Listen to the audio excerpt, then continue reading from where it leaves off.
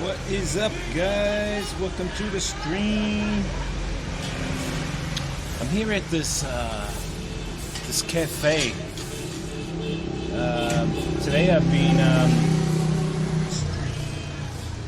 been looking for a new micro HDMI cable, which I've now got. And it was actually quite cheap, about $10 New Zealand, considering New Zealand they're selling them for $30. And this guy, parking guy over here, getting quite loud. Oh no, he's the rubbish man. The rubbish man over there. But I'm here at this cafe called Cafe Mimi. I actually came next door. Next door they were selling the double-sided tape. I needed double-sided tape and some glue and shit. And I thought, oh, for the Bella box.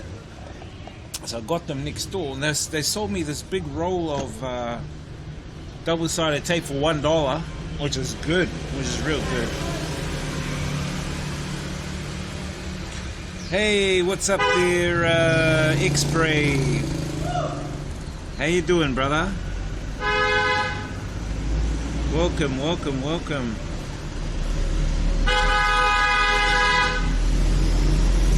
Welcome to the stream, sir. Welcome to the stream.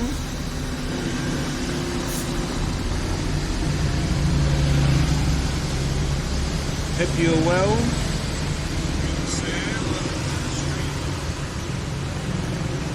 X-Spray. How you doing, bro? Have you been streaming lately, X-Spray? How's your streaming lately? So yeah, we're at this place here, guys. It's called the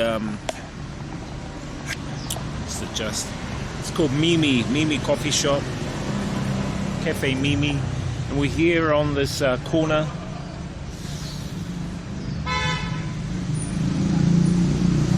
But you know, the weather right now is cold. It's about, I think, 15, 14 degrees or some weird thing. I don't know what it says on my stream. Let me have a look. It says 17, yeah. But it's actually a lot cooler. I think it's about 14. That's why I've got this on, you know. You got people walking around with jackets on, you know, like that guy. He's got a jacket on, so yeah, the weather's pretty shite at the moment, you know. I mean, it's not bad, guys. It's not bad. I mean, I actually like it cool like this. Otherwise, it's gonna get like really, really, really humid very, very soon. X-Spray, what you up to, bro? No, I just replaced the cable. I went and bought a new data cable because the end of my other cable going into the camera had broken off. Sucks. This one is a lot more stronger. It's a Ugreen micro HDMI to HDMI, which cost about $10 New Zealand, which is pretty good. I mean, yeah, I think I bought a few of my other, one in Thailand, Malaysia for 15 New Zealand, another one in New Zealand for like 25, 30. So, I mean, it's not too bad, you know. I'm just watching all the foreigners walking by. Like, there's loads and loads of foreigners in this area. We're not quite in the old quarter area, but we are kind of on the outskirts of it. So, I was thinking of going into the old quarter and grabbing a doner kebab for lunch, and then maybe walking around the Hoan Kiem Lake, walking around Hoan Kiem for you guys. But I've been here for like half an hour cleaning out the box, the Bella box here, putting on some new double-sided tape, and yeah, just cleaning shit out.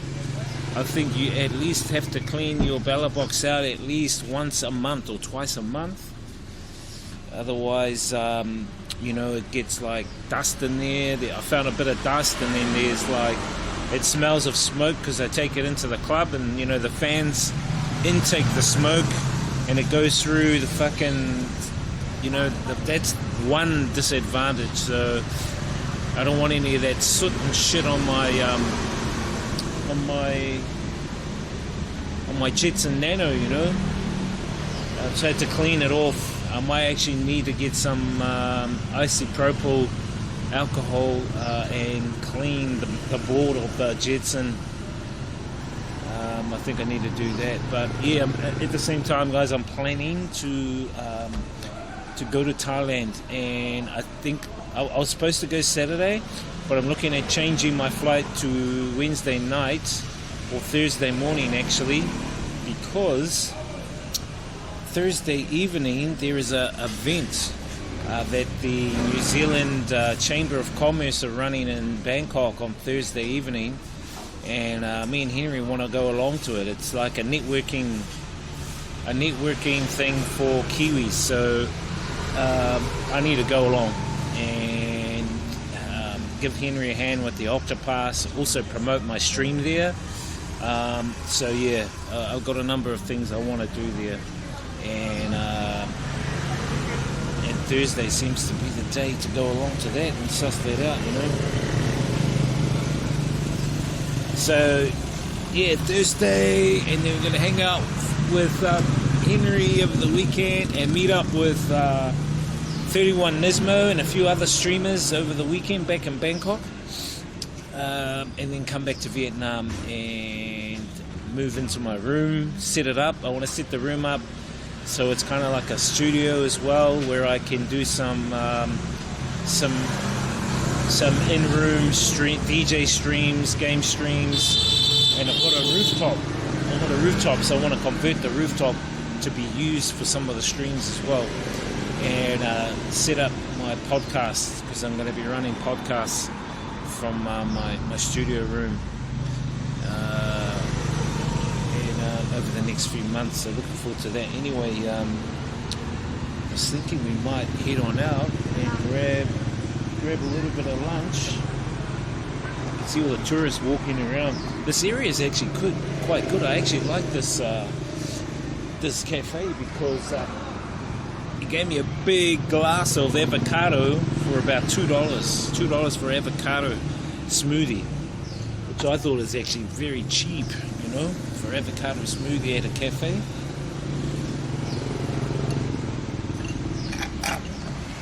More tourists.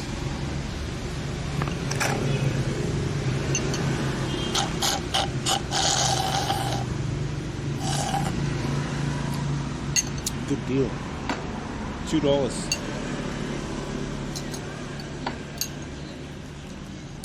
$2 for a smoothie. More foreigners. There's loads of them walking past here, because just down the road here is the train. What is it called?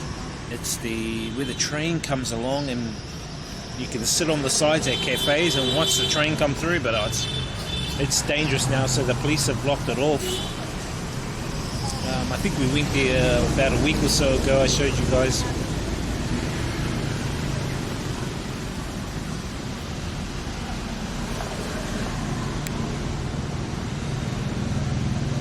Anyway, this cable seems to be working well. Just looking at the stream, good. Yeah, the other one was loose at the end. It was loose, and then it just came off. The whole the golden cap came off. So I just went and bought a new one, set up the stream, ran that, and yeah. So I think we might go for a little drive around, park the bike, and walk up around the old quarter a little bit. Walk up around the old quarter a bit and check out all the tourists. for tourists and foreigners like this chick. Damn, she's got a tight hot pants on. You know? A lot of them. There's so many of them around. You know.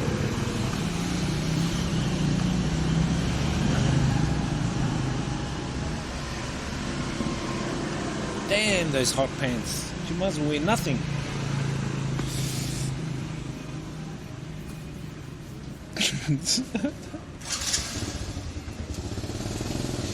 Anyway, what is up, guys? We're back on the streets of Hanoi.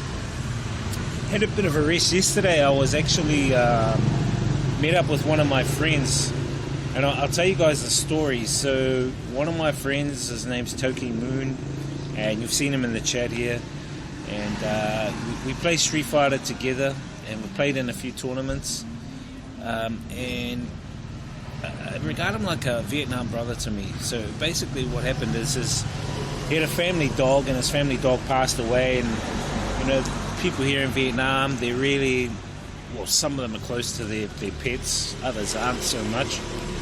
And what happened, so his family were kind of distraught over the dog passing away.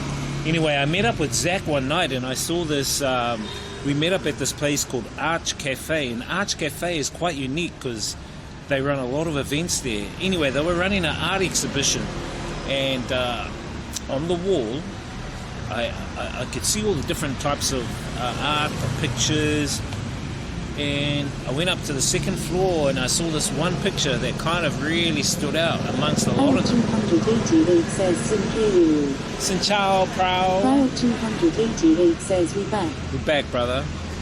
And I saw this picture on the wall, and it was of a dog, right, that had passed away, but it was in the hands of the divine, or the hands of the creator, or the hands of Buddha, or the hands of God, whatever you associate that being. And I thought, wow, this kind of hit me, and I had the intuition, the intuitive knowing at that time was saying to me, buy this, give it to your friend, buy this, give it to your friend.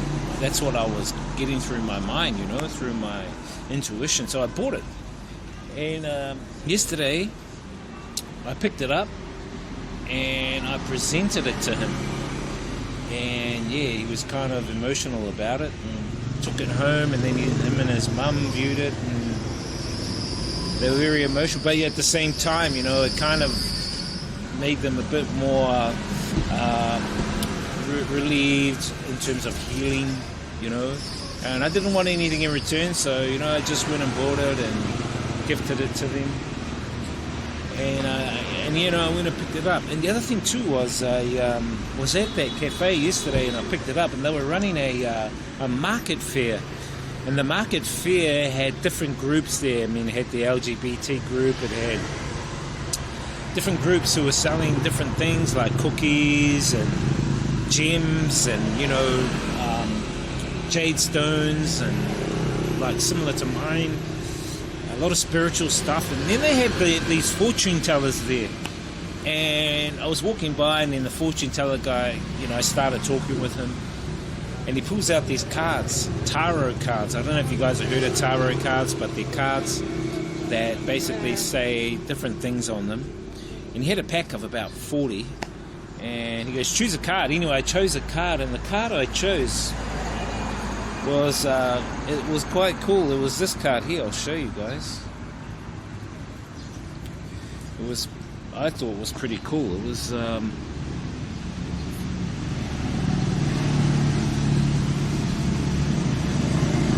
this card here that basically says, work. I am now available to receive all who can benefit from my work. Use me to relieve suffering on the planet. May all who need me find me. The divine is my complete source for all prosperity and will provide. So I thought that was quite, you know, fitting for you know what I did for my friend. So it was kind of pretty cool to get that, you know. And I know I have a couple of other friends who are into fortune telling. They would have loved to be at that market. One of them's Henry. He loves fortune telling. He always tells me, bro, look out for fortune tellers. I want to go and, you know, get a fortune telling. But, you know, to me, to be honest, fortune telling is kind of cheating. It's cheating to me. I would rather prefer not to have a fortune telling. I would rather prefer just learning myself. You know, what comes is what comes. You know, so I'm kind of on the fence about that. Oh, some more foreigners. As I said, guys, there's lots of foreigners walking past this area right here. Anyway, I said to Henry, dude, don't worry about fortune telling. Just create your own fortune telling by creating your own journey and creating your own timeline. You know, you don't need to listen to what a fortune teller, you know, kind of like assumes you may do. Which I kind of like, you know, the same thing with that car that I got yesterday. Even though it said what it said, you know, it's just what it is, I guess. But, anyway, it's interesting times. I think that I'll put on the camera on the bag and then we'll shoot off. Let me chuck you guys over here.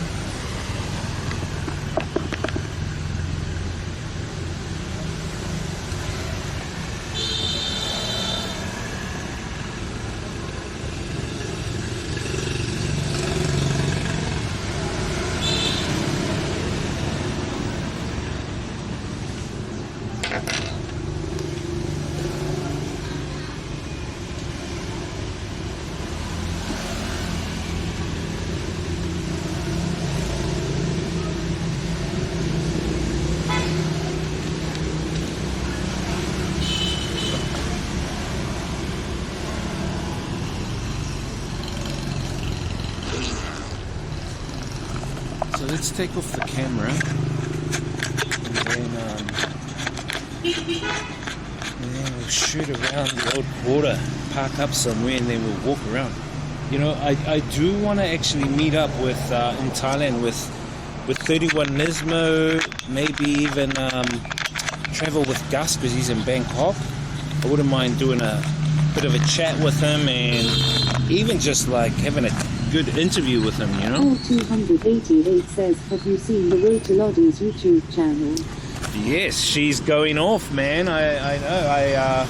You know, when I was there, I did suggest to the Roti lady to look at streaming, and I sent a couple of friends to her to help her out, and I see now that she's streaming on YouTube, which is great. You know, I think her first stream, she's got like over 60,000 views, you know, which is remarkable for her first stream. As I said, you know, she's got a lot of X factor with what she's doing. A, she, you know, she cooks lovely food. B, she, you know, she markets herself, you know, to be this kind of like young, attractive street seller. And, you know, and C, other influencers are kind of like leveraging not only off her, but they're leveraging off one another.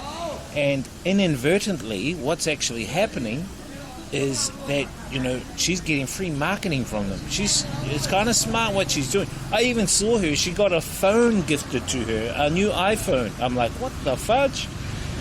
And all this money and stuff. I mean, good on her, you know. That's the way she does it. It's good because what she does is hard work. You know what I mean? I saw her daily routine, the stuff she does from basically dusk till dawn.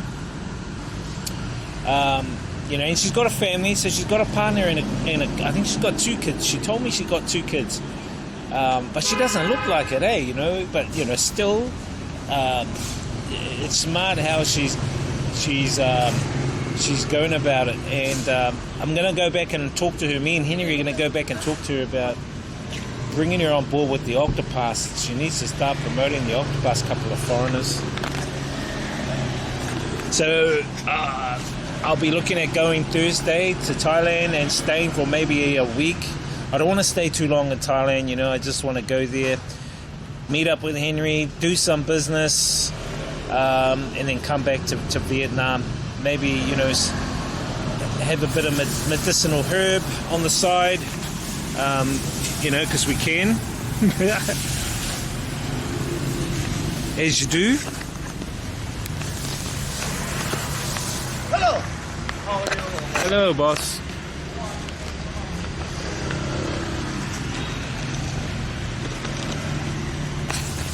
Some guy screaming, "Hello!" Silly fool.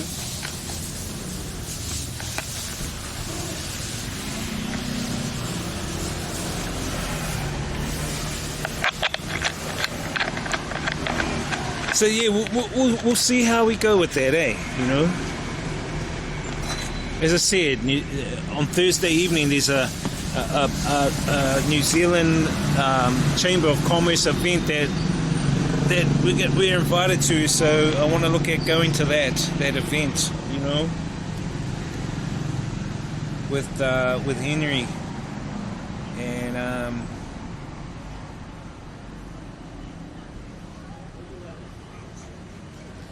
looking forward to that, you know, with Henry. Anyway, I hope you guys are doing well and behaving and everything like that. I'm gonna go use the toilet and then pay for my drink.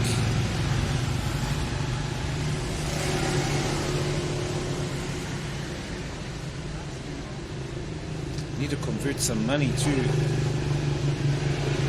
To convert some money.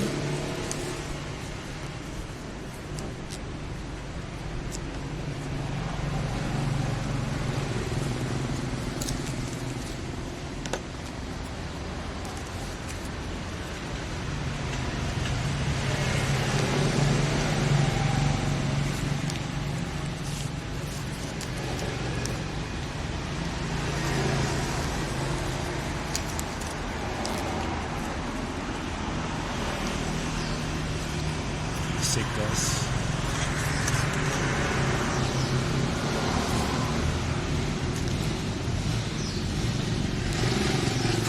You know, Thailand can be a little bit expensive. It's more expensive than you think, because, you know, things are quite cheap and you tend to like buy more quantity, you know, because of how cheap things are, without realizing you bought more in terms of quantity. Kind of like a little psychological trap that you can trap yourself in, you know what I mean? Something to be careful of. Kong.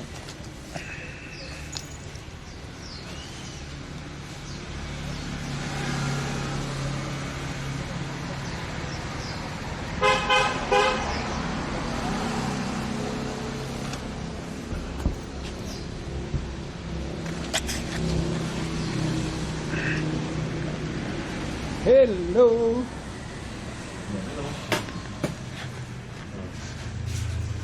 Avocado. You have WC? No WC? W, yeah. Around?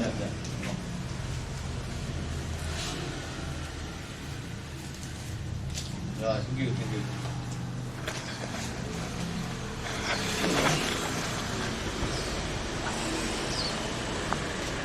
Okay, thank you. In here?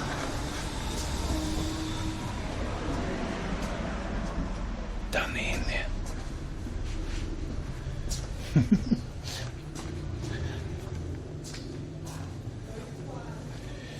Wait here.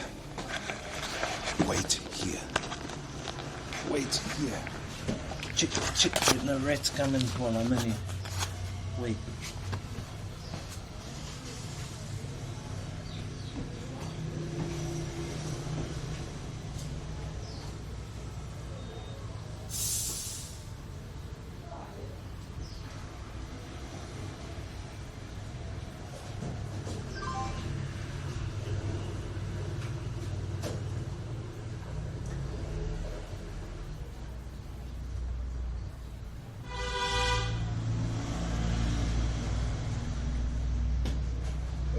Bluetooth is connected. Bluetooth better be connected, bro. Don't look at those guys. Disgusting. Somebody's undies there.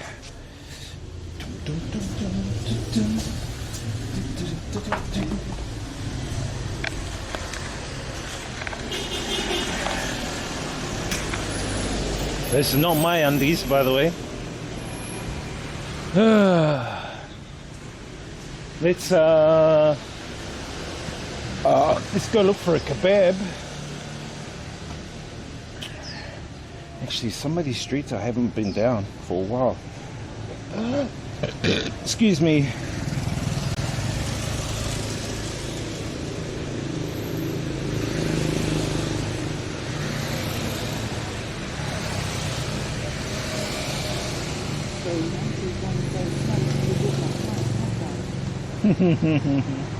How you been, bro? How's life, brother? Been behaving or?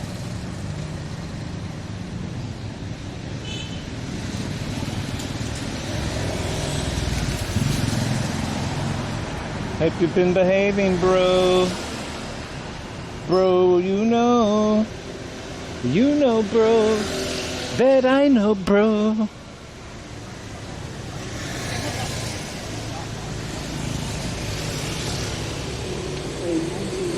Always good. Always good. Smell it for good luck. Bro, that's disgusting. Oh my god. Did you see those undies? I was going, what the hell?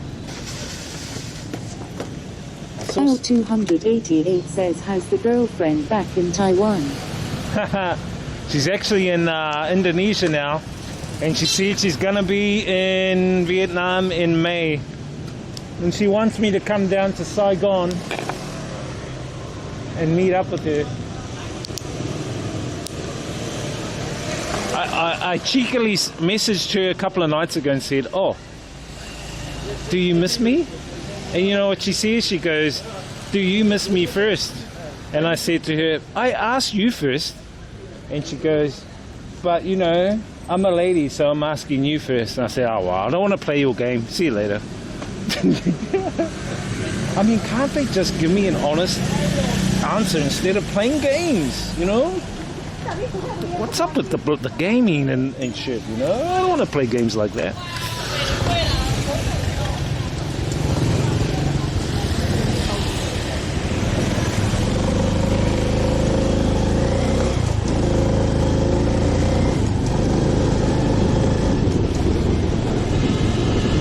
That's one of the main reasons why sometimes they give me a headache. Or should I say most times? Most times they give me a headache.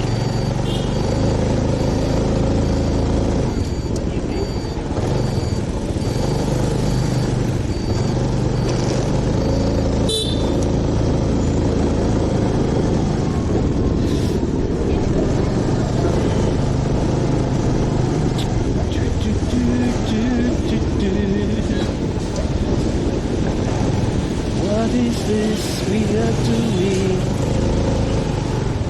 Look at all these foreigners. Hurry up there, sir, what are you doing? Get out of the way. I say boom boom boom, let me see, say hands. Boom boom boom. Hey police, be careful.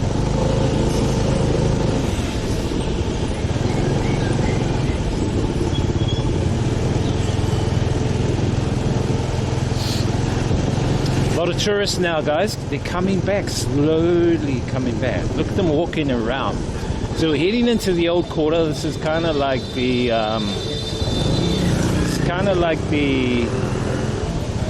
tourist area.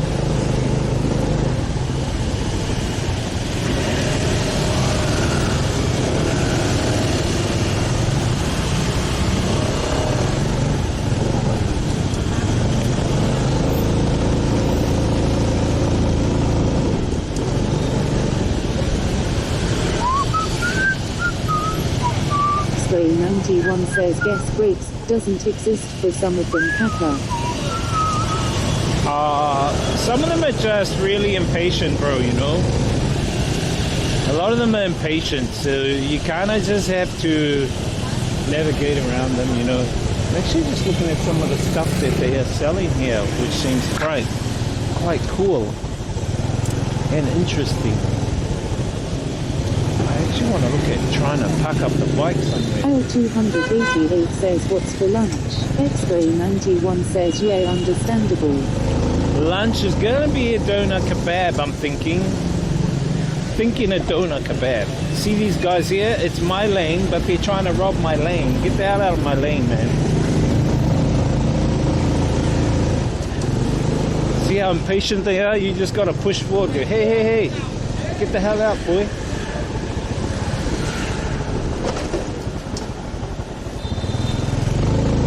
L288 says, sideswipe them. Nah. No need for violence.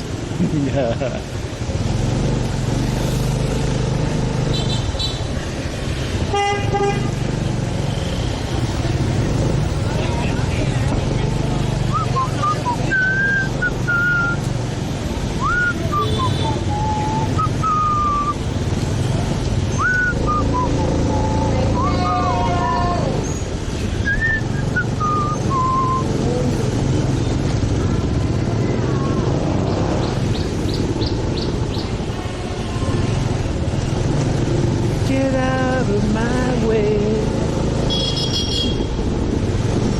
That's all I can say. Okay, so we want to, I think that's down here, that kebab place.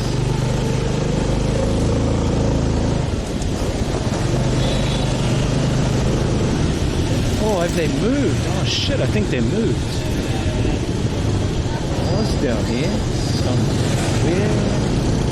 somewhere over the rainbow. You guys, oh, I'm gonna have to do a Yui. I think I've changed.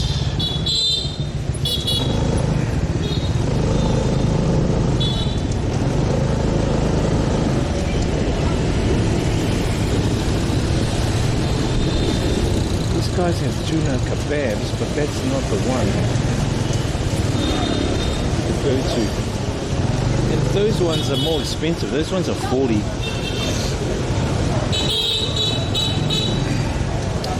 Patience, me ladies, patience. I know you want to get in my lane. Can you please be patient?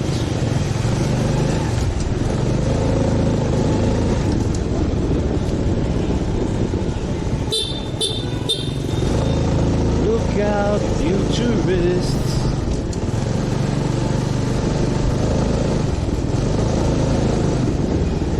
I think it's down here, guys. It is.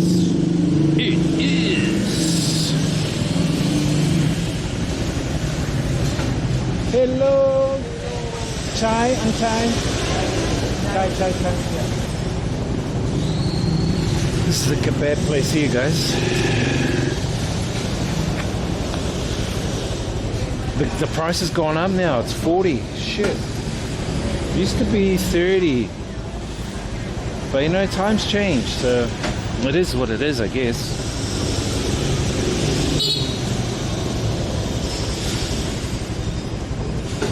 And there's a lady. 91 says kebab Saddam.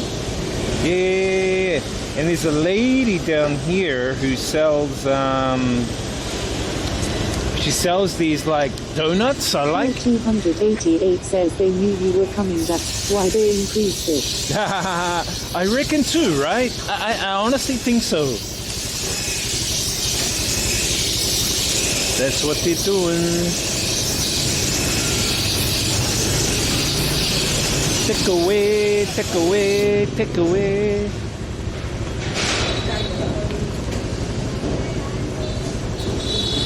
Hanoi 20. Oh, it's still cheap. Actually, I think it's Hanoi Lam, which is 25.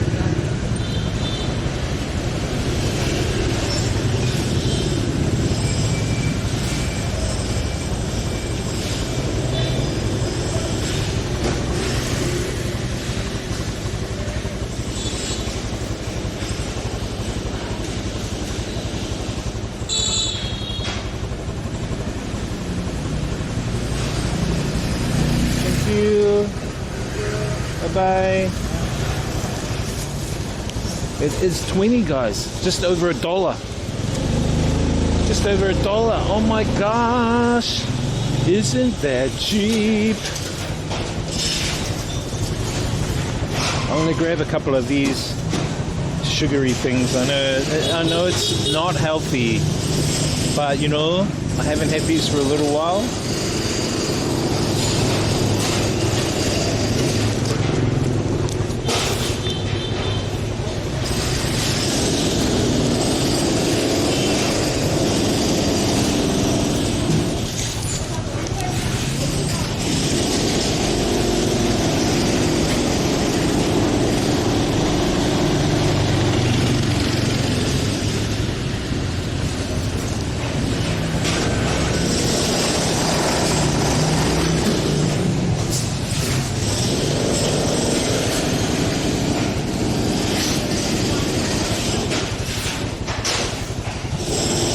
Show you guys the donuts. They're like little donuts. Because you know what? I've got me some Myanmar tea in my flask. Because what happened is one of the girls that stays in the house where I'm staying, she's from Myanmar, and she bought some Myanmar tea and she told me to try it. Angulo says, what we doing, please? Just bought a kebab for 20,000 dong, which is just over $1 for my kebab, and just gonna grab some of these like donutty things, which are pretty cheap. I think they're like 3,000 each. I'll probably just grab 3 or 4, and then we'll go over to the lake and have a walk around the lake, Hoan Kiem Lake. I don't think I've showed you Hoan Kiem Lake before. And have a bit of a chill, and then yeah, maybe go for a little ride around the city, then head back home. But yeah, I've been just trying to look at this speedster guy. He's high. That guy is high. High. So I just went and got a new micro HDMI to HDMI cable, because the one I had broken. And it only cost me like $10 New Zealand. So I mean, that's not bad, and it's a really good one. The brand that they use here, the good brand, is called U Green. And yeah, it's really strong. I actually like it. It's probably better than the ones that I've had before. But you know, I wonder if they have like what are those called? Right angle right angle ones that you can, so that the cable comes down. I'm not sure if they do.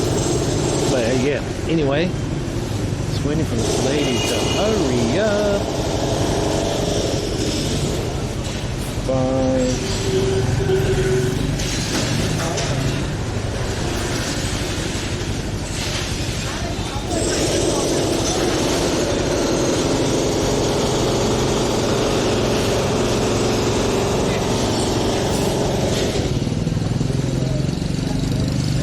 Guys are popular, guys. They're so popular. A lot of people buy their donuts off them, you know.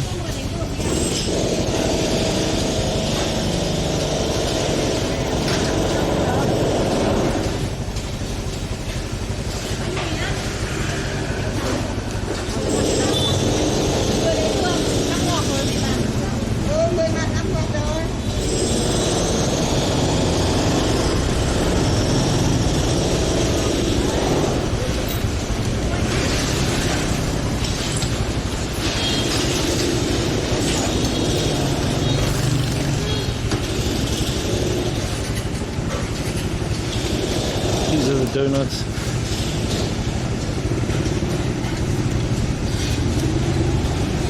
Chai.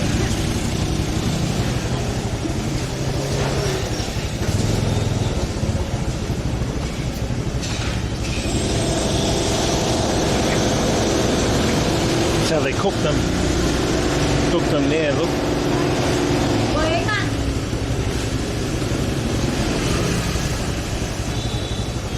Untie.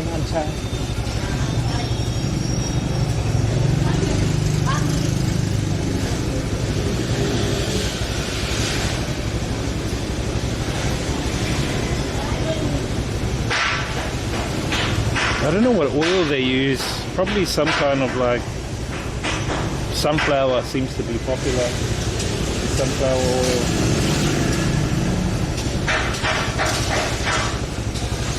Come on.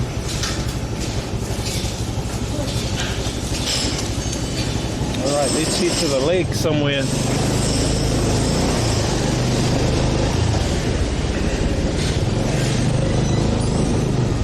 The Lake. Call the lake the Lake. See all the tourists around the lake.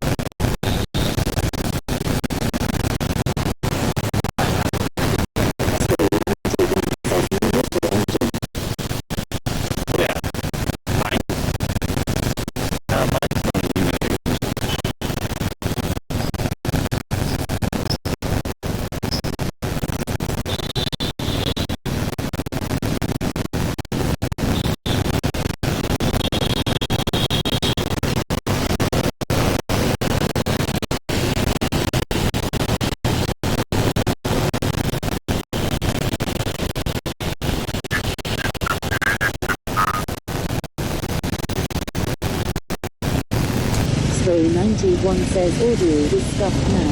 Flying Courier says audio skipping your server being shit again.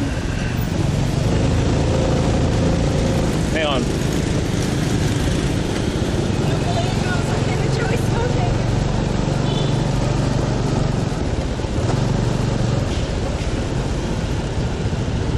Expo 91 says oh it's good now.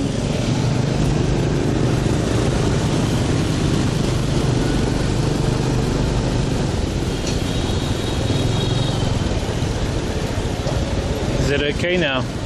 Yeah, it sometimes goes like that, you know. I don't know what it is. I think it's the server, man. Fuck. Server's shit. Like that. I don't know why it does that. Probably that stupid Windows update, you know.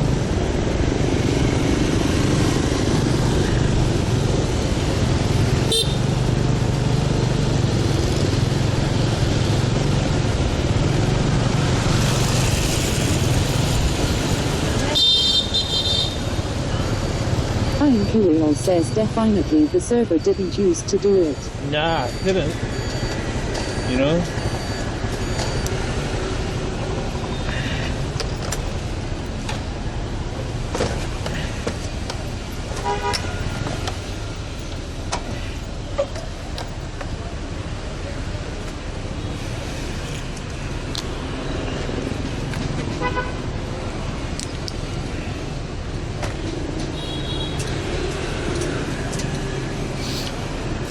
Bao nhiêu? 10.000.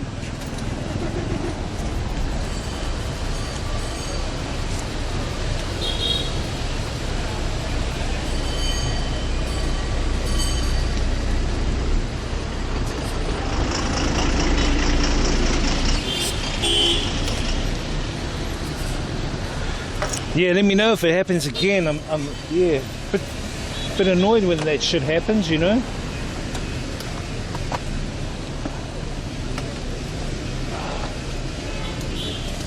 So I'll show you a little bit around this area.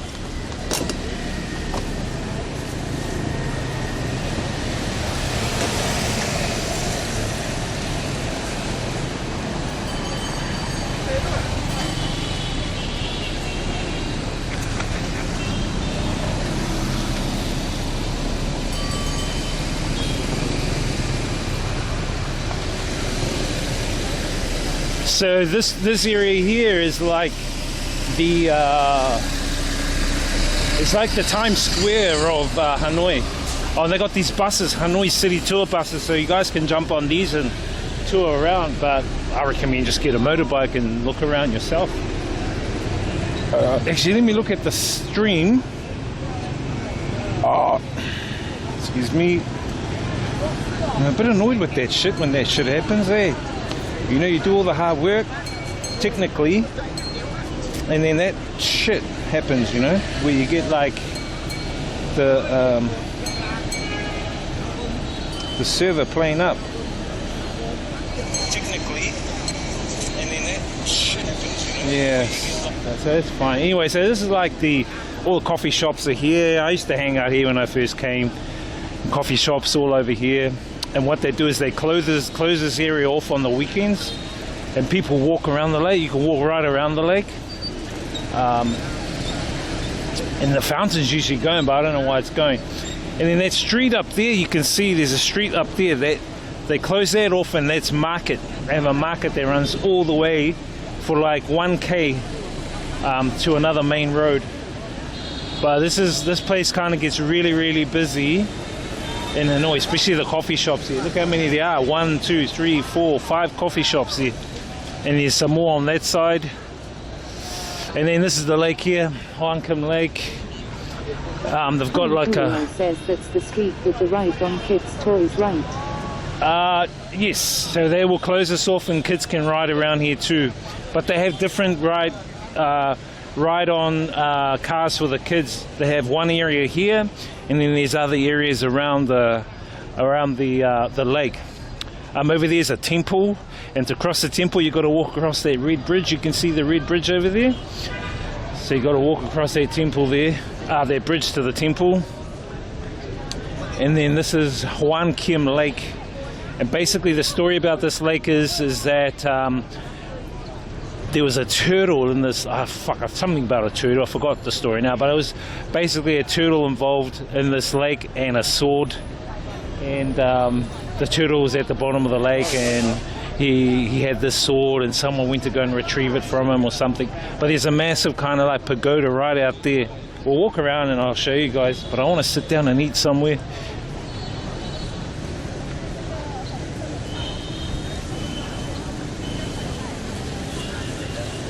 Maybe just sit over here. Kong. Just sit over here. So you guys can see. Maybe over here so you can see the lake and the action.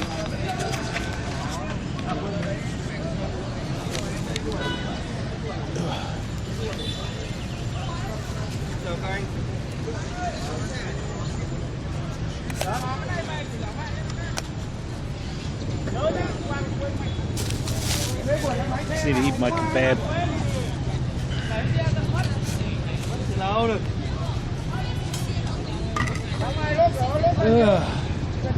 It's weird, man, why they does that. I'll just do a server refresh,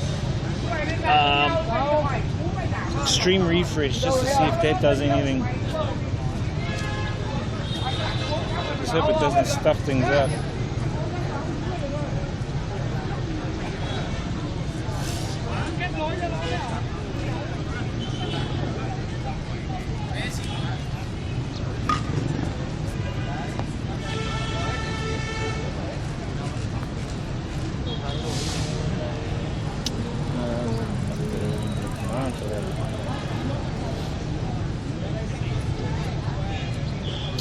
It's a bit annoying when that happens, you know.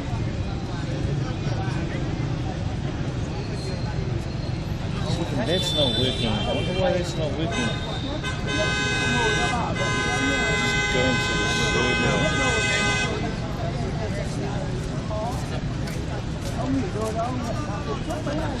Hope that.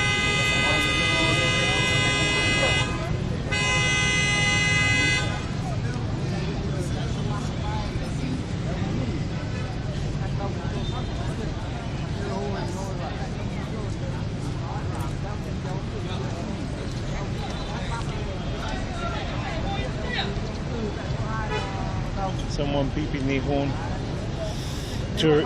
Like all the tour buses are blocking off the road right now over here. And there's a guy in this the guy in this black car who wants to move.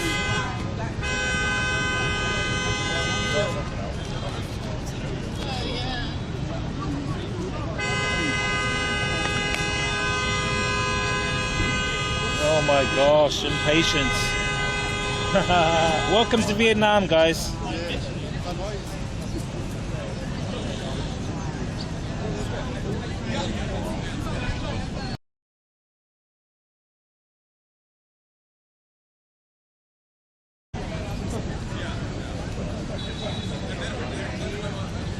See if that does anything to help, guys.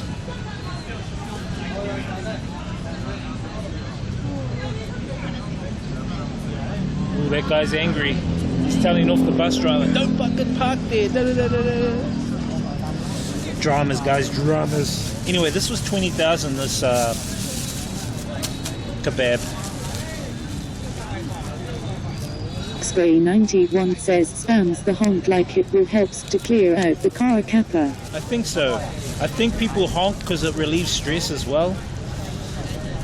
You know, all the stress that they get and shit like that. So.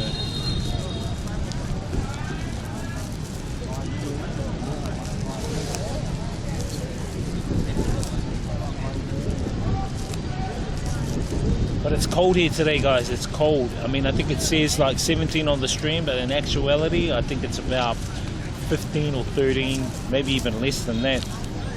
But I'm not cold. It's just that, you know, people here fucking wearing jackets and shit like that, man. But yeah. People are like impatient, you know. I noticed you guys would have seen that when I was driving around in this area, the impatience. But you know, this is the city, so I find that the city folk are more rude, more aggressive, more what's the word? Impatient. And it's something you gotta understand when you come here. That's why I love going to those villages. You know, like we went to meet all the kids and stuff. The people are way different. The city folk here are totally opposite. I think it's just social conditioning, you know. Nice.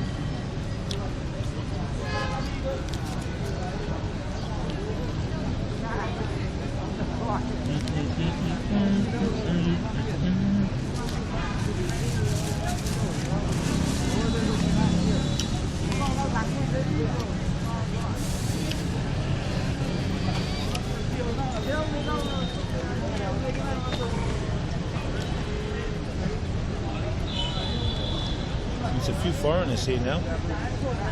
Quite a few foreigners. But you know, once those 3-month visas open up, I think there's going to be more. Definitely be more.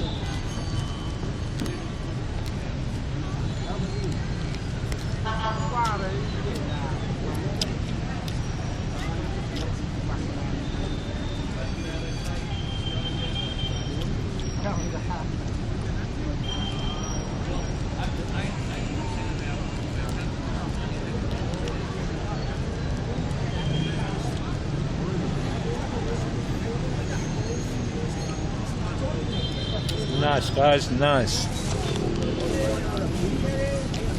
We'll walk right around this lake.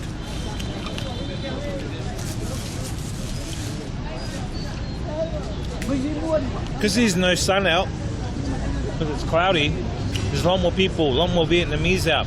When the sun bears down on the city, a lot of the Vietnamese stay inside. They don't like the sun, eh? They hate it.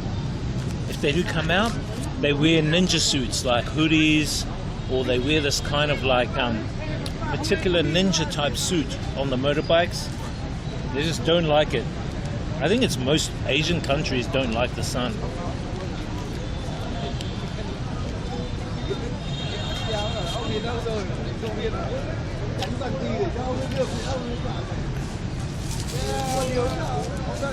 I'm like, whatever, the sun's your friend, man.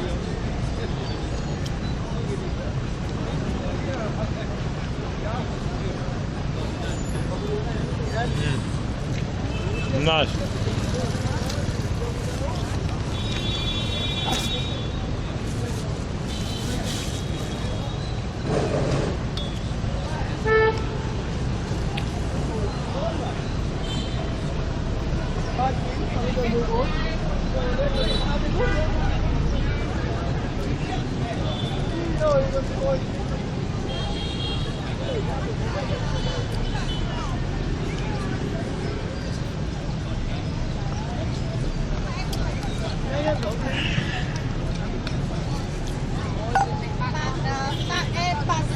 bạn em là chúng nó đã mặc cả học.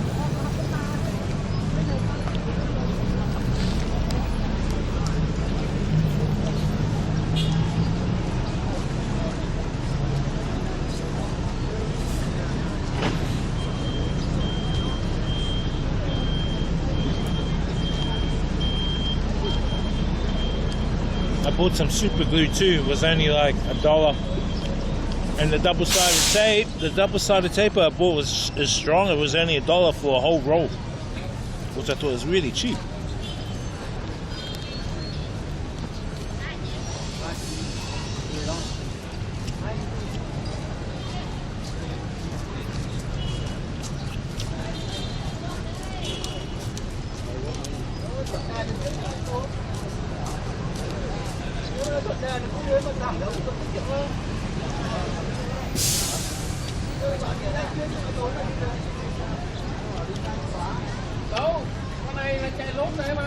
IRL says you going to Da Nang today or just a chill?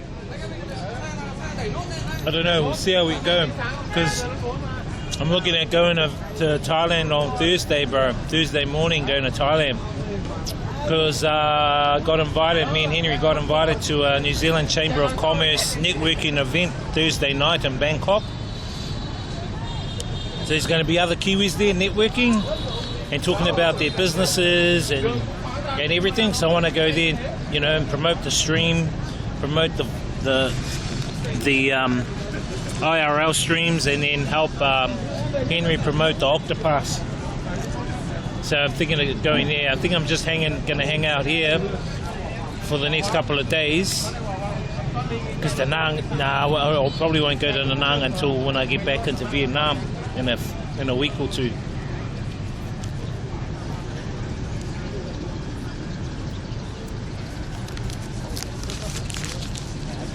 Times are changing here.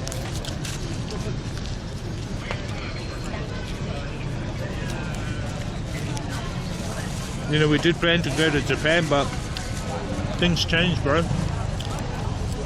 Lots of changes happening, Quite a bit of changes happening.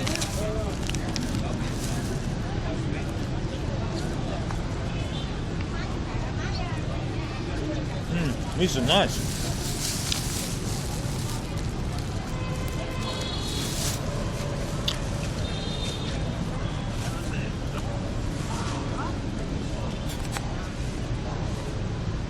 I will get around to going down Da Nang and Hue and Ving, but probably not this week.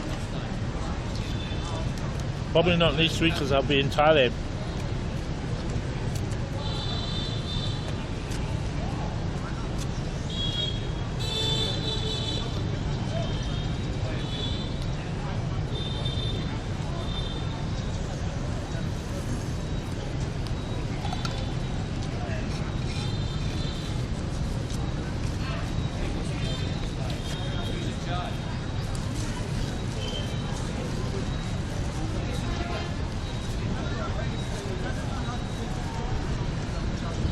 I gotta do this shit first.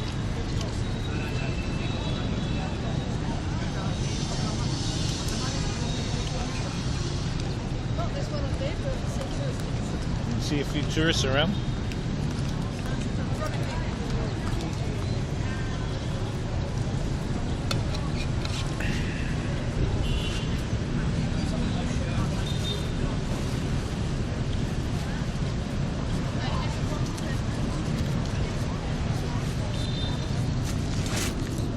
Whoops.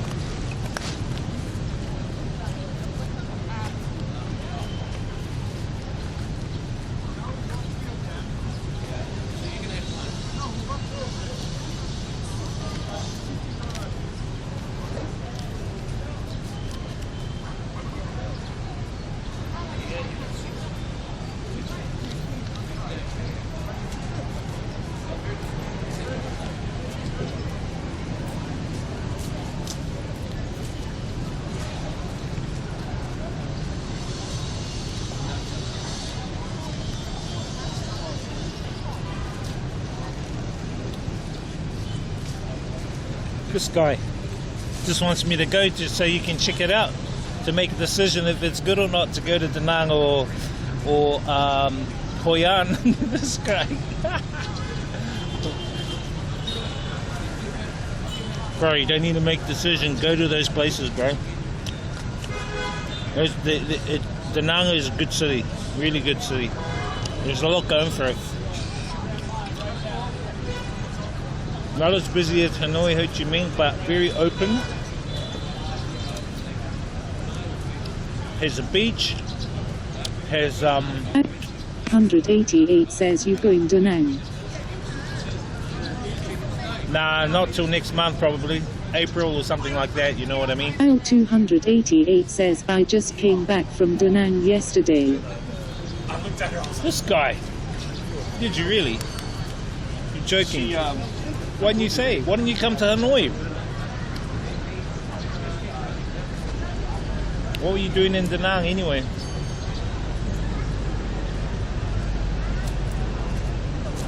What did you think of Da Nang? Was it your first time?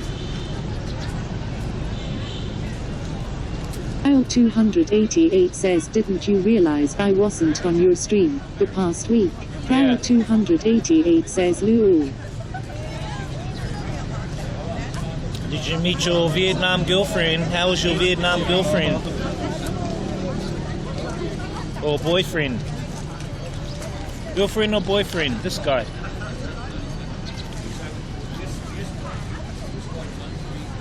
L288 says no girl.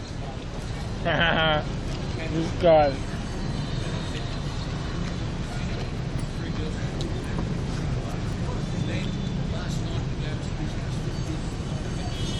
L288 says a lot of white tourists. Lots. Yep, there's lots of them. Quite a lot of them. L288 says Koreans too. Yeah. Koreans, all sorts.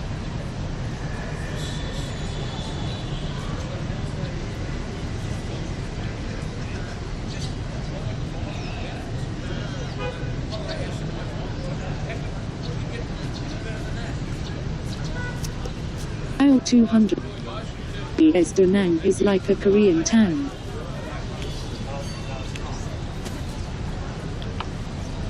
Yeah, it's good though. I like Da Nang because it's open. You know, there's a lot of things to do there. Did you go out and see the Lady Buddha? And did you go up to the Bana Hills as well? Bana Hills is cool.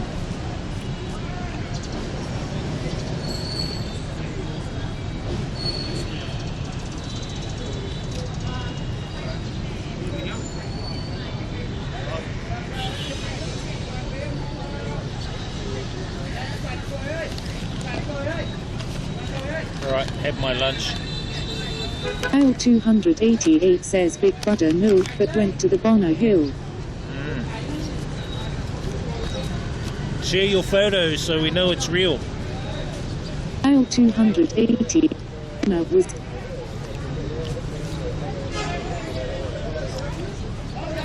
Share your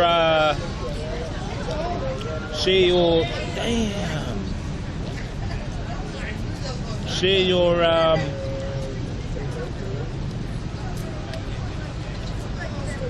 sorry. Share your photos so we know it's real.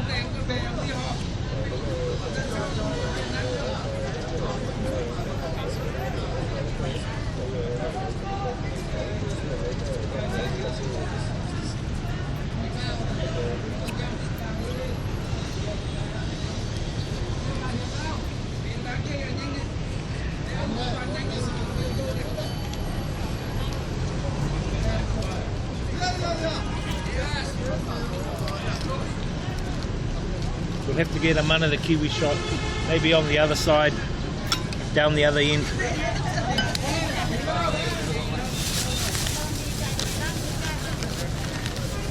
Those guys taking a photo.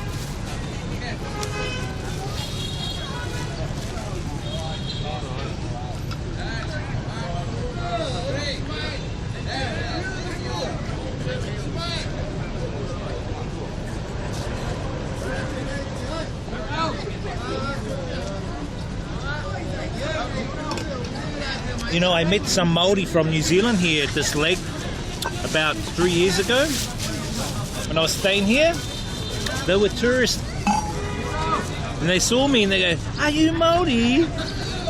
And I said, "No." 2424 says, how's it going? I said, "No, me no Maori. Me from Vietnam." And they said, "No, you're not. You look Maori and you've got a Maori manaya on." I said, "No, me from Vietnam. Me not Maori. But me want to say to you, kia ora." And they laughed. Oh shit, I put my drink in my bag. Hey, what's up, Imba? How you doing, bro? What are you up to, man?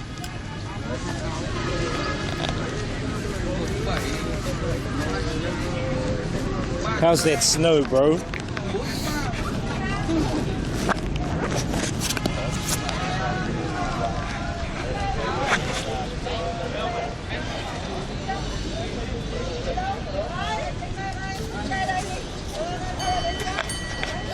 Let's go for a walk around.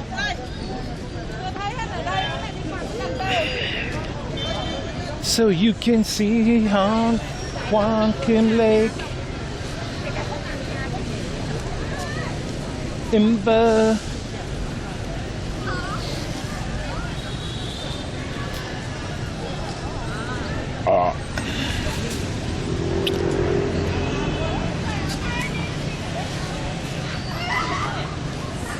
Anyway, Proud, what did you think of Da Nang?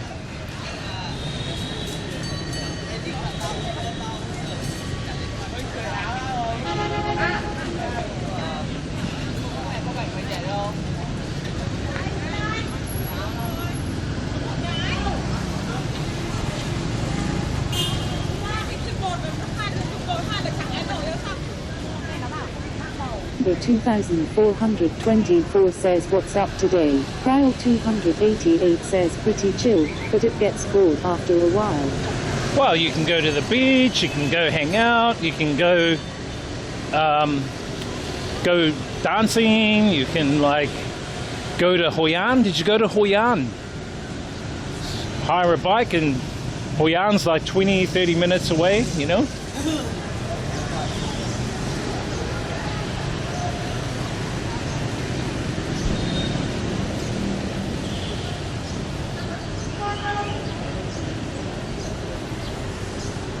Prowl 288 says, Hoi and Bang, he is nice though. Yes, it is nice. Today, Imba, we just I've just been doing some technical stuff for the stream. I've just been buying some new cables and shit, and then just went and bought some lunch. Had some lunch back there. Go for a little walk around this lake. Show you guys the lake, and then I don't know, maybe go for a bit of a ride on the bike. L288 says, did we fix the mini fan? The fan, I actually went to the computer shop, but they have the 80mm fans, but see, the main fan I have and what I have is a 5-volt fan. 2424 says, everything working 100% again now. Not really, I mean, yeah, it looks good, but the server side seems to be crapping out. The sound on the server sometimes goes a little. What I was saying is that the fan, yeah, I'm running like a 5-volt and a 12-volt, and the 12-volt seems to be a slower one than the 5-volt, which is weird. So I was hoping to try and get a 5-volt. 424 says it has been on Twitch, I think. It has been on Twitch. Oh, the problem? Are you sure?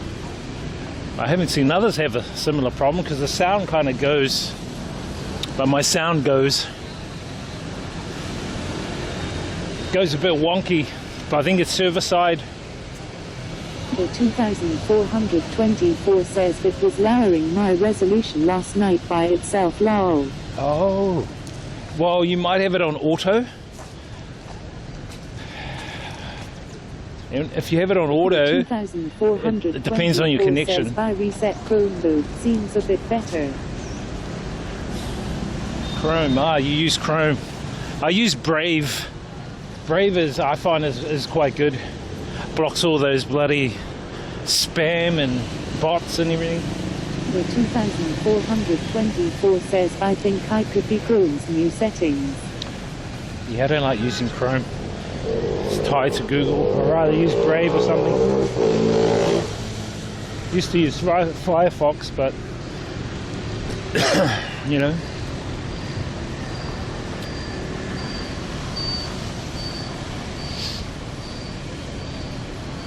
Juan Kim Lake. Haven't walked around this lake for a while. Maybe a couple of years actually.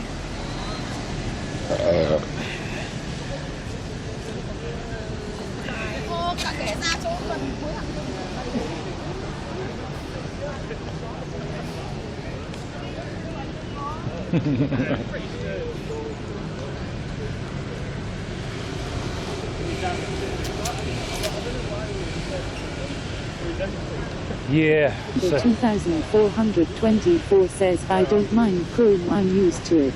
Yeah, I guess But so. they just have new stuff that messes it up sometimes. Yeah, do you use any add-ons with it?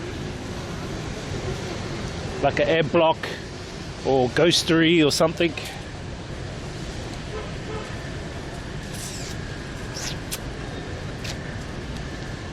The 2424 says extensions. Extensions. Wow. Back at The Juan Kim Lake. 2424 says it's all good now anyways. Yeah, that's good.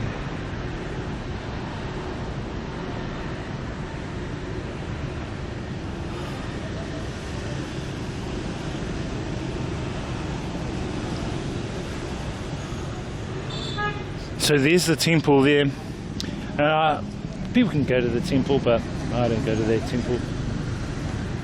And there's a pagoda, the pagoda there. The 2424 says is it dot there? No, it's just cloudy. It's cloudy because of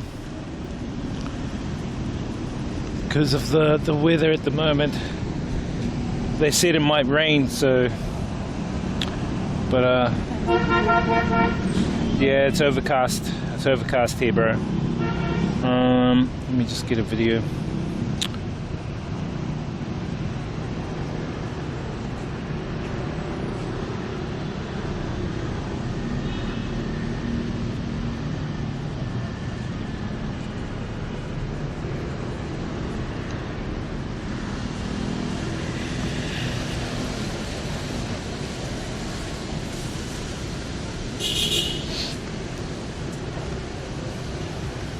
Are you okay? Are you on 30 FPS? I think 60. I think I'm on 60.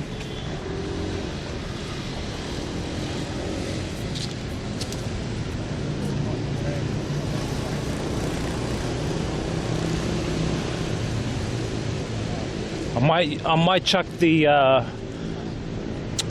Elgato the cam link back. I think this one, this card's okay, but it stutters a little sometimes, I think. You know? The Elgato. I think this one, this card's okay, but it stutters. Your Canon. People are taking pics of the pagoda there.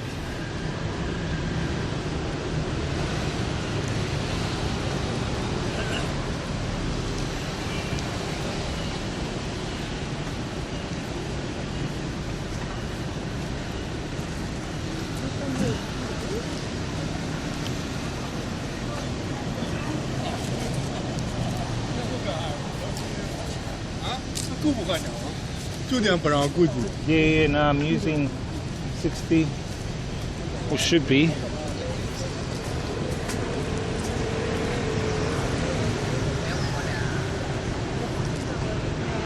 that chick was looking weird at me.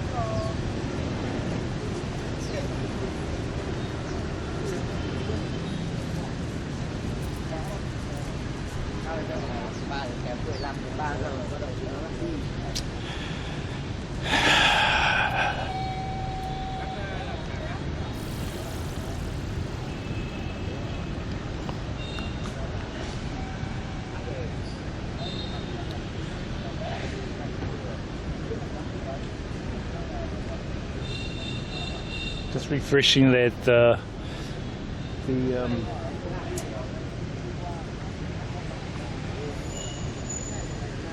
notifications. Not sure why they're not working or coming up, you know.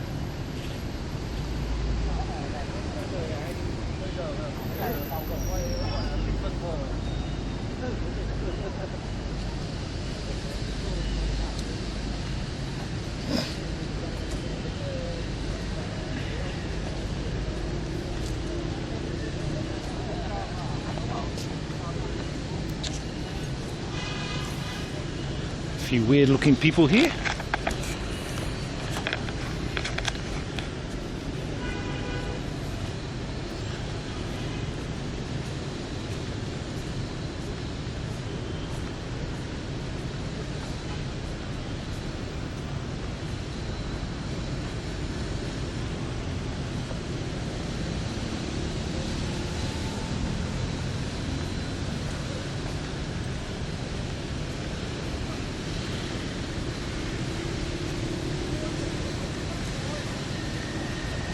Hello, welcome.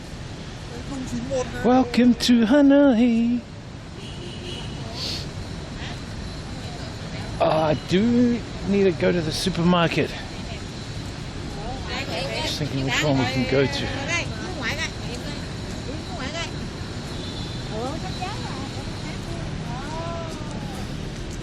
The 2424 says, do you have on auto stabilization on?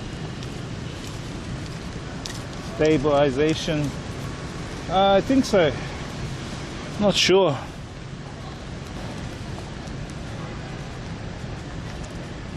Yeah, I think it is.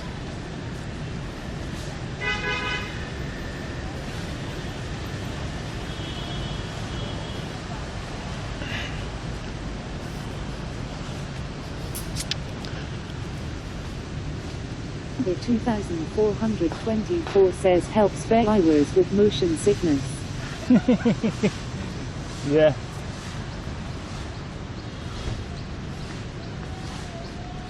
Helps viewers with motion sickness. Nah, I think it's on.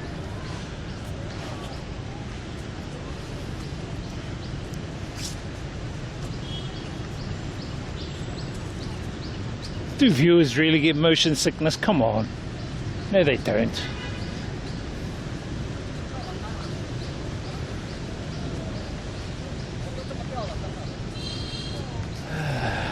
Some of the locals dressed in ao dai, the woman traditional costume of Vietnam.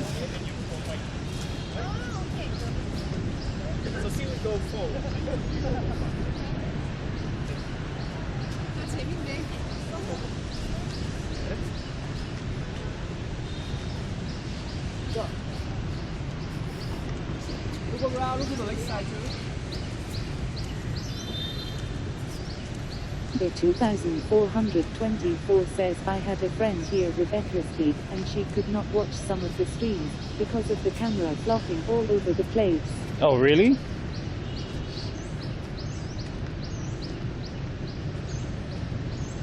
Yeah, when you're on a shoulder cam, you know, you probably will get a bit of... Yeah, I mean, I've seen it on other big streamers who have the shoulder cams on too. L288 says, when do we get to see streamer in an hour day?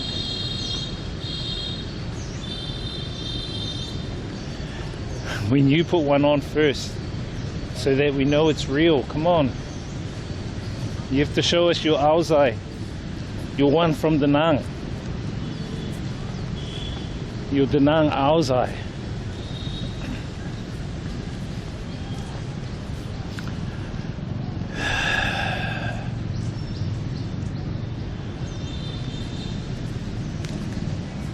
Ooh, there's a fish that just jumped out.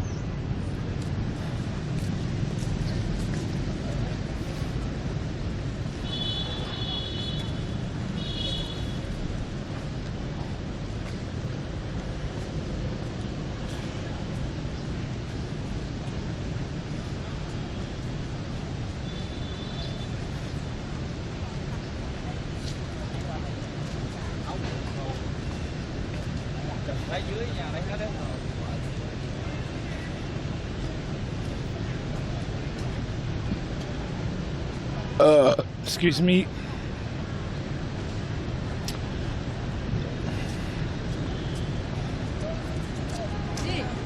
I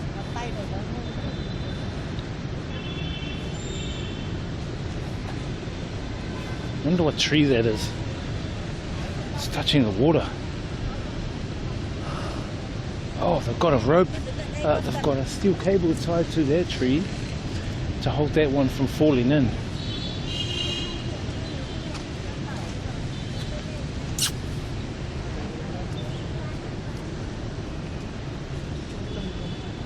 Come on, Proud, you gotta show us your Aozai, bro, from Da Nang. Come on, we know you went there and you were trying out the Aozai.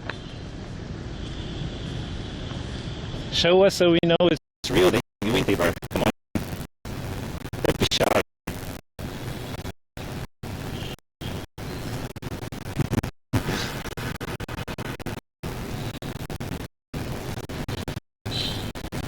Actually, last week they had a lot of events on the hip-hop event on the beach. There was a couple of DJs from New Zealand that went. We just fell. They were along, a couple of other hip-hop artists. I saw DJ Mission. Let me try something.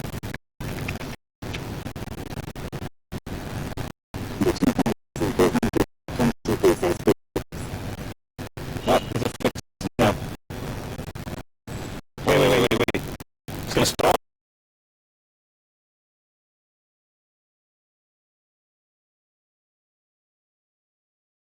Maids basically are from cafes, so they take you back to cafes to drink coffee. I hope that's all. Anyway, guys, I am looking for a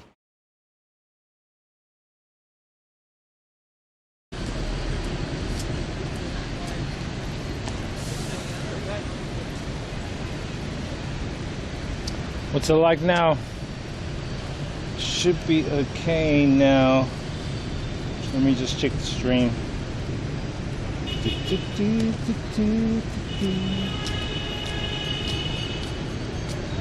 Spray 91 says good now. In the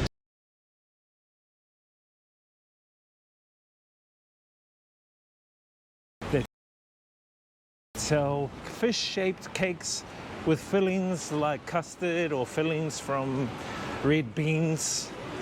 So I want to try some. Alright guys, looks like a taiyaki shop right here. What did I tell you? Fish shake. Days, but whatever. Just annoying when that happens, you know. It never used to happen like that. I'm going to remind him again, he needs to try and remedy that shit. That Shizz. The lady thought I was talking to her when I said Shizz. Oh look, they're putting a stage here, guys, so we can do a haka. Come out there, come out there. Let's do a haka on the stage. No, they're taking it down. Apparently if you walk under here, all your dreams will come true. Nah, I'm joking, I just said that.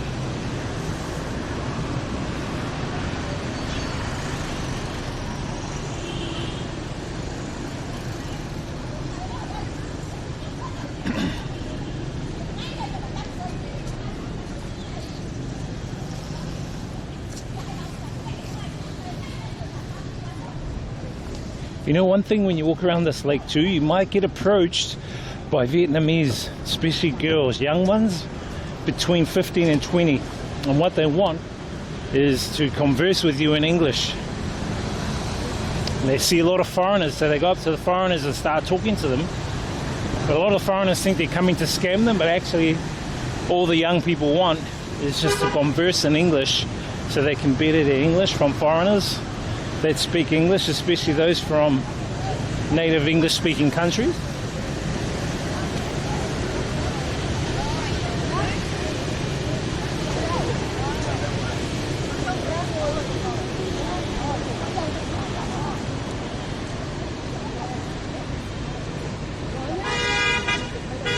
Just changing the SIM for the chat phone. Hang on a sec, because I can't see you guys chat.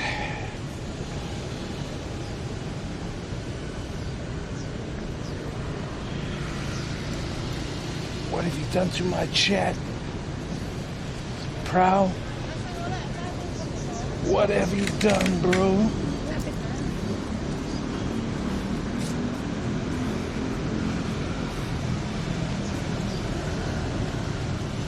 They must have had an event on. They got all the staging set up, which extends all the way down.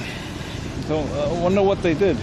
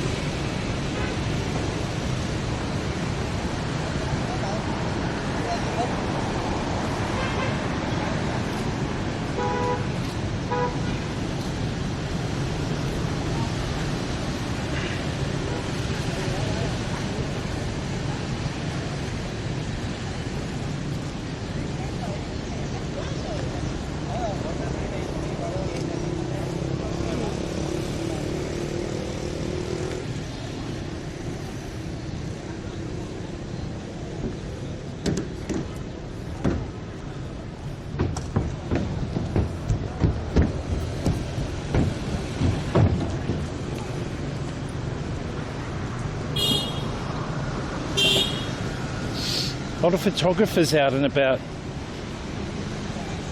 Tourist photographers. See a guy eyeing up my camera? As long as he keeps his hands off, that's fine.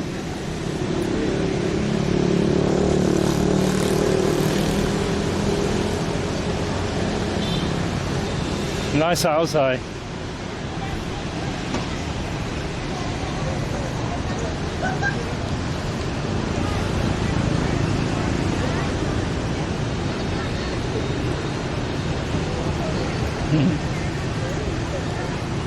Be a woman, they love picking up the flowers. Hello. Tip chai.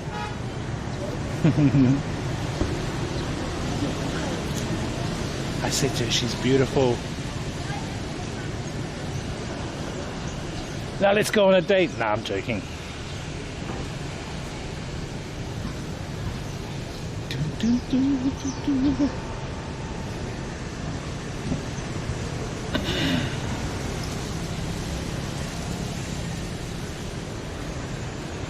Connecting. What the hell's up with this connection?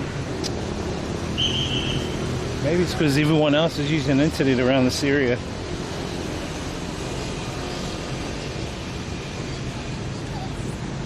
Weird. Weird.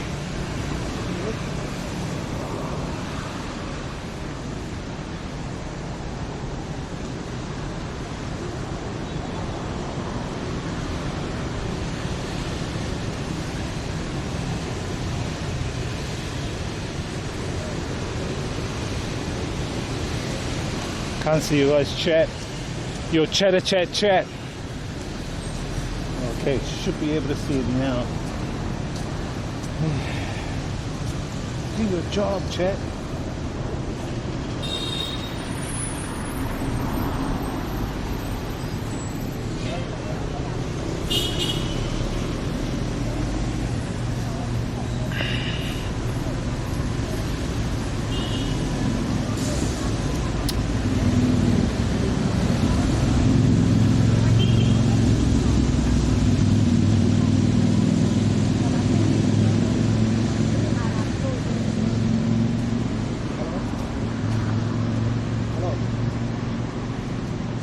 walk through the garden area. I've been here on New Year's Eve at this lake, and the whole lake is packed with people. And then they have fireworks. The fireworks going, but it's hard to look at the fireworks because the place is so packed, like 20 people deep.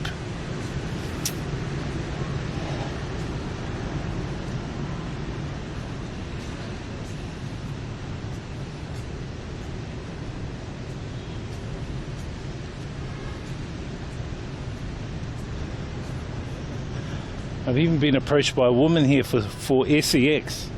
They go, let's go to your hotel. Me charge 500,000 dong. I said, no, lady.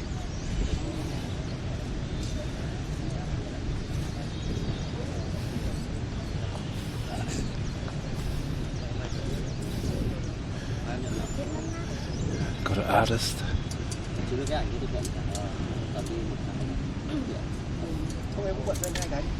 Artist who draws portraits of people.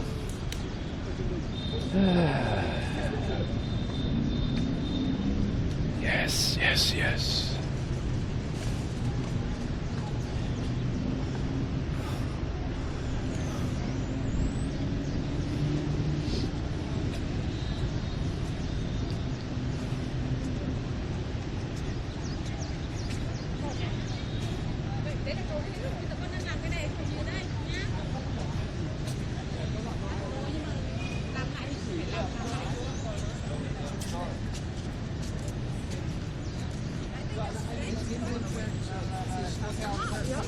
Đi Cúc được, anh chỉ nước cho em đi Cúc nhanh đi. Được không? Rồi, được, ok. Xong.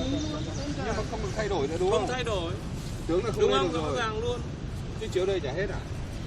Looks like Chinese chess.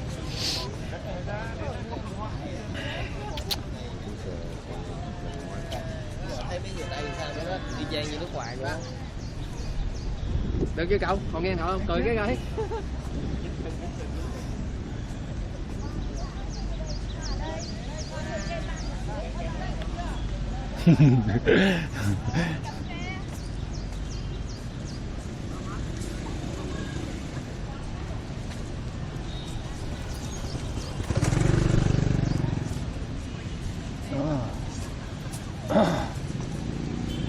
These ladies here in the owl's eye taking photos, and a foreign lady jumping in there. Get out of there.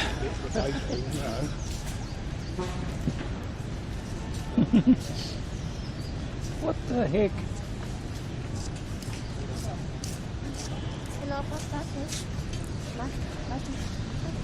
Không.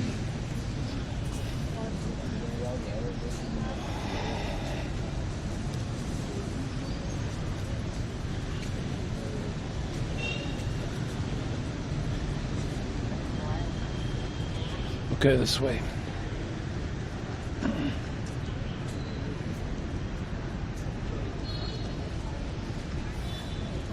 This is the red bridge that goes over to the temple here. I mean, you guys can search up about it.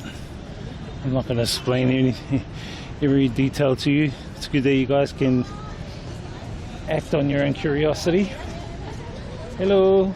Beep, beep, beep, beep. Thank you.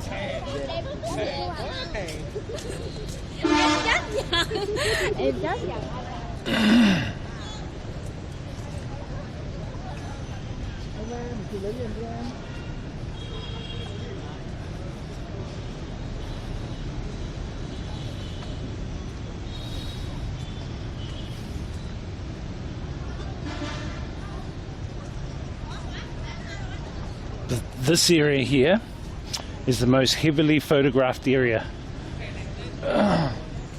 Everyone wants to get a photo with the red bridge. The 2424 says lots of fish today. Lots of fish in the sea. Yeah, exactly.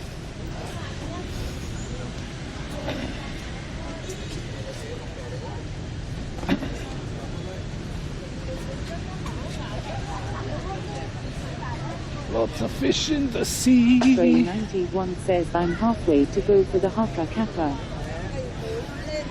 Yeah, about that, guys. I think it's going to change, you know. It's been like a couple of months now, so I'm going to have to change it up. You know, we're going with inflation now. Inflation's going up, so yeah, the points are going to go up, guys, you know. That's how it is, isn't it? Or what do you guys reckon? Inflationary points, isn't it? Yeah. Stray 91 says would surely be epic.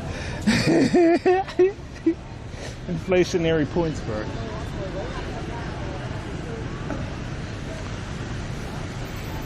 Stray 91 says no, don't rise the points, what face? Bro, it's inflationary, come on.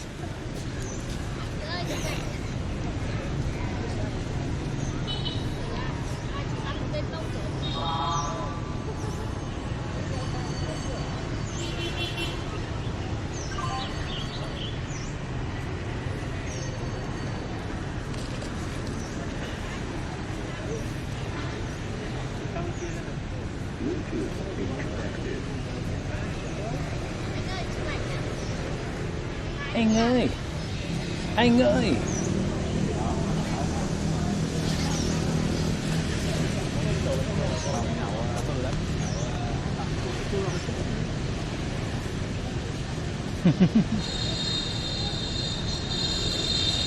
Points unreachable. Nah, I'm not that cruel. Am I that cruel? Don't be like that. I'm not that cruel, guys. You know me. I wouldn't be cruel like that.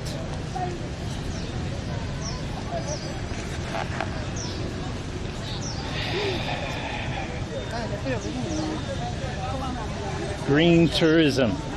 Oh, they got the electric carts here to do tours. To do tours around Hanoi. I don't know how much they are. You want me to find out for you guys? Hello. Hello. 24 says I have 500 points. Elma. Bao nhiêu tiền? Stray 91 245.000. Ah. 245. How long? 1 hour? 2 hour? 30 minutes. 30 phút. Uh-huh. Okay. 2 hours. 250,000. Jump on one of these for a couple of hours. So yeah, for you guys, not for me. Electric shuttle. They have a special route and goes around places. Just get my motorbike. Get your motorbike, guys.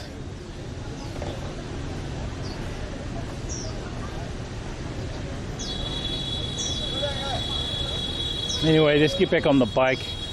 Where can we go? Was there anything else I needed? Just at the shopping mall, a supermarket.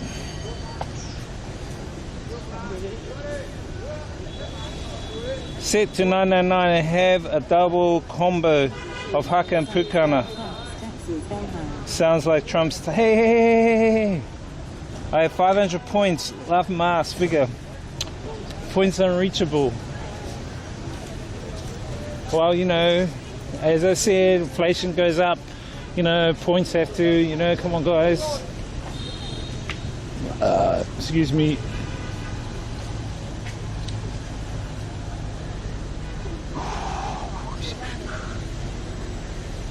I just want to have a look at my my shopping list if there's shit I need to get.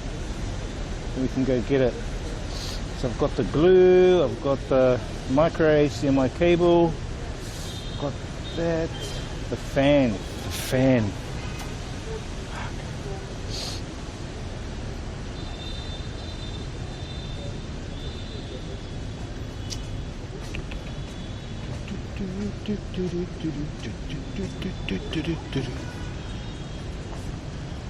2424 says you do know others are competing also on Twitch TV.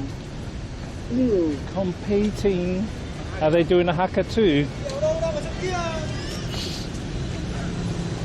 I don't think so.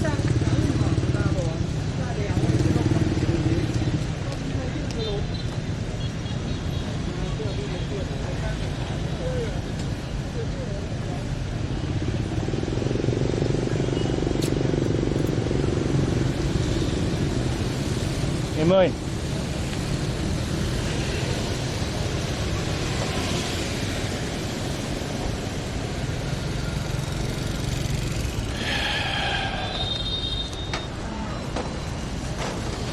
Okay. Let me just chuck the audio up. I think we just go for a ride around, eh? Go for a ride around.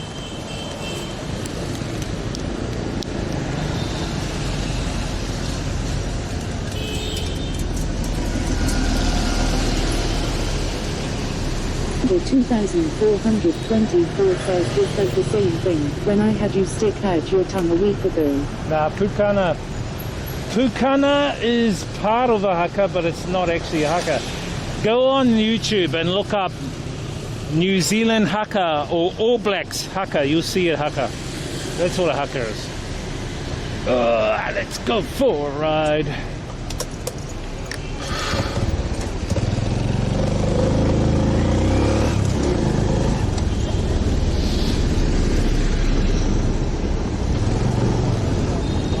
Tilt this camera up a bit.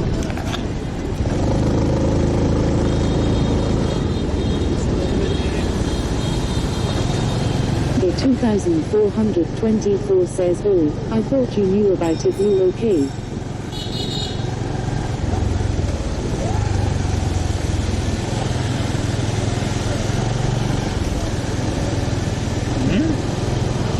Knew about what?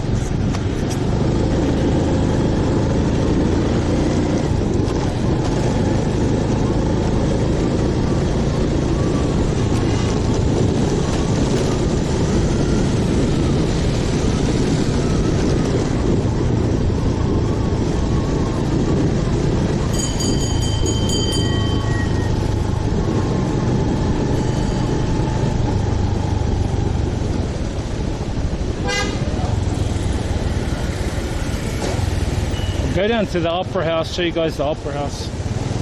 Come on, bro, move your booty.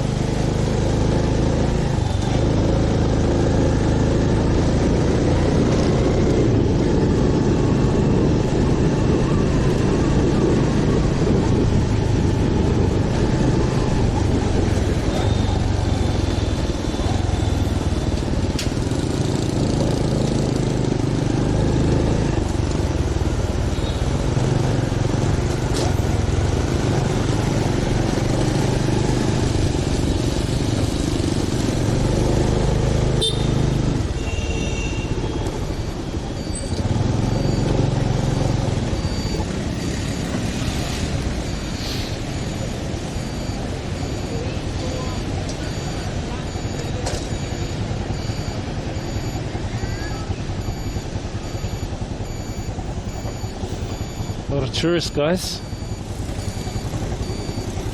A lot of older ones, see?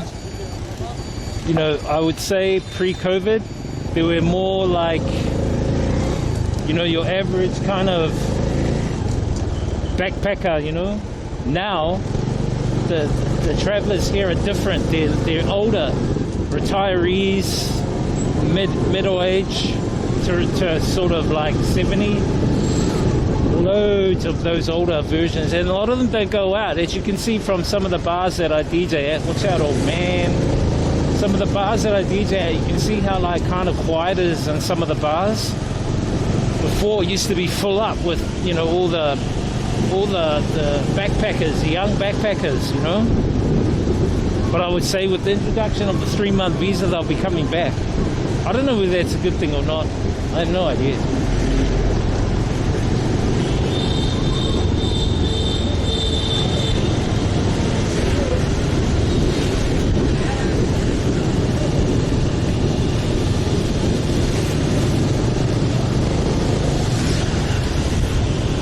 So the building, there's a yellow building straight ahead. That building is the Opera House. It's quite a famous looking establishment. A big yellow building there. There's another yellow one here. That's the New Zealand Embassy.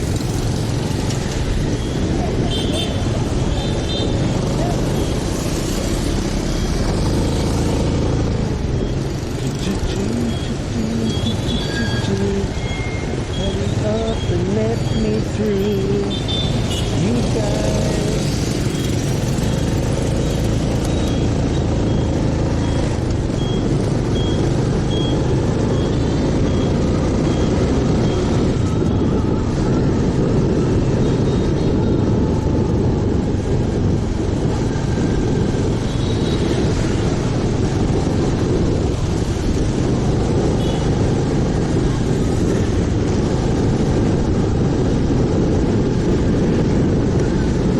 I think we might go to a supermarket.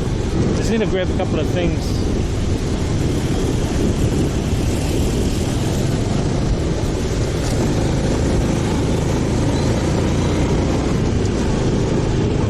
Actually, we're gonna go this way.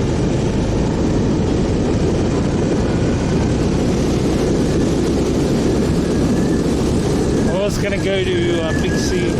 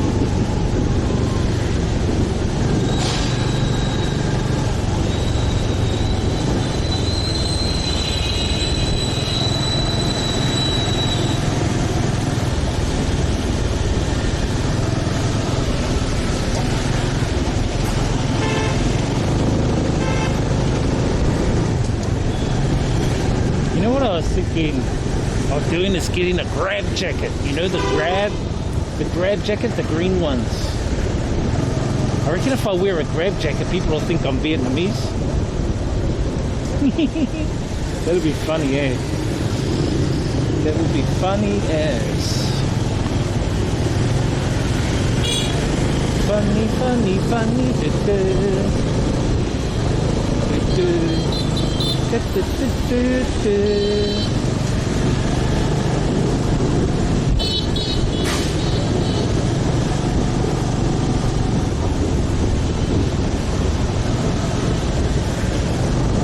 Funny, money, money. In a big man's world.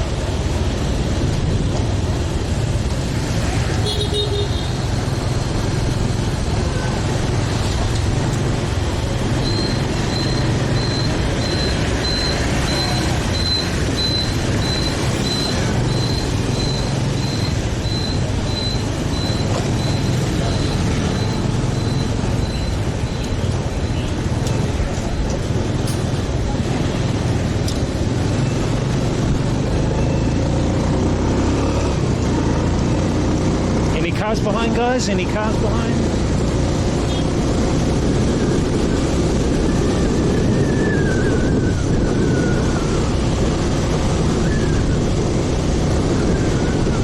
I think my speaker's gone off. I think it needs to be charged. Let me pull over and charge it.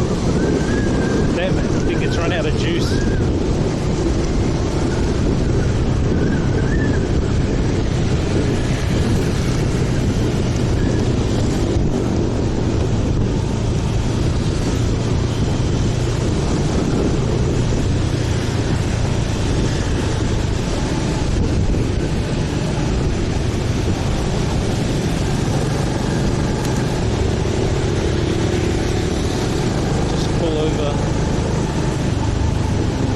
Out.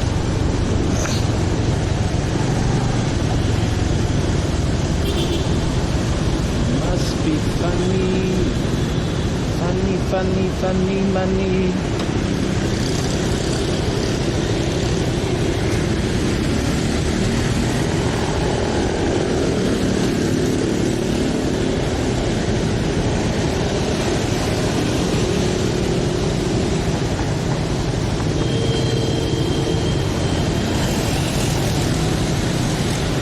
I think that should be okay.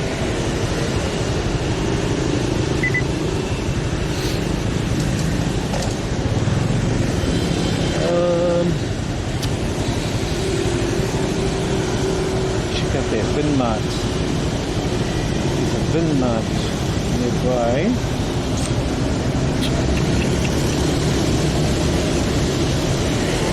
Where are you, bin mart, bro?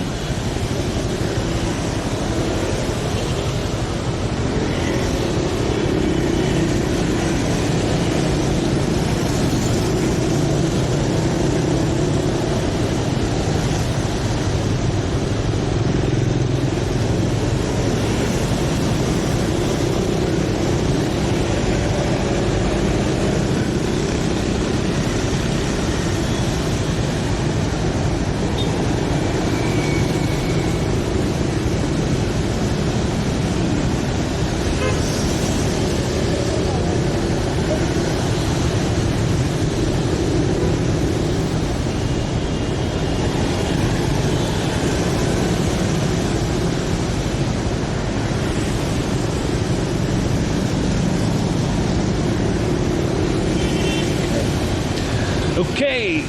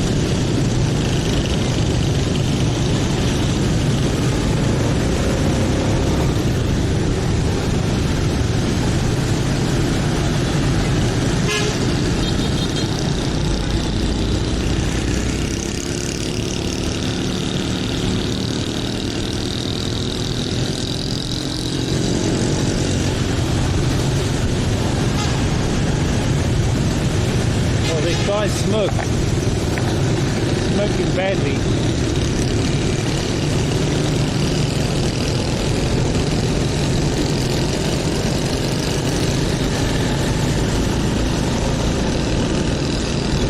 Isn't that a sign that he's got too much oil? Let's get ahead of him, man. He's smoking badly.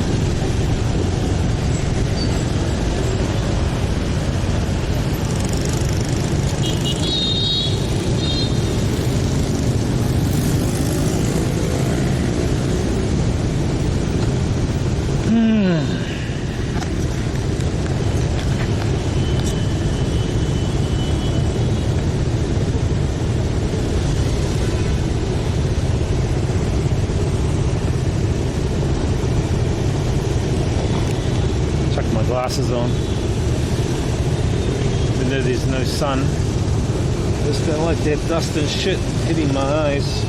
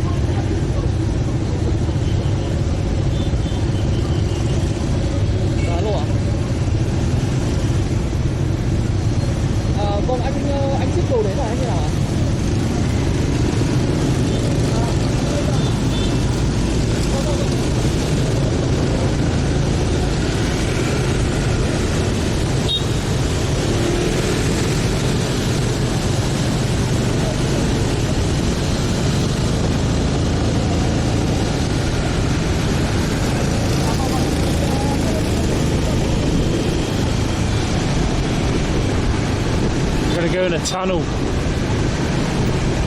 of love.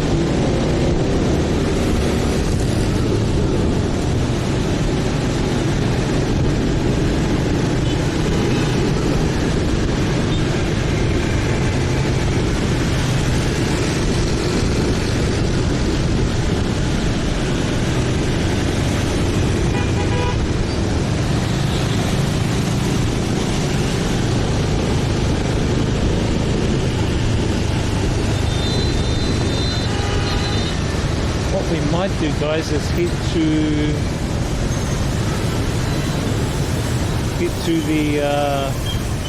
head back home.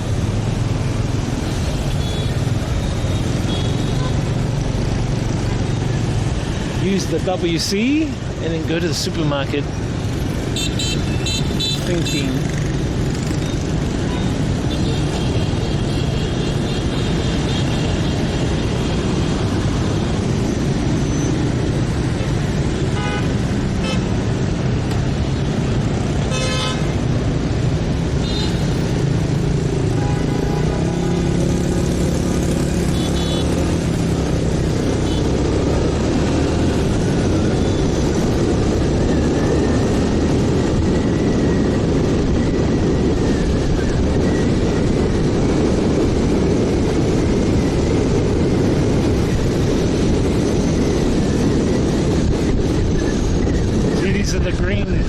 The green grab jackets I want to get.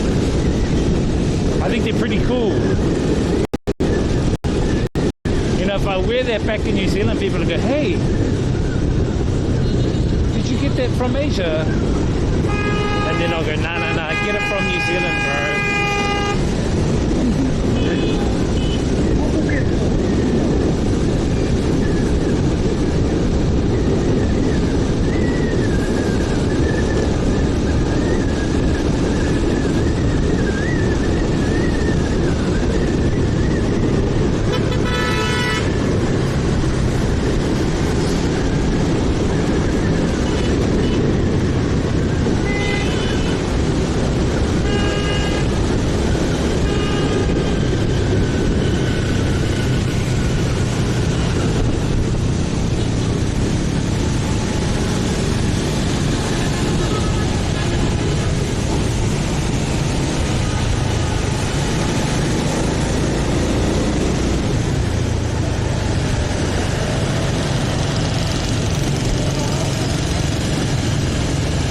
park gets a little bit tricky.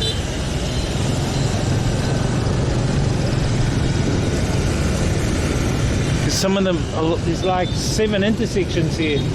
And some of them, they go on the red. It's really a pain in the ass, you know. So you have to try and like beat, see how I'm trying to come on the inside to beat the traffic going straight ahead.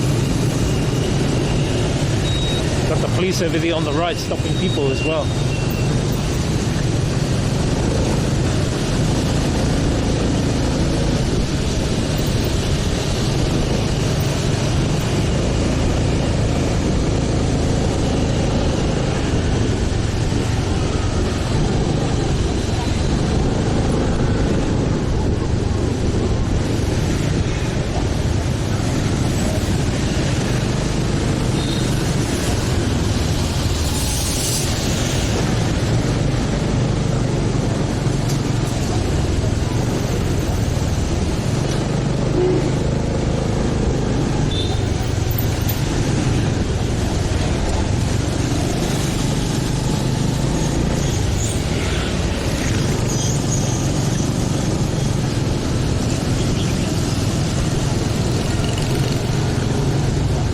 Now along the street that we're just going past, guys, there's a lot of carpentry stuff.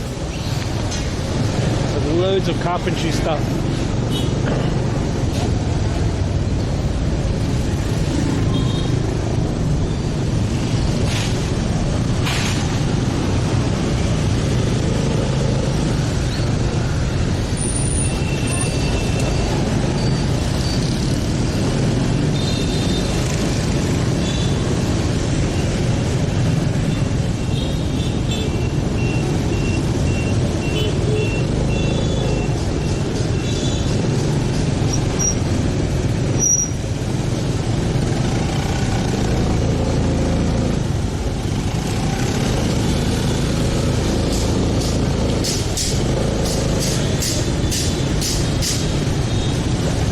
Yeah, I think we just shoot home for a minute and then head off to a supermarket or something.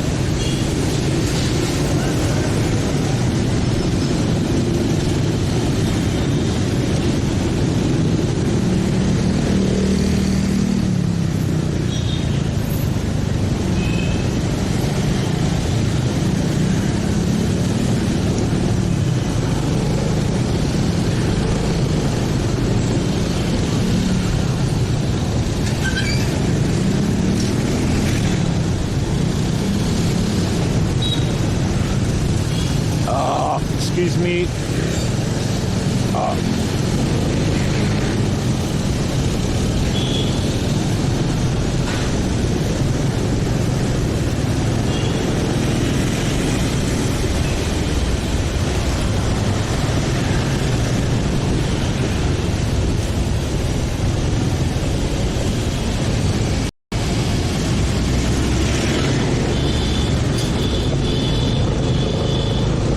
Nearly got hit on the left back there, so I try not to go too much on the inside, on the outside, because there's that lane, they just pop over, man, especially those cars and trucks, you know.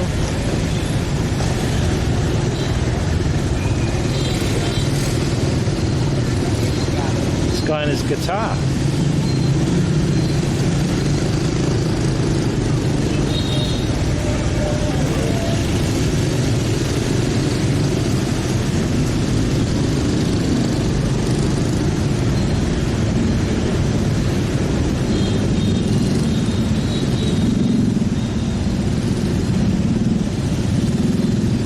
Weather finds up in the next couple of days, I might hit to Halong Bay. Just depends on the weather, you know. Come on, bro.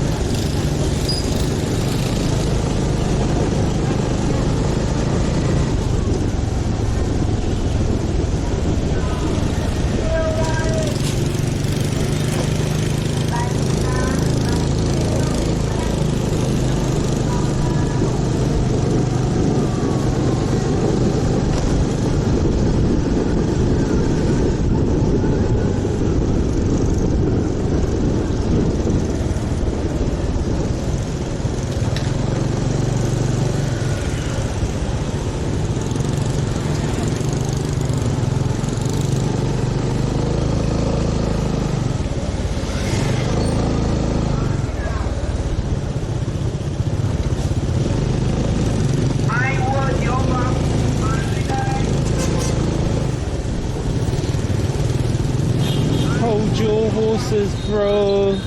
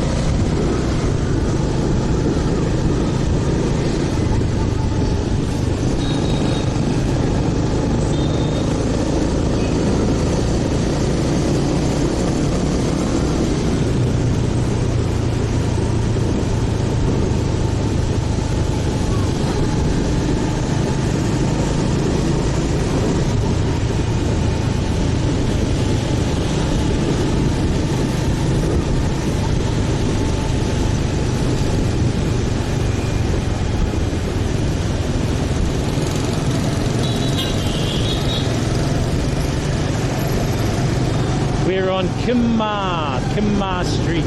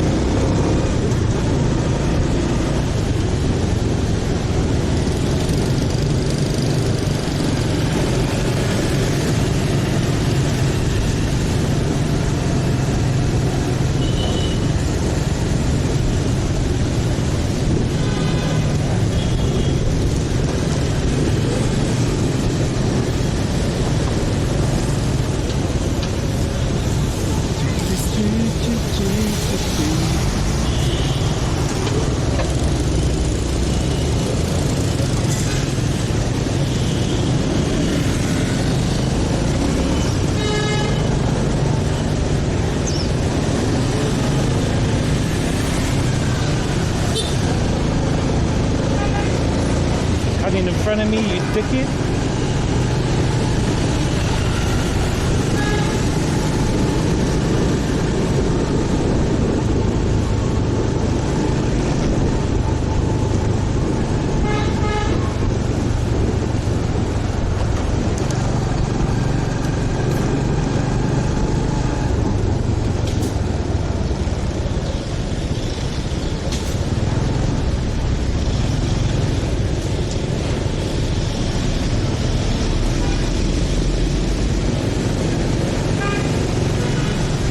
I used to teach around here, guys, so I know this area pretty good.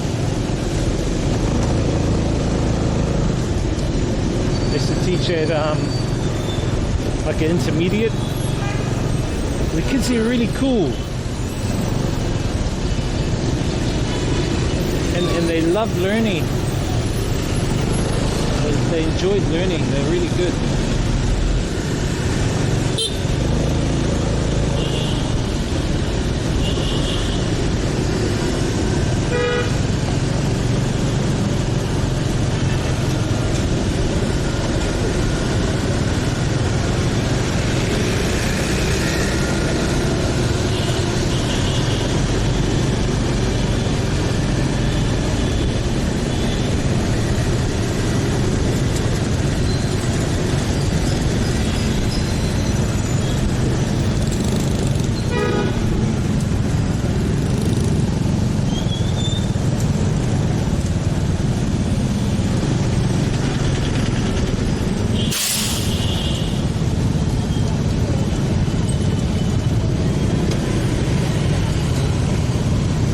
You guys reckon? Nice drive in the park, eh?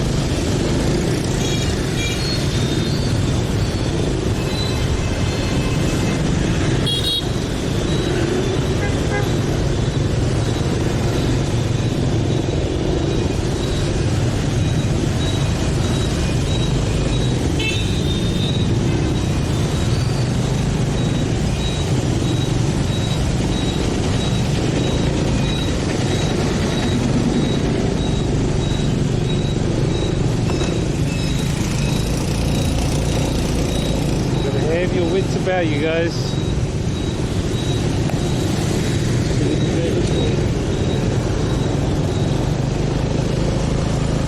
Changpo.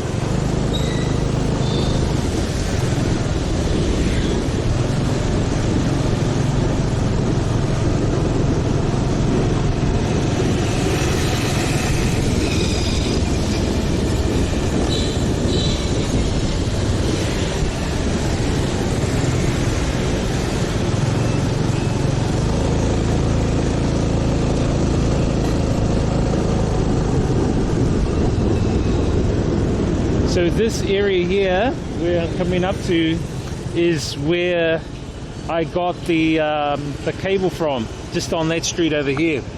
And over here is the train street where people go on the cafe, they go around the they sit along the side of the railway tracks.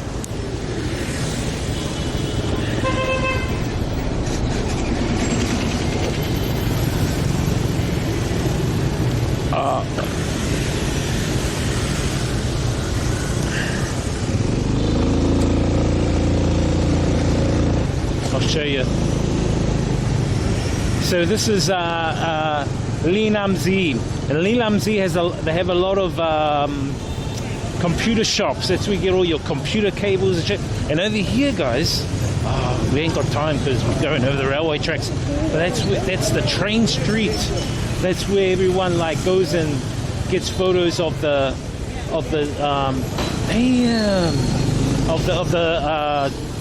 train, and they sit next to the railway tracks, right? And they click their cameras while the train's like inches away from them. I know it's like nuts, but that's how it is. And the cafe that I came to, where I started the stream from, is up here on the right. It's on the corner. It's called Mimi Cafe. Really cool cafe. This cafe just here on this corner. Anyway, let's head back home.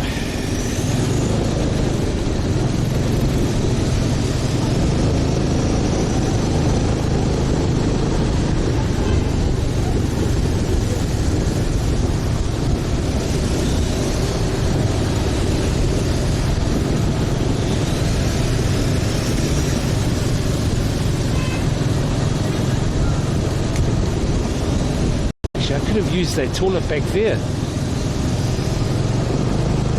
The toilet actually was pretty gross though.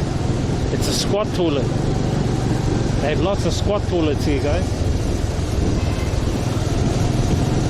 If you haven't used squat toilets, well, you're gonna. Sometime you will.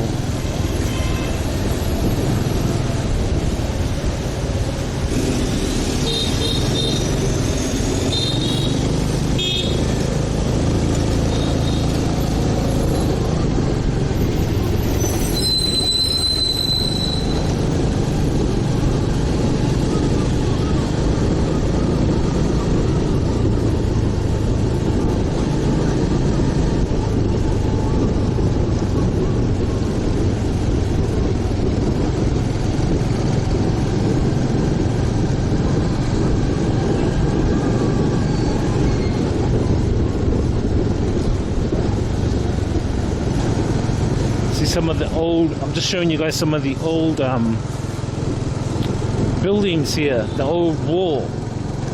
This wall goes around the old quarter. It was used in the war, and it's like a fortress walls, which are still kept here in the old quarter, you know.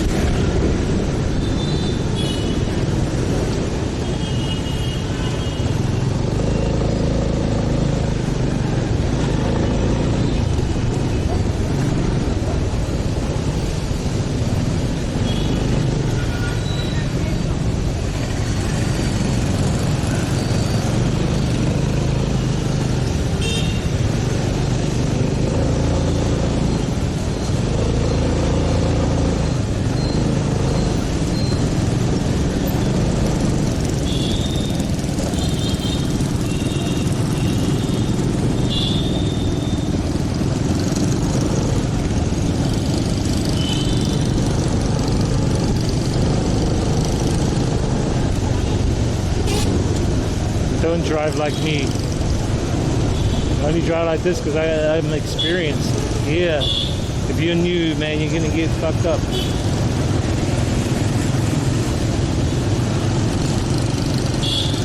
Cops are up on the left there. White car. Oh, they're turning. It's good.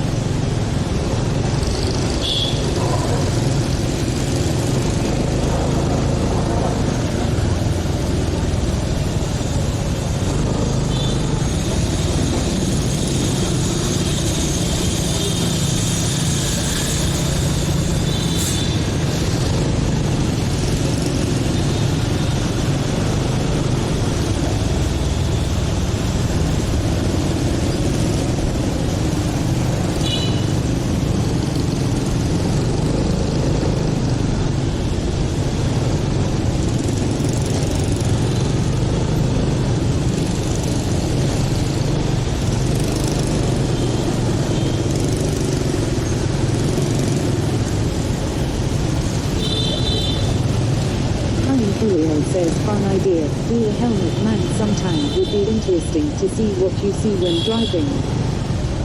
Yeah, I used to do that on the GoPro, bro. You know, and it actually was a little bit stable too. But hey, what's up anyway, bro? Yeah, I found the GoPro was actually really good stably. I might try and look at seeing how I can do two camera angles. I see some of the phone streamers are doing 2 cameras, eh?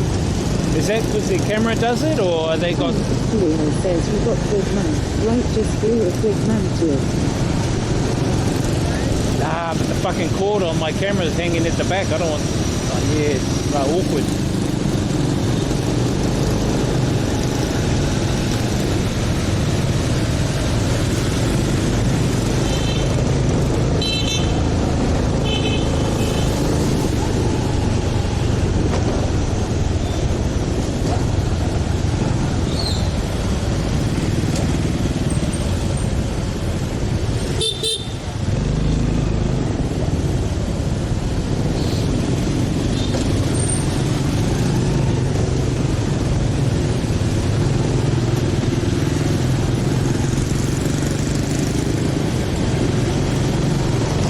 I haven't tried running a GoPro on the Bella box yet. I wonder what it's like. Julio says 2 or more cameras requires doing delay box setup for extras and effort. Yeah. Well, how do they do it on the phones? Like I see some of them have their phone, but they got 2 cameras. Are they using the same phone, but it's just doing dual cameras at the same time? Julio says Larix does it. Ah, Larix, yes.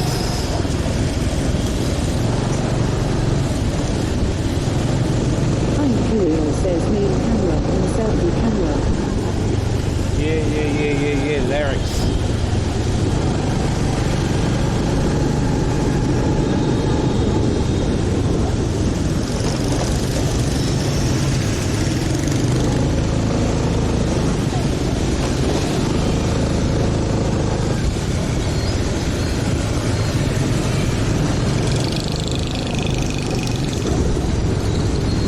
It's a good program, eh? The modified version of Larix. What is it called?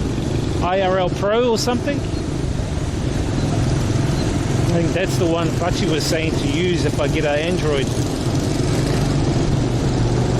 Pro. That is, yeah, that's pretty good.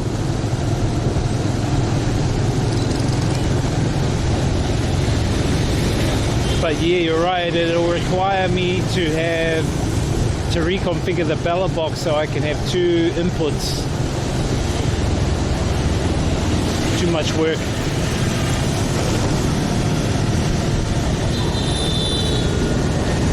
You reckon, guys? Too much work, too much work for minimal reward? What do you reckon? Or is it not much work and lots of reward.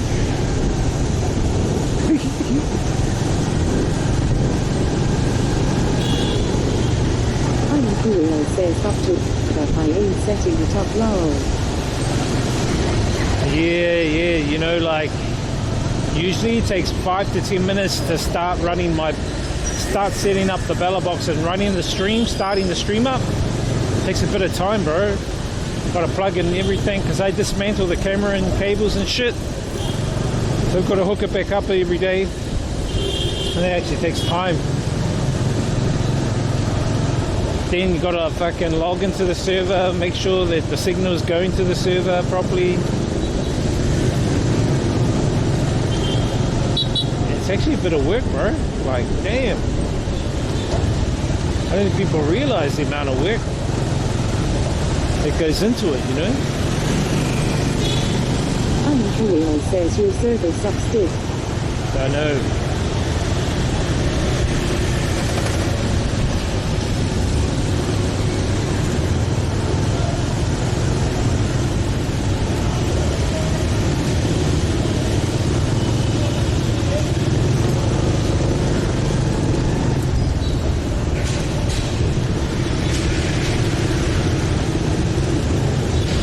So I'm thinking stay a bit more long term here. I'll set up my own off my laptop.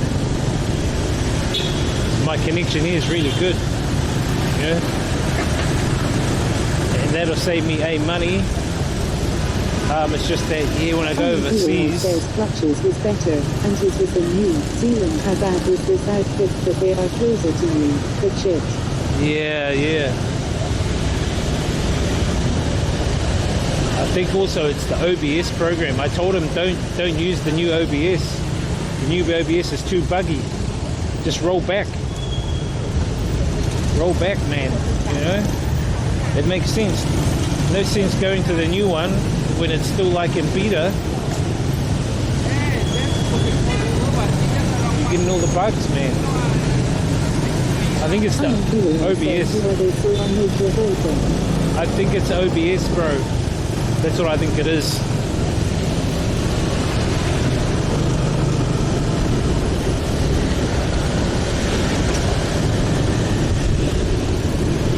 The only way to do that is roll back to a more stable version. See, the new version that came out for OBS, it gets rid of your multiple outputs, so you can't multi-stream and shit. So on my laptop OBS, I use the old one. The name of the people who used it, so I don't use them. IRL kit. So on my laptop OBS, it's the old version, which is stable as, bro. But the new version they're running is too fucking buggy, bro. And the damn Windows updates randomly. It's like fuck. Imperial says your kit is supposed to be big and big. Yeah, then it's supposed to be good, but Imperial says they do the big guys move. Yeah, they're doing Crazy Torn as well. 3-wheeler. There's a few people, bro.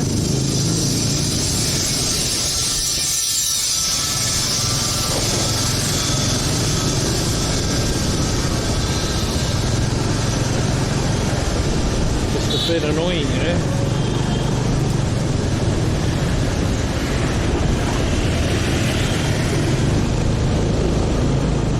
Especially when you put in that effort. Technically. Imperial says so they got all of Cluckies.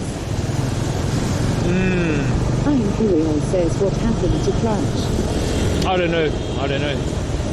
I have no idea. I don't want to spread out anything personally on stream, but I don't know, honestly. I think he's just had enough, really.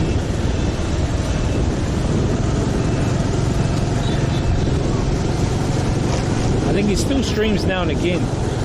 Maybe he won the lotto, man, and he's not fucking telling anyone, you know. He's hardly on his stream, so the cunt probably won lotto. That's why he sold everything.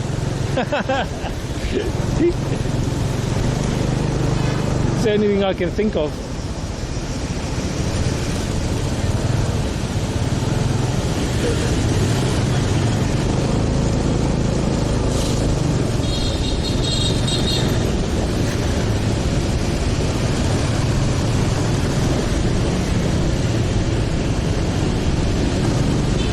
Steve says boss dog fluctuates. Alan Courier says when he crashed his car, I think that was the end of it for him. Did he crash his car? I thought he fucked up his tires. Like wasted his wheels and shit. Because he ran into a curb. Probably fucked up his axle in that.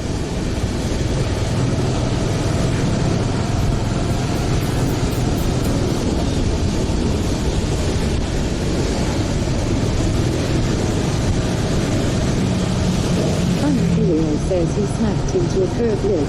Weesby says yeah, his tires. Yeah, damn. Damn!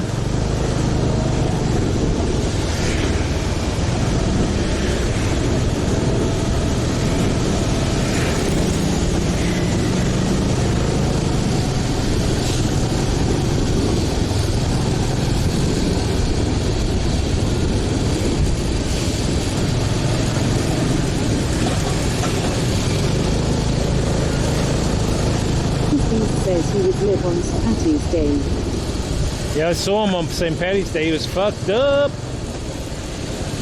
Good on him. You know, I haven't seen him. I think he won lotto and he's not telling anyone.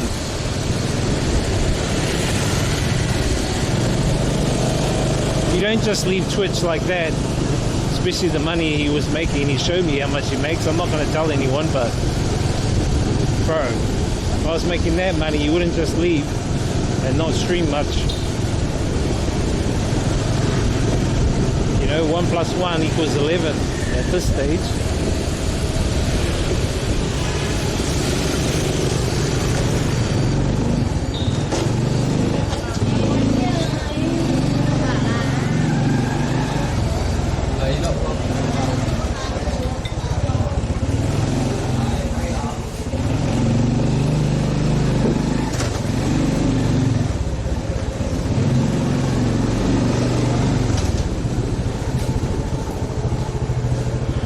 Watch out, fire.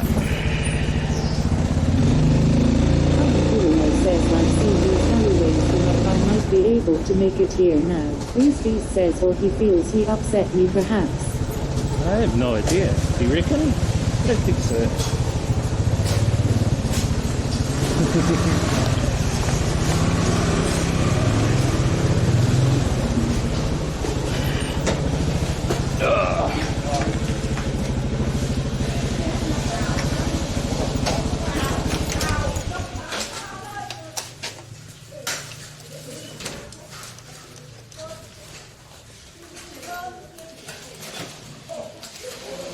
Ian Kirill says, hey, why would he care if he upset you?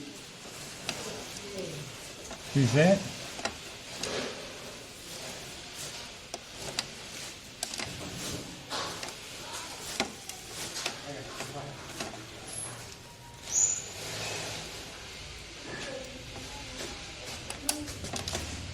Oh my god, where's the fucking code? Thank you. Emily. Wait. Just take this rubbish. It's not even my rubbish, but you know, since I'm a good cunt, I'll take it for the house.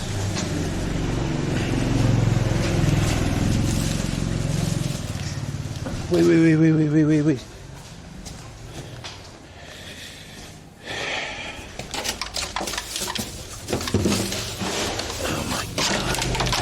Should I do for the house?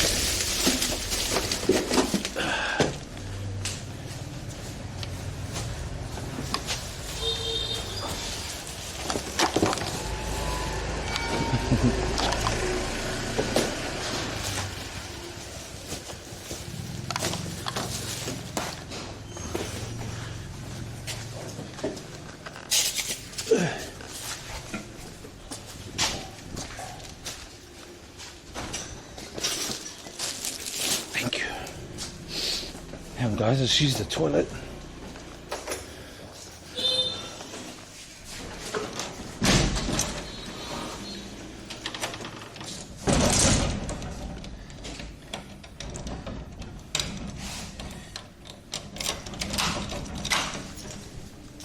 Use the toilet and then we'll shoot off. Ay, ay, ay. Oh.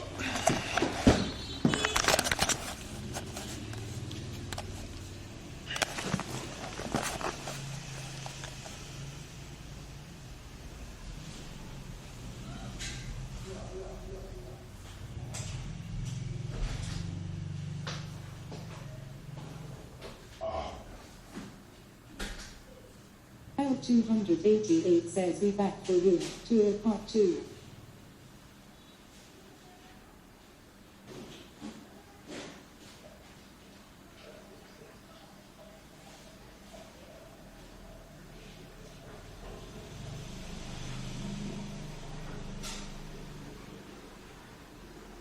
I'm curious says I'm waiting to see his hot Swedish roommates.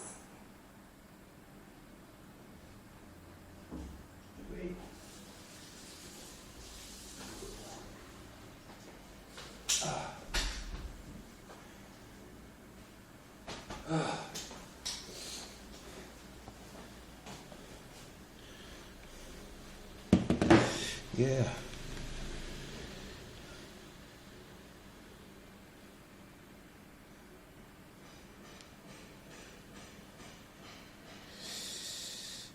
Hey, Reese Bees. Haven't seen you in a while, Reese Bees. I'm waiting to see his hot Swedish roommates. No.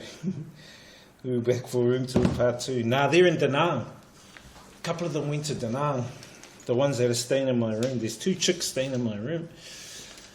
And they went to Da Nang.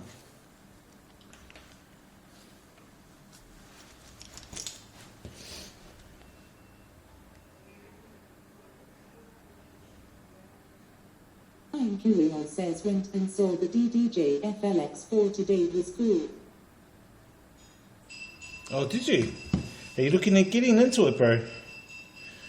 L288 says if we're back this early, it means Stringer is going for a number 2. Reese says caught a bad bug. Flying Curio says this stems shit being able to take vocals from songs is cool. Yeah, Stems is with Serato DJ. That's what I got. That's the program I use. Caught a bad bug. Oh, you caught a bad bug? No, I'm not having a number 2. I had a number 1 just then. Too much details. The DDJ FLX4, bro. It's fucking. Those are expensive, man. Those decks, bro. I've just got a Newmark.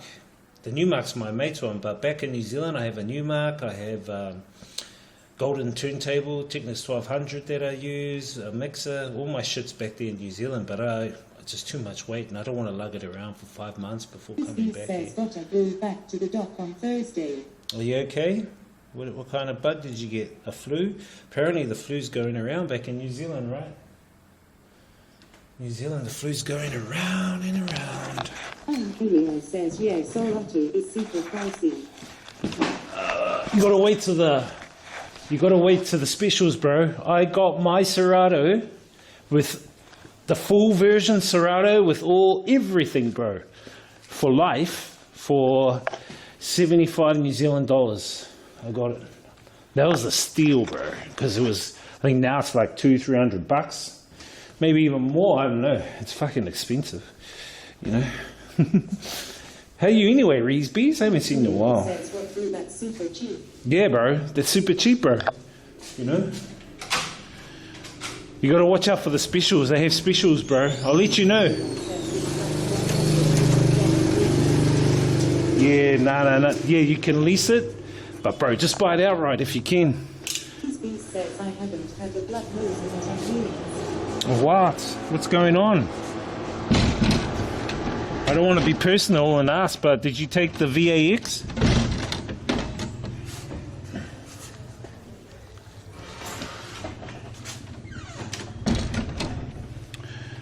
I cleared the rubbish for these guys. See, everyone's at work. Except one of the guys, he stays here. He's got a missus, Vietnam missus. He's from Holland. He works online. So he works. 288 says, why is it so dark here?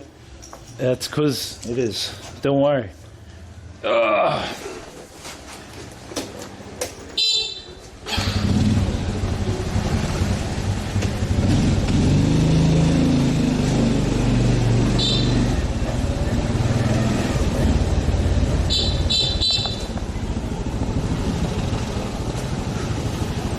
Watch out for the old crow.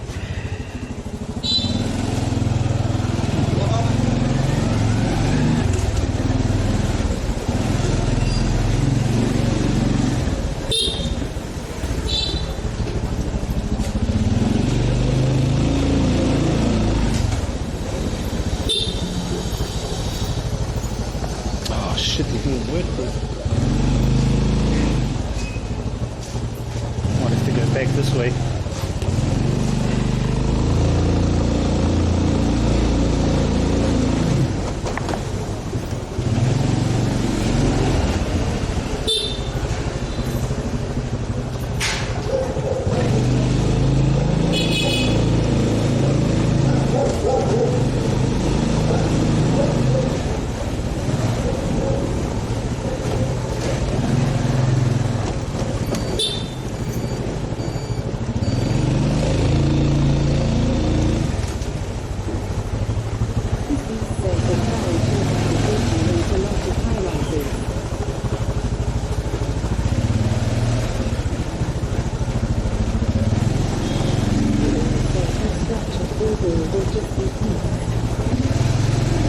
Both.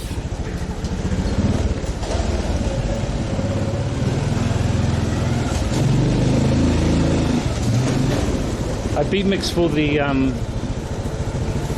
mixers, pretty much.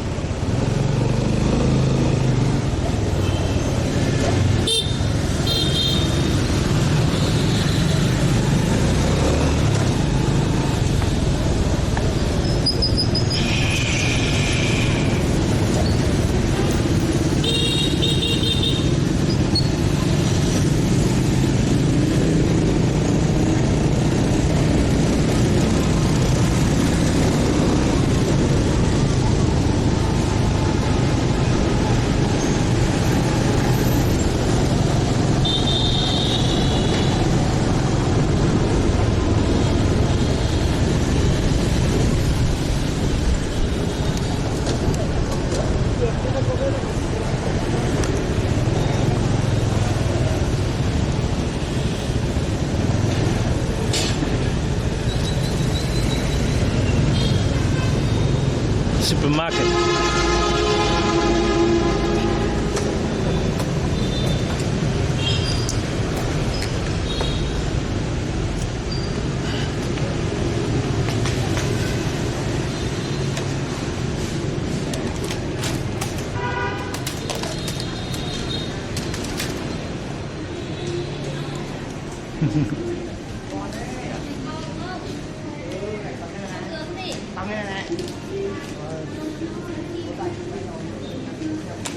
Oh, look, they got jackfruit. 40. I'll grab the jackfruits. Jackfruit's cheap at the moment. Watermelon is about $1.50 a kg. It's not bad, $1.50 a kg for watermelon. It's harder to get in Vietnam. Says don't see it as much as Thailand. Nah, it's there. It's around. But it's not season. It'll be ready mid-year.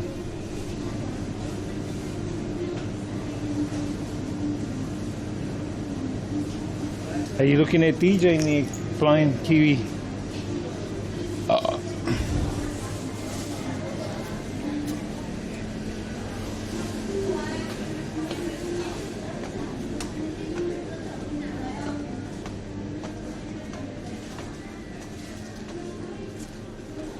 Let me grab me some cereal.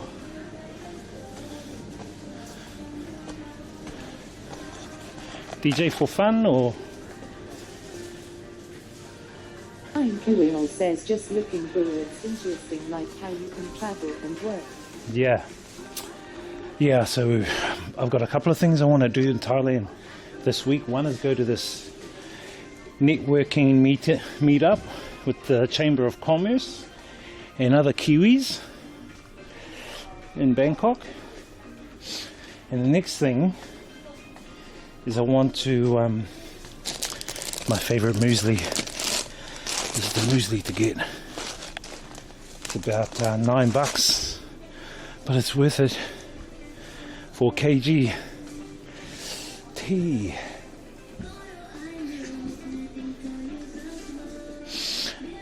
Artichoke tea.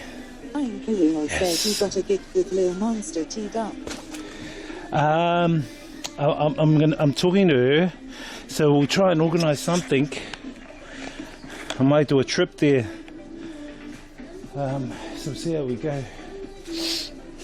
I think it'll be fun, you know, doing DJ stints, and maybe I'll do one with Nina, because I didn't know Nina Neon's a DJ, bro. She's got a new residency, and she's streaming. She's doing what I'm doing, streaming her DJ sets. I'm Kirill says she's a club DJ, right? Yeah. Oh, they've got them, guys. These are awesome and they're cheap.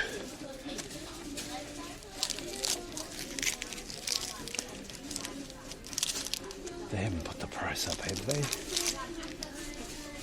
What? Hai chow. Yeah, that's a hot chow.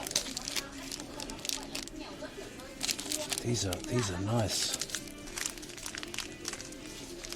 Hai chow. Things on egg. My favorite. These are 20 cents each. That'll do. Snacks. Yeah. I'm Kirill says I choose.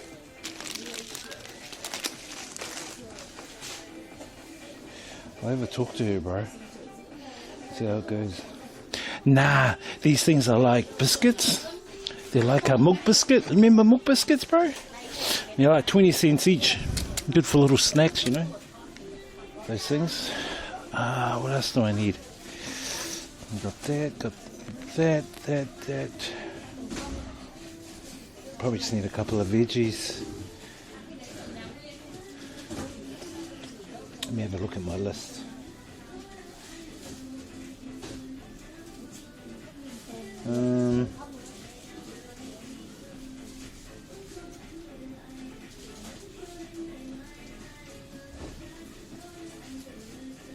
But you know, there's different types of DJs, bro. Yeah, you got scratch DJs, you got mixed DJs. I'm kind of a go-in-betweener. Kirill says Mrs. came back from the Philippines today, got loads of random goodies, lol. Oh, true. Oh, nice. That's good. Toothpaste. I need some toothpaste. I get this this fluoride-free toothpaste. Actually, I got it in Thailand, but I don't know if they'll have it here. I hate the fluoride toothpaste. It gives me headaches.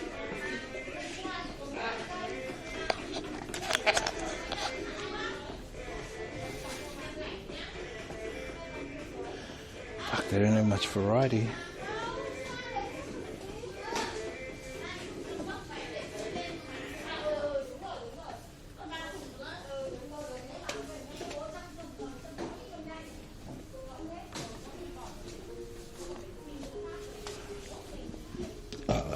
Excuse me.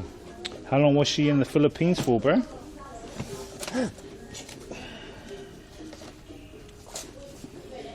I'm Kirill says I've been thinking about it though, with Twitch makes it easy to learn. Just do a set a day till you get good at transitions. Yeah, bro. Different transitions. Oh.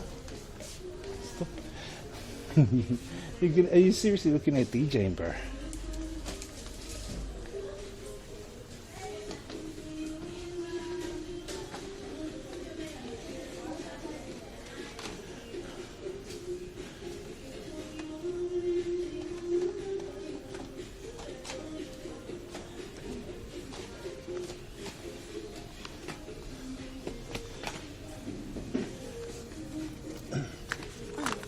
says why not go controllers cheap and I got a 5K laptop already. You can try and use what's the other program? There's not virtual DJ, bro. Try virtual DJ. You can try that. You know.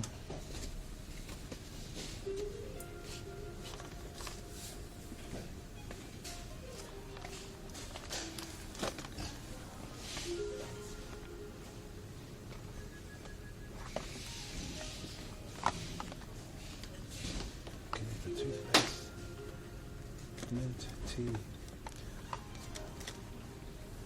I just don't like fluoride in the toothpaste. Sodium fluoride, there you go. Fuck. Bruno says if I'm gonna do it now, get the FLX4, which is like the DDJ 400 and comes with record box. Yeah, record box, you use USB sticks. You can read your USB stick.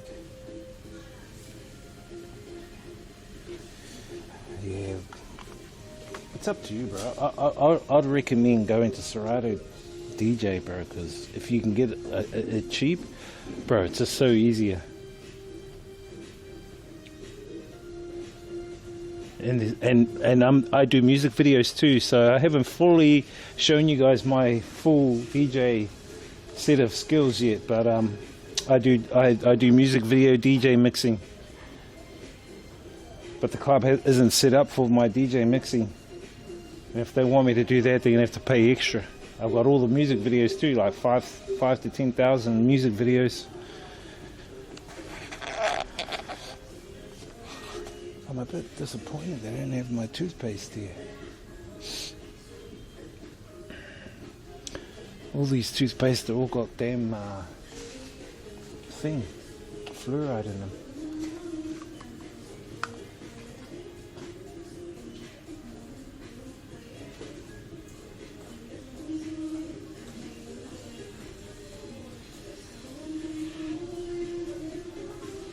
Sodium hydroxide, fuck.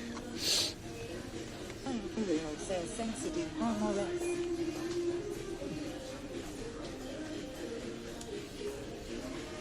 Yeah, Sensitive up there. Sensitive, but it's expensive, bro. This one is $6.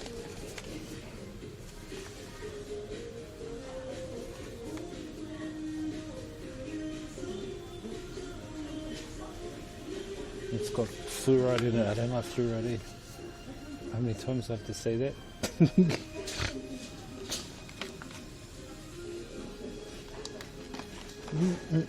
Dun, dun, dun.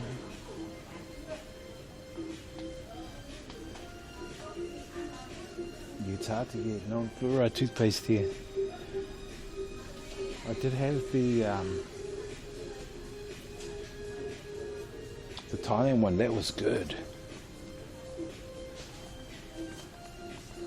Let me check these out. Bruno says, so what's the plans for today? Just to chill at home. Yeah, bro. Just chill around home. I've got to book some stuff for Thailand. Who knows? Might do a DJ stream. Sodium chloride.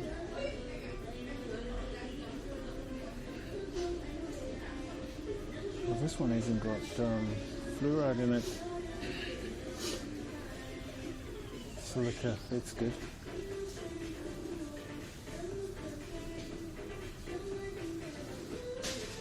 How much is that one?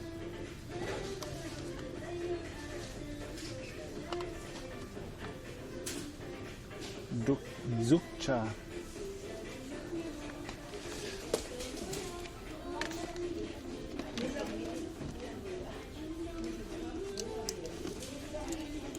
Bruno says silica good for marijuana plants. Yes, silica's good, bro. Silica's good for your nails and shit too, bro. Bruno says stronger roots. Look, chill.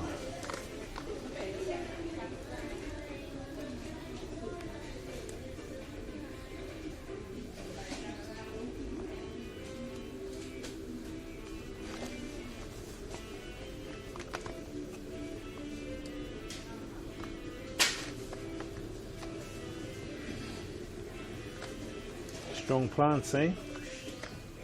Yeah.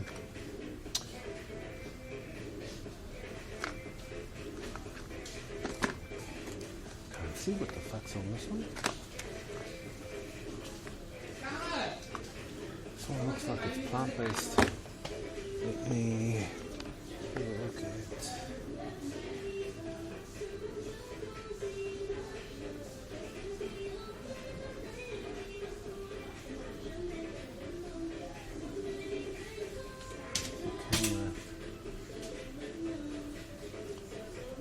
Toothpaste.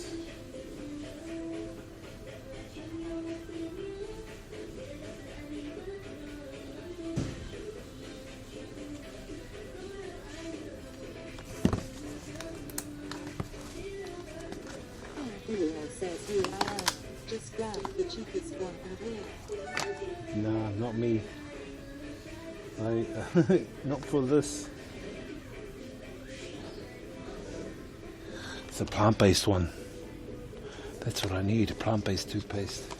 And it comes with a small one. Sweet, we'll grab that. Is that what you do? Grabbing out of there?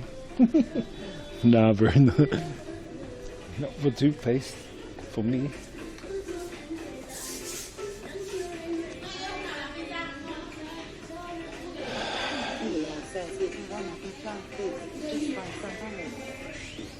I do use olive now and again. You got to be careful of using body wash here. What they put in the body wash, guys, is whitener. See, like this one. This is white body wash, but it's got a whitening effect to it. So it'll give you, if you're brown skin or dark skin, it'll give you white patches. A lot of complaints about it, but here they use this whitening in their all over Asia actually. So you have to be really careful what you buy.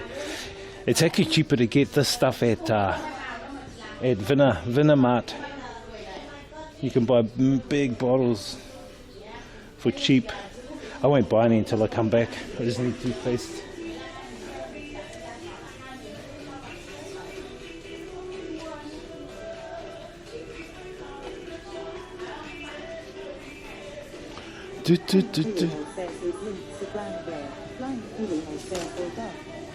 There's Lynx, the brand there. Yeah. Lynx is here.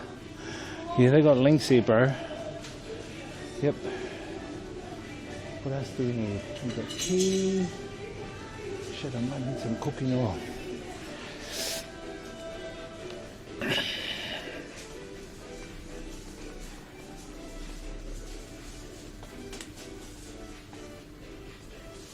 Cooking oil's gone up a little.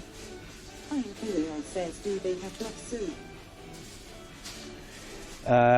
Yep, they've got Dove. Is that what you use? Excuse me. Sunflower. Jello says, what's that? Flying IRL says, sweet peas again. Hey, what's up, Zach?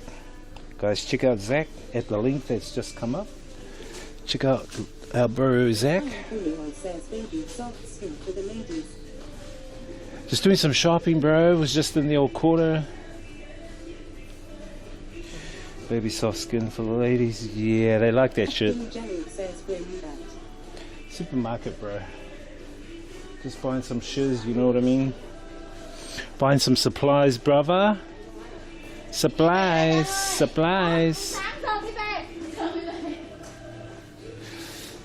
How you been? Buy the sunflower oil. Sunflower oil or olive oil? I'm going to Thailand, bro. I need to do my visa run. And I'm going to an event Thursday night, me and Henry. We've been invited to go to the New Zealand Chamber of Commerce networking meetup with all New Zealanders in Bangkok. So they're all going to be there. So I'll promote my stream and help Henry promote the Octopass. But if the weather finds up tomorrow, I might head to Ha Long Bay. It just depends on the weather. It's bloody murky and shit at the moment.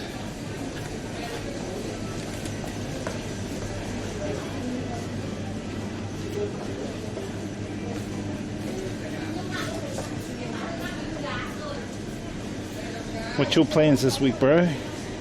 Teaching plans? Fish. Look at that, cheap $2 guys for fish.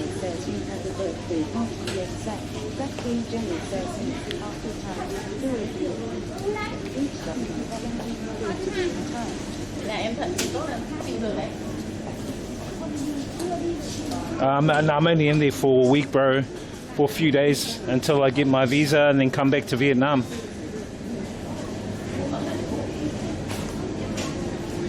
Yeah, they put the 3-month proposal in, but I don't know when it kicks off, you know what I mean?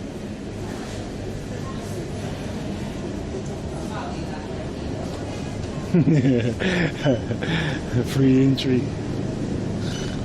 We wish. That would be a dream come true if it was free entry. Next minute.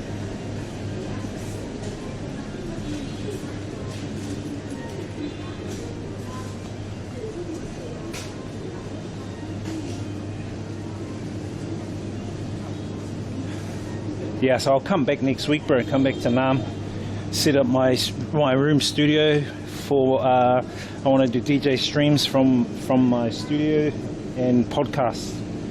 Get back into my podcasts and then do IRLs around during the week, and then do DJing on the weekends.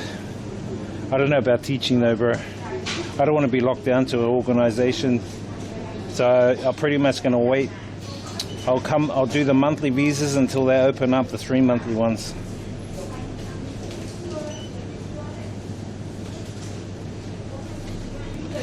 Yeah. Yeah, bro. DJing good, brother. DJing is all goody in a hoodie, bro. No, you know, bro.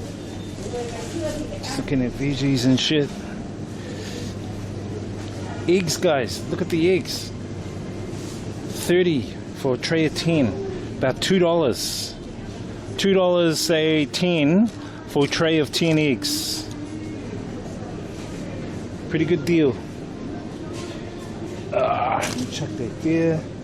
Might grab some soy milk. Hang on a sec.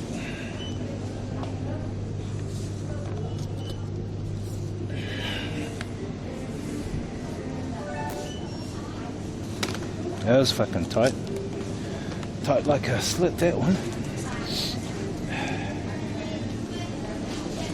This guy. This tight like a slit guy. You actually on a New Zealand passport, Zach?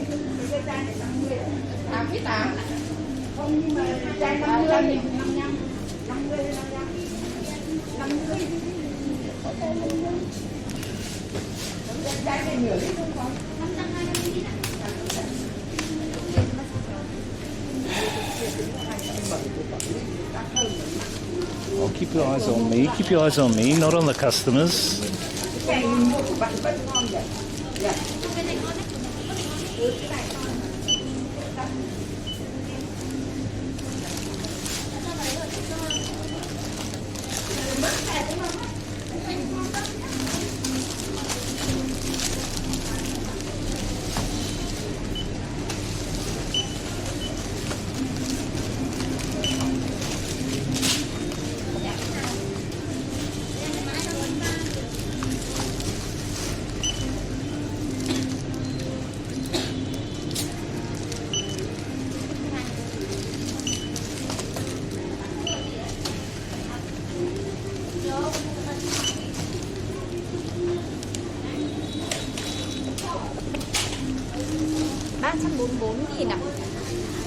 200 and something.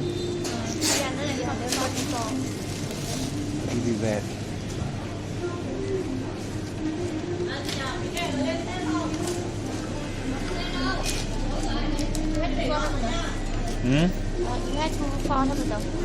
Phone number? Ah, four. Yeah.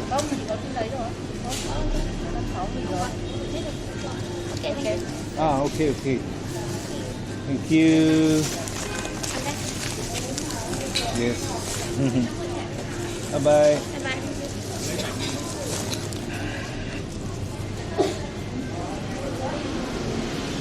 Yeah, so I hope the weather like gets better, guys, because the fucking weather's pretty shit. If I'm gonna go to Halong Bay, you know. Let me just sit over here.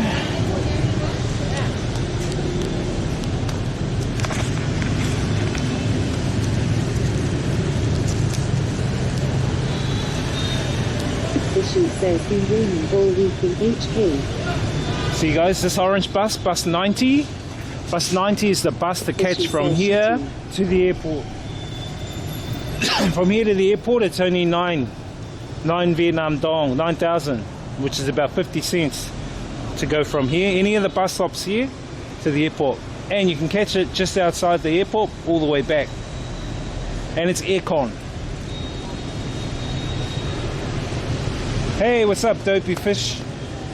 Says up fishy wood in HK. Raining in Hong Kong. Damn. King Jelly says they used to go to that supermarket. Yeah, bro. This is the member. This is where we used. This is where we stay. Says Lac Long Quan. Yeah, bro. Lac Long Quan. Oh, don't give everyone our location away. Don't give everyone our location away.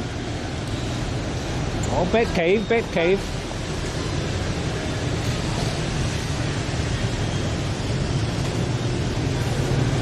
She says yes, the flying Kiwi.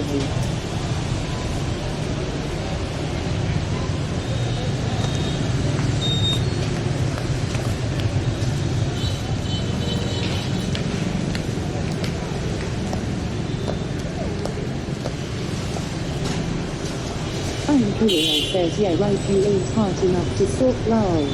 Yeah. Oh, don't be like that, please. Don't be like that.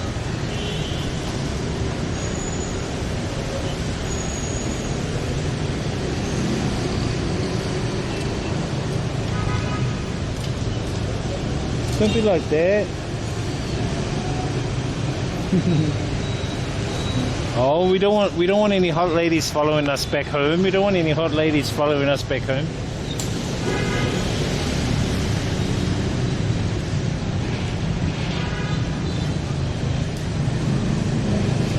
Imperial says if I ever get stalked by a Twitcher, I'd be proud lol. A Twitcher or a bitcher? This guy.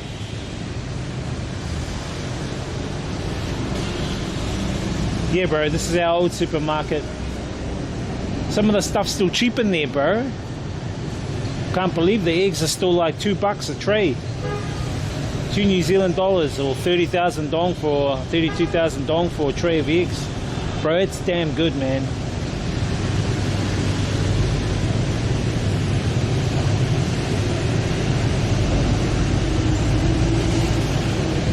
What I think we might do now is head back, because traffic's like pretty shit at the moment and it's going to rain. So I'm thinking is just going back, and we need to finish editing that our mix we did from the club the night where we hyped it up and we got the crowd pumping.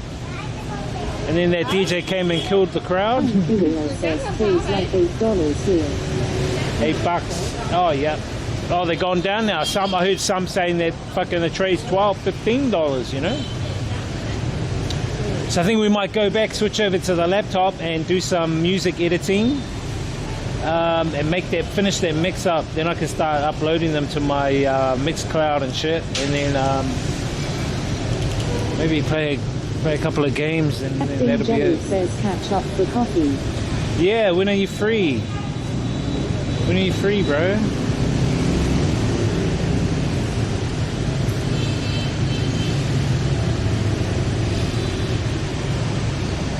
Jello says no. Where do you want to catch up?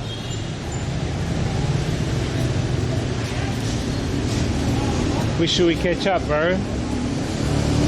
Bro, there's a nice coffee shop just around the corner from me.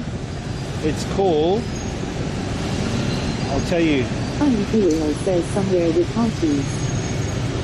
Yeah, there's a few hotties at this one. Bro, let's go to, I'll tell you what, bro. It's cool. Me and my cousin, we go there a lot. We go there so much, I forgot the name of it.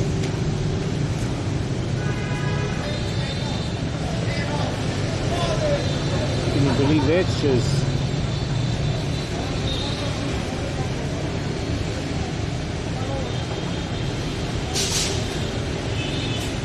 But you know, it's near me, bro. Captain Jello says we can sit by the lake. Trish says. Chicksai. Lake.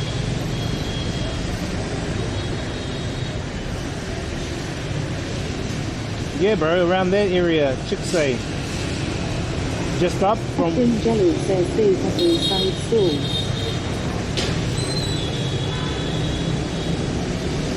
Around Chicksay area.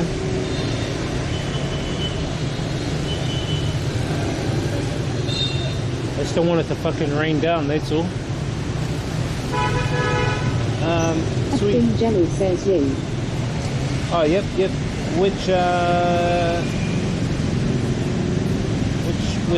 place? Captain Jello says is it raining? Nah, but looking at the cannabis nimbus cloud forming over there, I think quite possibly it will soon. Captain Jello says give me a sec.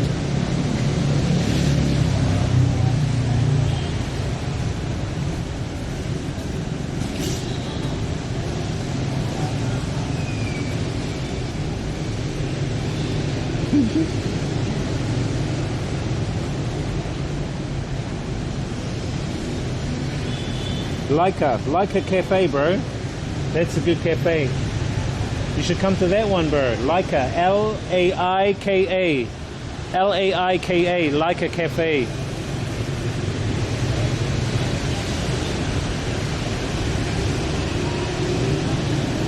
Because they got it upstairs, bro, and you can look out across the lake.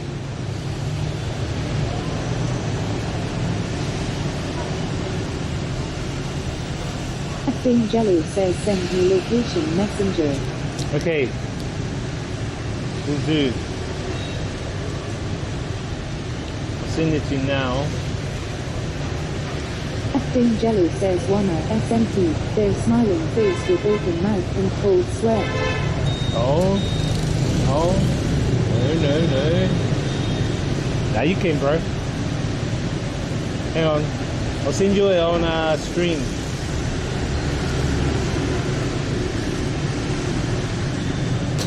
We can have a chat. I'll send you the messenger. Yeah, that's the one I sent it to you, bro. So maybe I'll meet you there in 10 or 15 minutes. I'll just go home, drop off my shopping, and then I'll meet you there at Laika. Okay?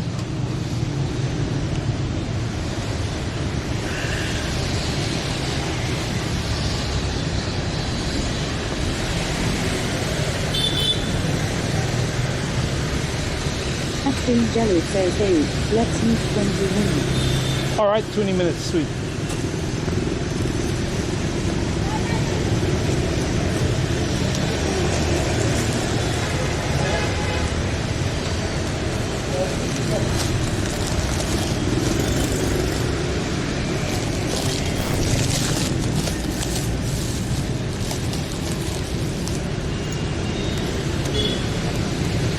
He says that with looking at the recipe.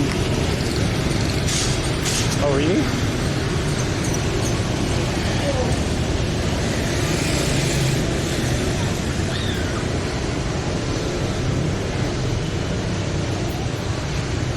What are you gonna make us?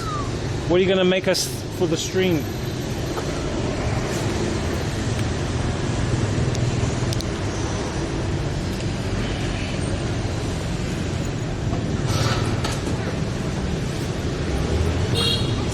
You're gonna make us something for the stream?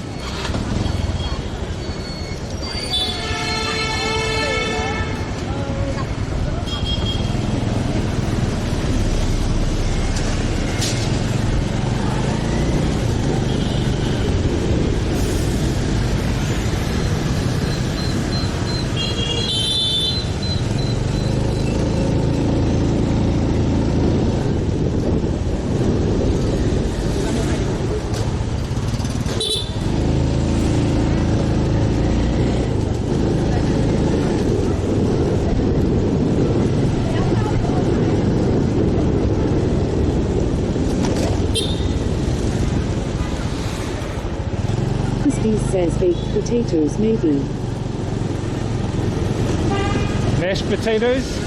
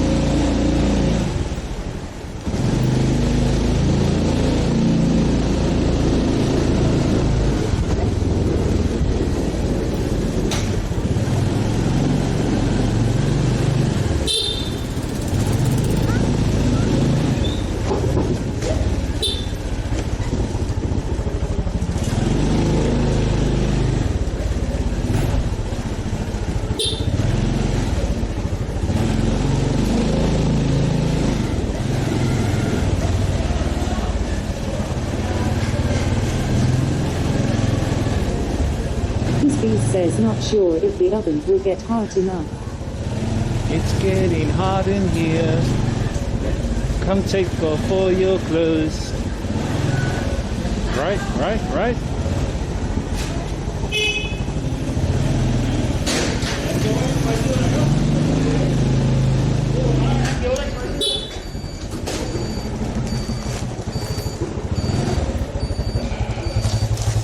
Shopping.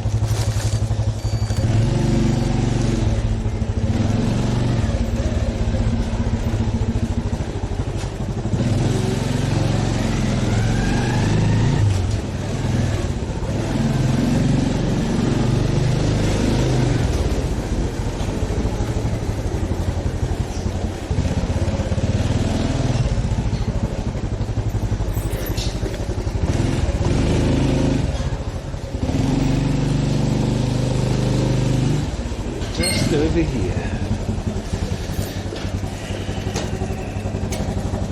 This beast says it's an old crappy electric oven, landlords won't replace it. Oh really? Is that the small little rectangle ones?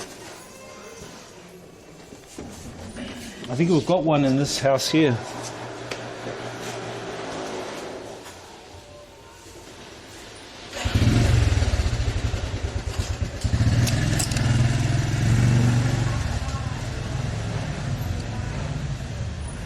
This says yeah.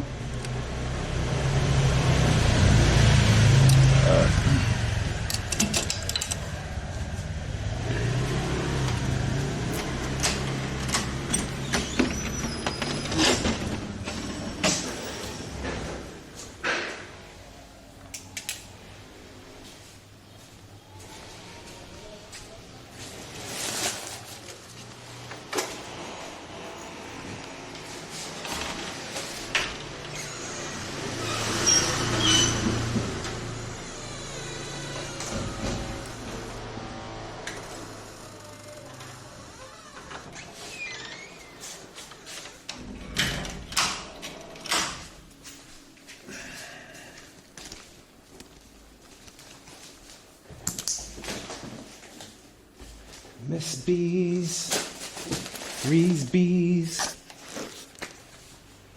like any frisbees. No, I'm joking.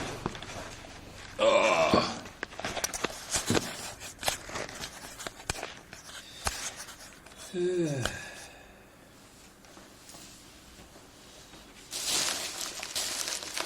Jackfruit, yummy. My tea. My snacks. Check my milk in the fridge. Actually, I won't yet.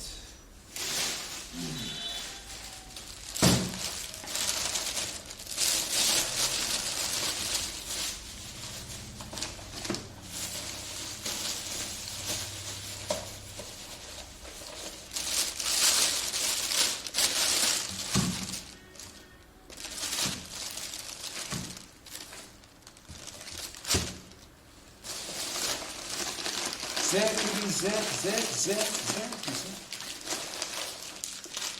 like these guys, these are nice. These biscuit things.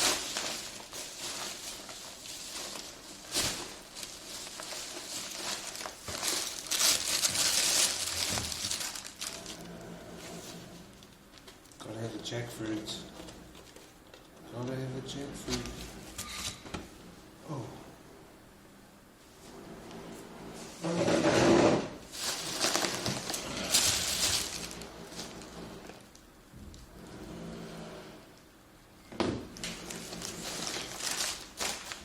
Yeah, last time I saw Kachi was on St. Paddy's, going home in a taxi. And he was really, really wasted. Jackfruit.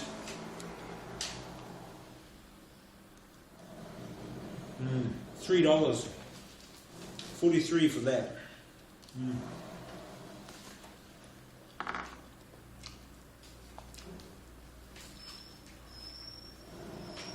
Yummy.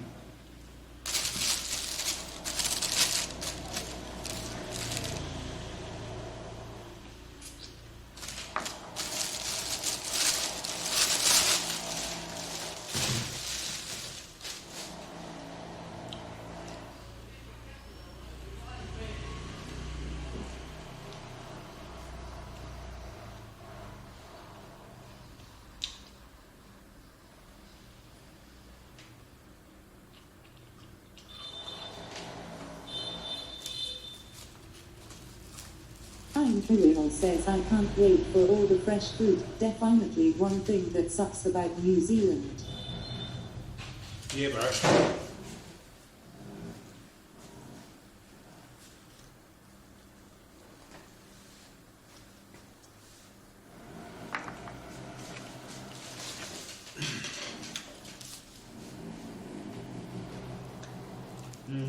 Beautiful. And it's cheap, you know? $3 for shit, it's quite a lot, actually.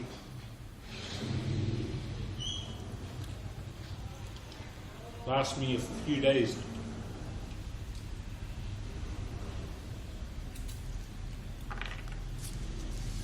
Good for snacks.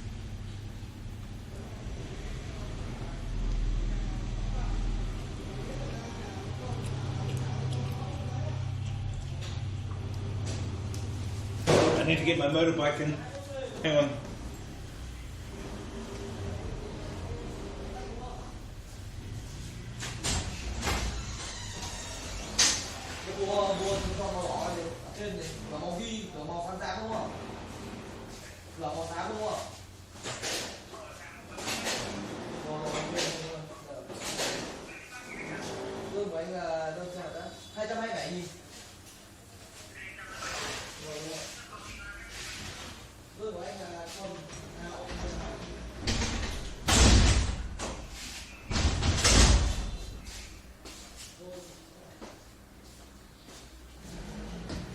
Yeah, bro.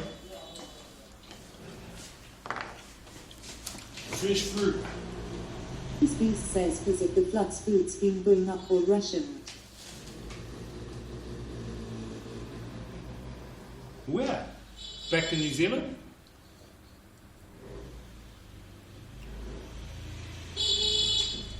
Because Hawke's Bay, right? Hawke's Bay provide a lot of fruits to New Zealand.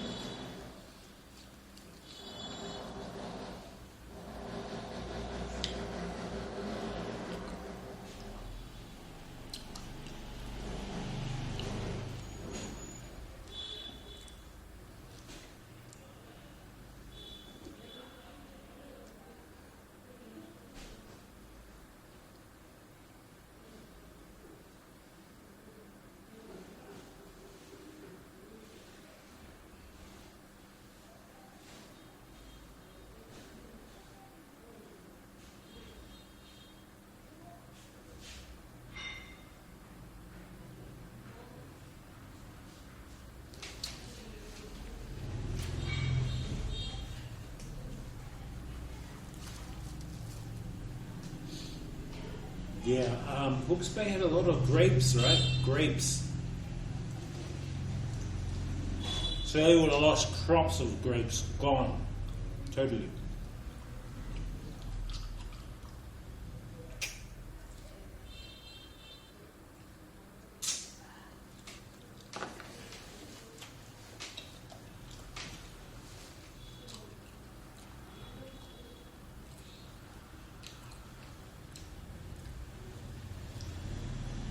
Okay, so I'll head now. I'll just tell them I'll head. He says yeah, and potatoes and things.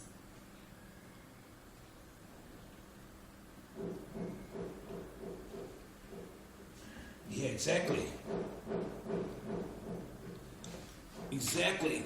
Things are going He up. says BRB. You know, which is why I probably prefer staying here in Vietnam. Only because stuff's cheap. I can still work online, DJ.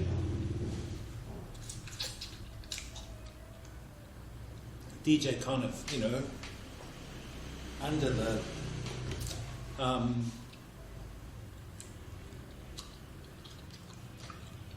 and not be tied down during the organization. The thing is, if you get a work permit here, even a business visa, you're going to be tied to an organization. No, you don't want to do that, you know, until they get these 3-month visas up and running. So I'm all hanging out for those 3-month visas. That would be cool to me. I just hope. He says, oh yeah. I just hope they don't put any restrictions on it, like, oh, you can only use a 3-month visa twice a year or something. That would suck. Well, it wouldn't, because if they did, I'll go back to Thailand for a few times, you know.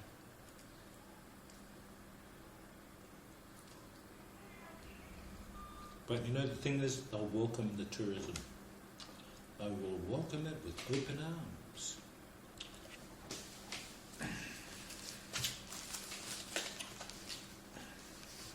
Anyway, we're going to head to the cafe. Head to the cafe. Let's chuck the jackfruit in here.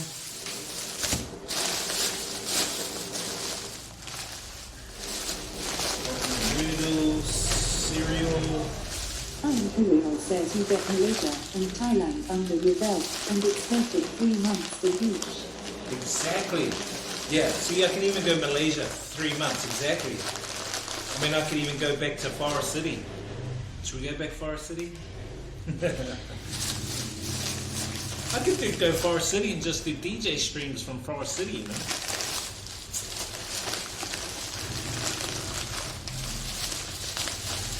I might actually try and see if my mates in Malaysia knows anyone at any bars. I wouldn't mind doing like DJing in Malaysia, DJing Kuriel in says you Thailand. could DJ Forest City easy lenti. Yeah, that's what I was saying. Kuriel says plenty of free space love. Exactly, I could set up like fucking even in the gym, I could set up anywhere and do a DJ stream. Exactly. On the balcony, you know? Bro, perfect. And it's cheap there for me. My mate welcomes me back, you know, there's come back. He says I'm not exactly tied down, I don't want to ruin friendships or get rid of my dogs. Yeah, fair enough. People are attached to something, so if you're attached, it's a bit difficult to travel, you know. But no worries, you know, it is what it is, you know, in that situation.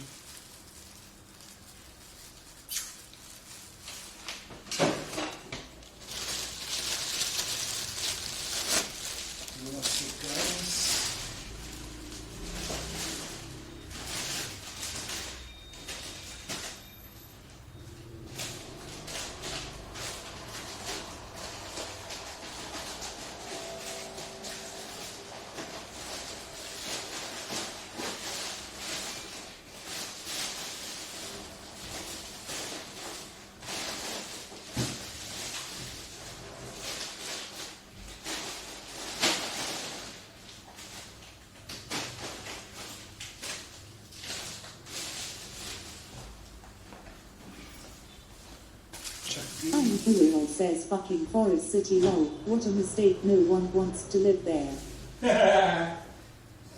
I know, but you know, it's a good place, bro. It's a good place for digital nomads. It's a good place for streamers like me. And why not take advantage of it, you know? Good thing is we get 3-month visa in Malaysia.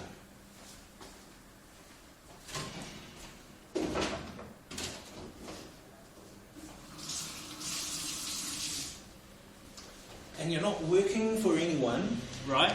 So they can't say, oh, you're working in Malaysia. Technically I am, but I'm not tied to organisation in Malaysia, you know? Unless I DJ. But even that, you can get around. IRL says I wouldn't mind staying in Malacca or Malacca?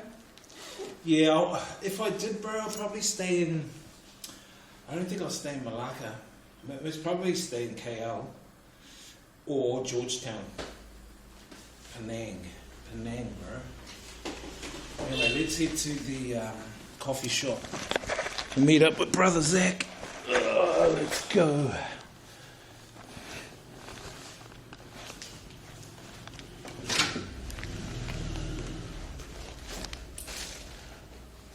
All these motorbikes, all this area will be full soon. Everyone will be back from work.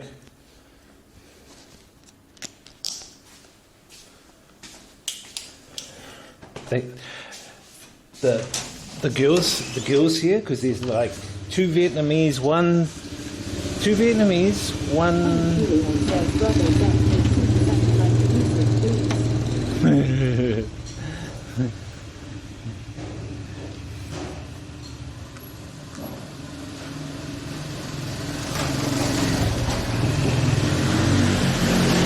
Muslim priest, the Muslim priest gone rogue.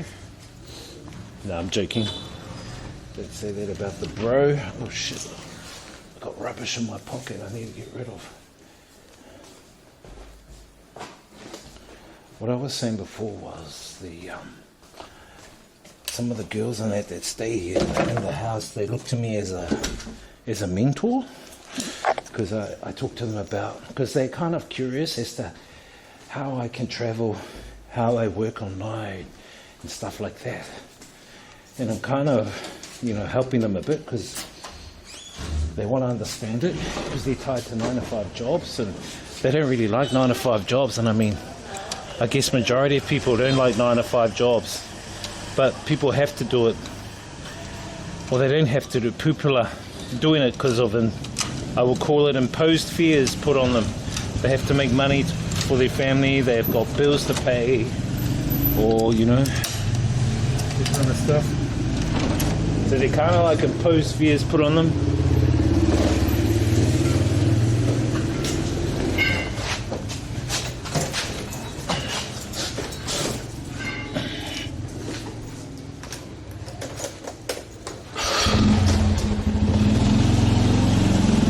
And so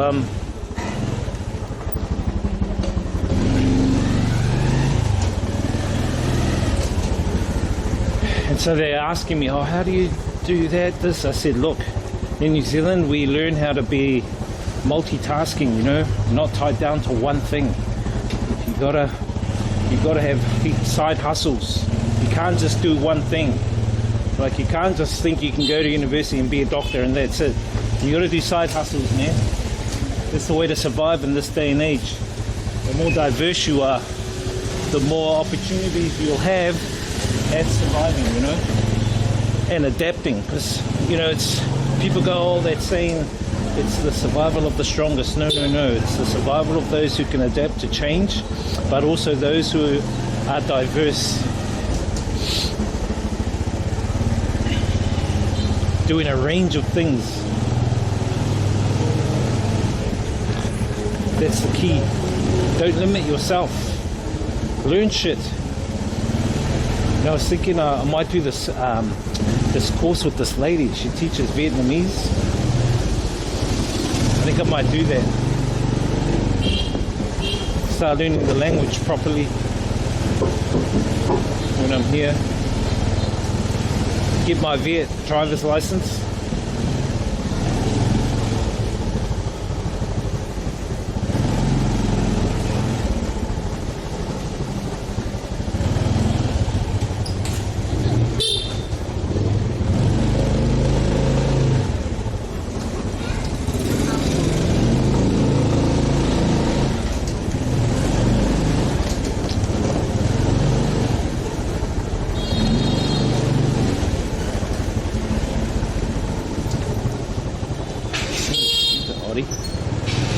one. She's a hot dog.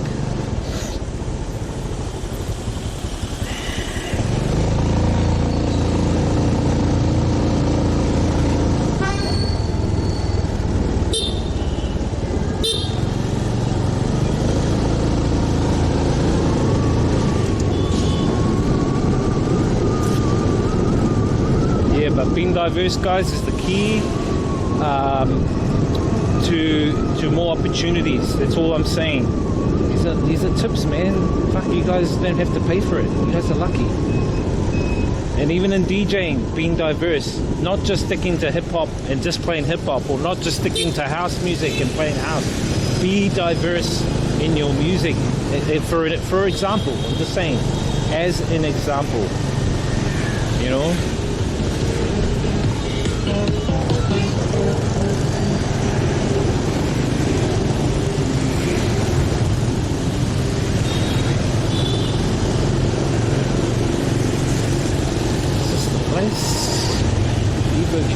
Down there, like that. Actually, we should have gone to one of these other ones, guys. These other cafes where they have these sculpt like fucking pottery, and you can thing the pottery, like paint the pottery. You know what I mean? You can paint the pottery up.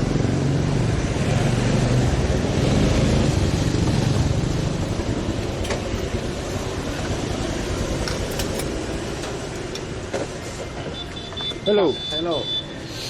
Lâu lắm gặp. Đi khắp vậy là quay phim cả cái thành phố Hà Nội này luôn.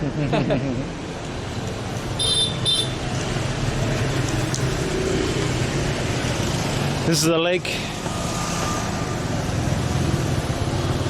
We'll go up the top. Hopefully no one's right up there. We got an elevator, which is good. Hey, look at the fish. Something fishy going on. Says you paid for parking. Nah, it's free. What is that? It's free. It's a ticket they give you just so you get your number, you give it back to them. If you lose this, hard to get your motorbike, bro.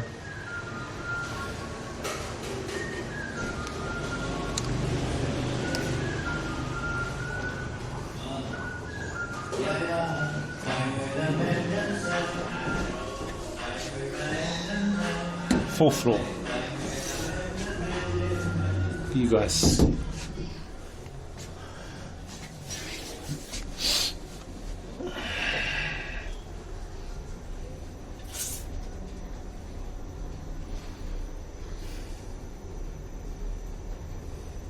Hello. What's your name? Might be a bit cool out here, but I think it's a bit better. You guys can see the action. You know?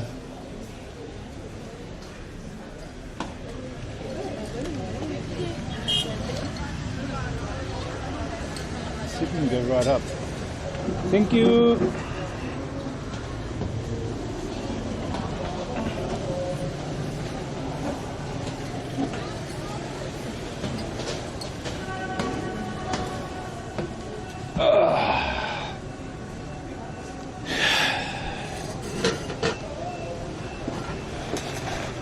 We're right up the top, guys. Top of the world.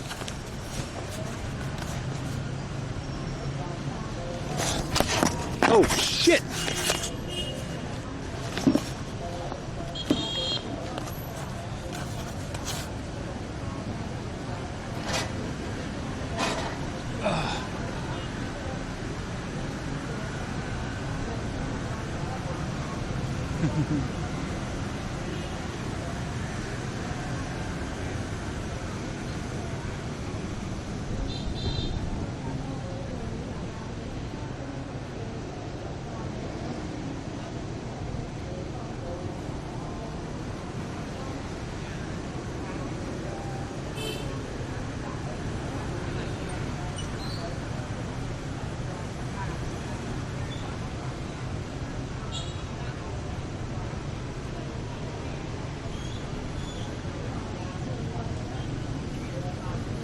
Zach. Do they have beer? This guy. Hanoi says, yeah bro, I'm watching you taking notes, getting ideas. Ideas for what? This ideas guy.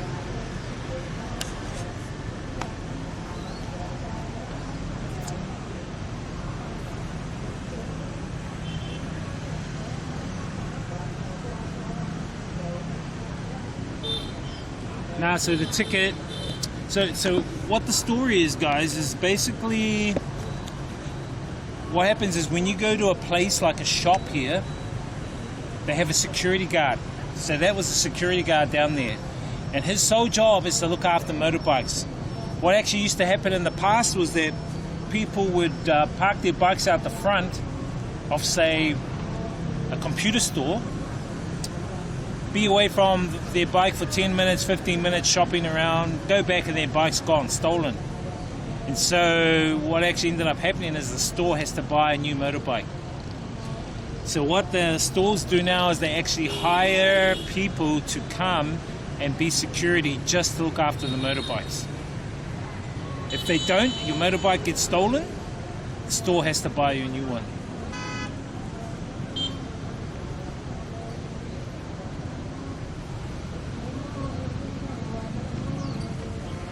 Oh, don't take all my ideas, Flying Kiwi, don't take all my ideas. Would you mind staying in Malacca?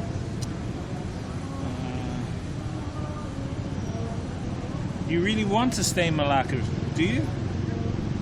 What's so good about Malacca? I mean, it's not bad. I found it was quite good, but I don't know if I'd stay there. It seemed a little bit boring. Rather go somewhere like here where there's some action, you know.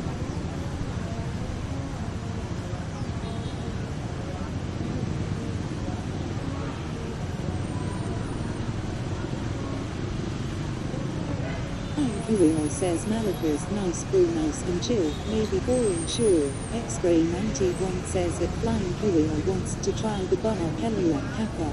Haha, the Boa Kaluak. Bro, the Boa Kaluak, yeah.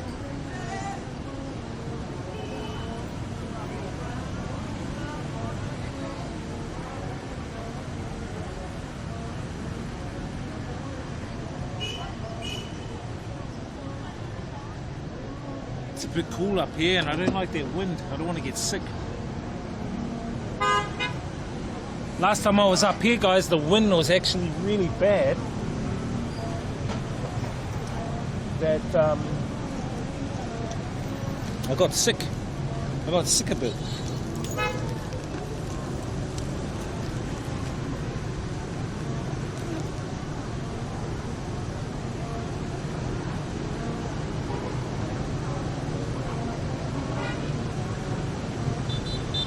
What makes it worse is it's cool.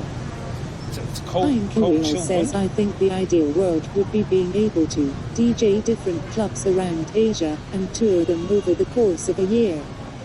I think the ideal world would be able to DJ different clubs around Asia and tour them over the course. Yep. Like you could probably stay in like Thailand for maybe like 3 months. Vietnam 3 months, Malaysia 3 months, like do a stint, but you'll jack it up where hey, I've got my own tea, I don't need that tea. Oh no, here she is, I better order. Hello, menu.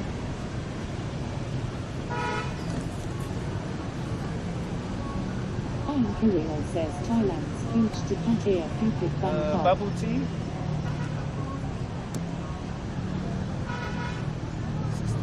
Oh, okay. Now, wait. Let me check.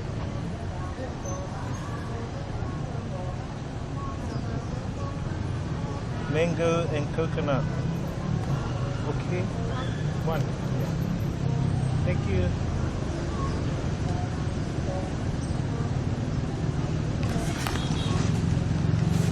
She's cute. Hanoi says cool, suddenly lots of places to DJ. Yeah.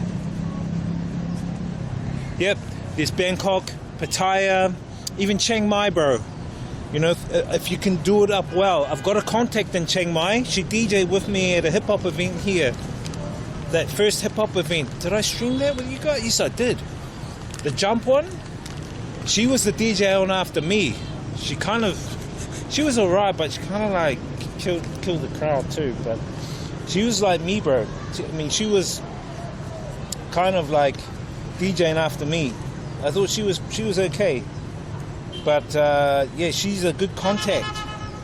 She's a good contact. Where did I stick my stick? Oh, here it is. Got the stick. Put you guys on the stick. Bro, I think she'll be the one.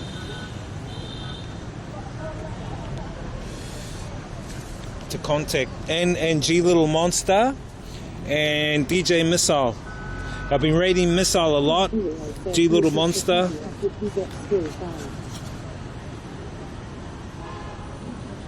Course, bro. Course. Hard.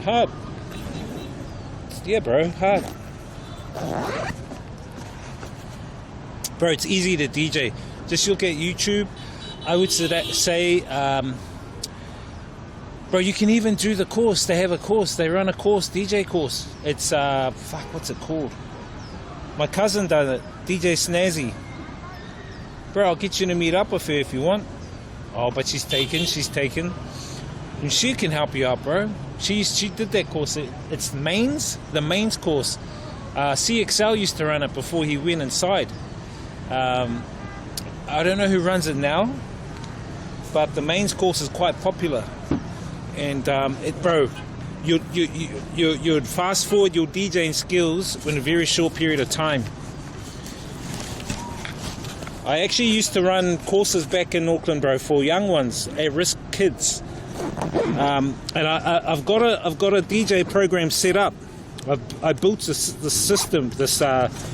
I'll talk to you guys soon. Hang on, I'll just take this off. I need a quick release, eh?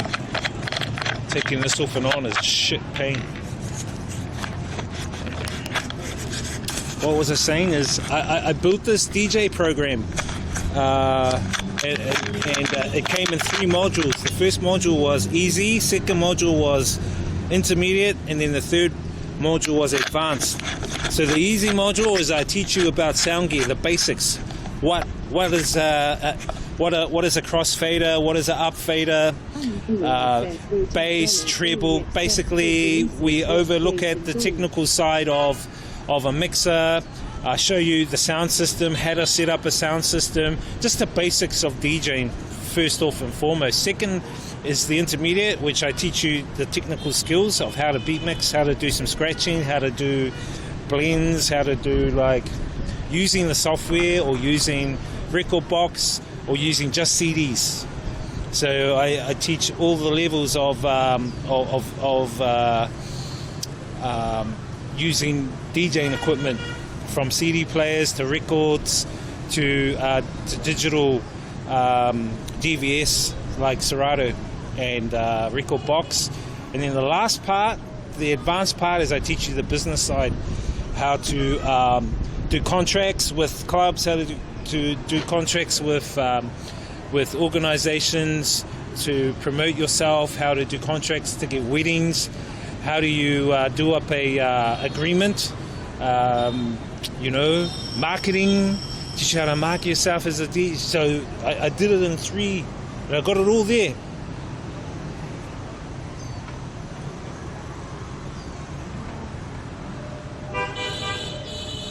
Oh, put a link up in the Discord.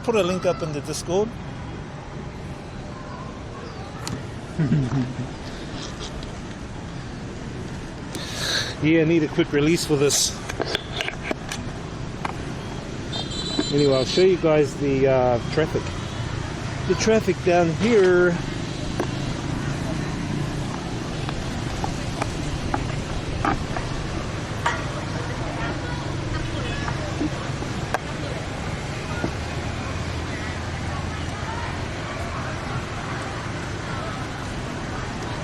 Take this roll box out.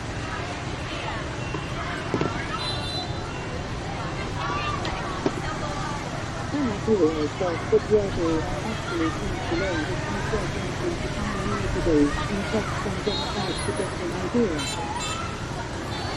Bro, I recommend getting a, I don't know if they're deck, bro, because decks are changing all the time and it depends on what you want to use the deck for.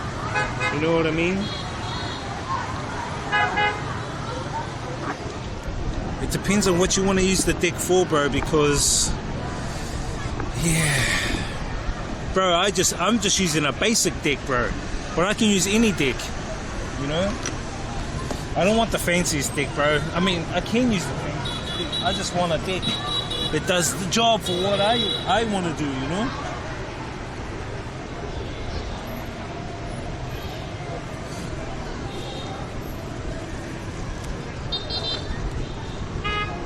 But as I said, I have a gold Technics turntable 1200 records. I've got it all. It's gold plated. Gold plated Technics 1200, but I hardly use it now because, you know, I'm on the road doing traveling and shit. And I don't want to bring it because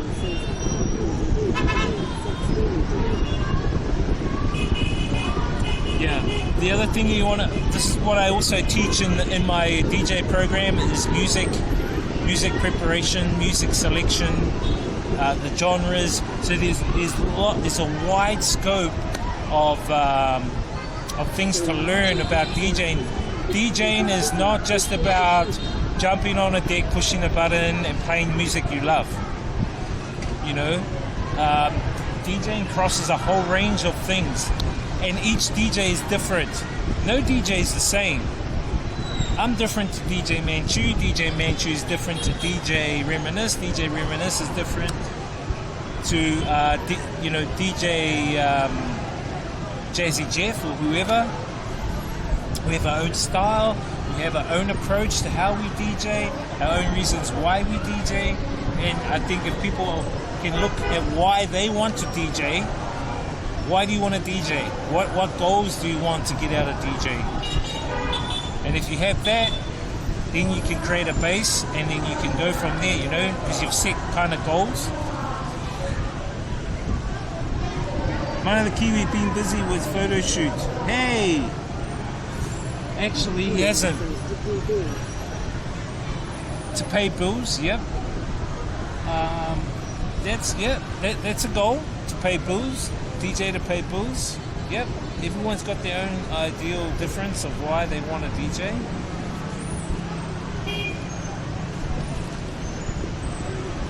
Pay for this.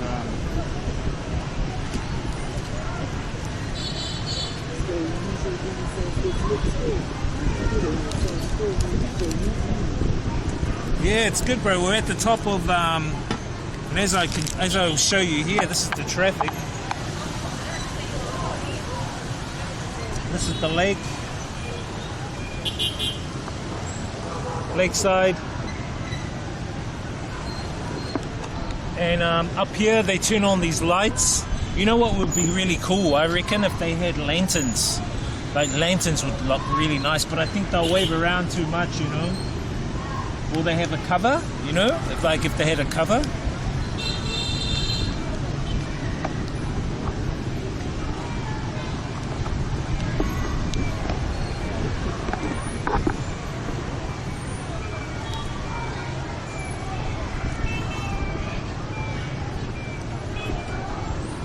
Welcome to the stream, guys. Thank you. Hey! I got it. Do you want some? What is your name? Name. I'm Zach. Nice to meet you.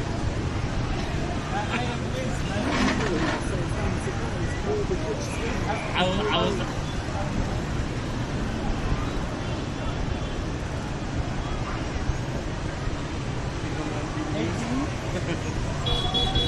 She was pointing out, and I said upstairs, and then I'm like, how do you get upstairs? Because you go there and you don't know, and you kind of hide, yeah. And then she's like, brought it up, so I was like, really good. Oh, but I think she knew, but she told me to go out. You tell her I was coming. What? You told her. cream comes. Oh, yeah, because when I get here, she was like...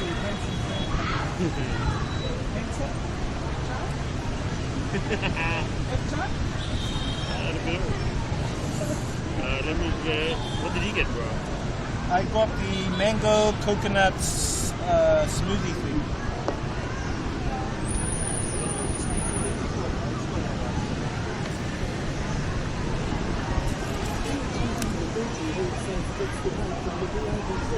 Yeah, this is Zach, guys. Hey, what's up, man? Bro, Zach. Call me DJ, Live need stream. money. Bro, you need to come up with a DJ name. Okay, I'll get him under the kiwi pick. Okay. I'll just get coconut green coffee, yeah.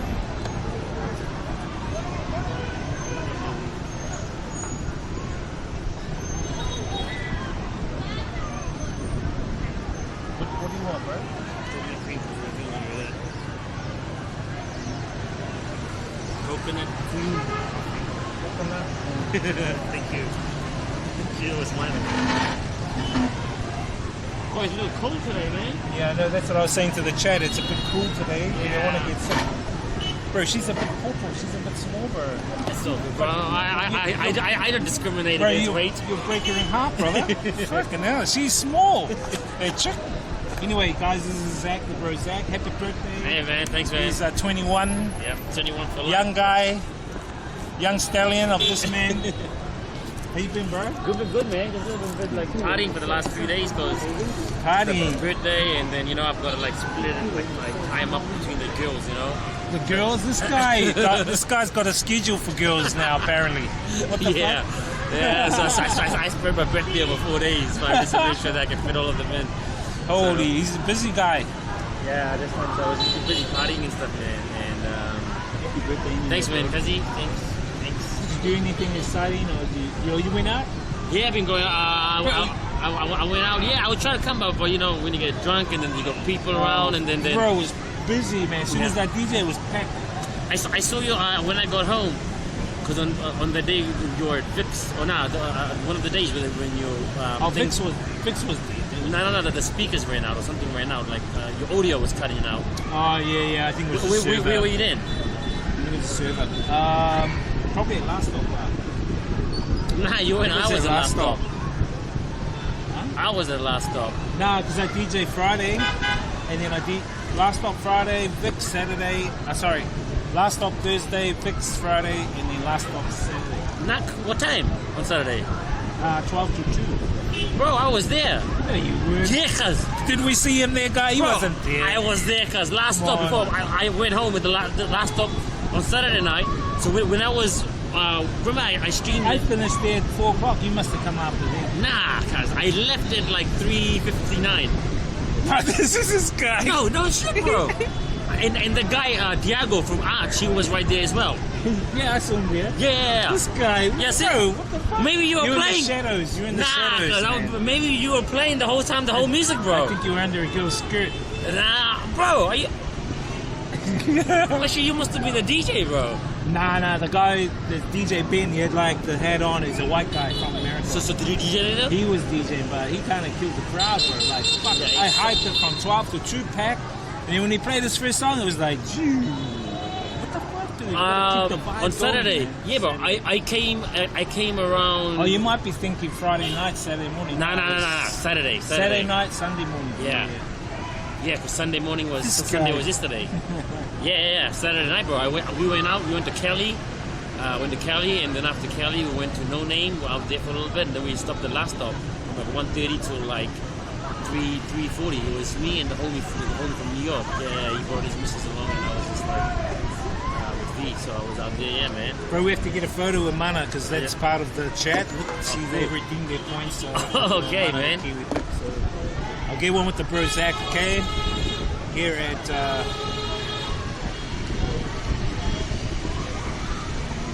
there you guys go. Here's the pic. Okay. I'll post it up on the Discord. Yeah, we were just talking about DJing.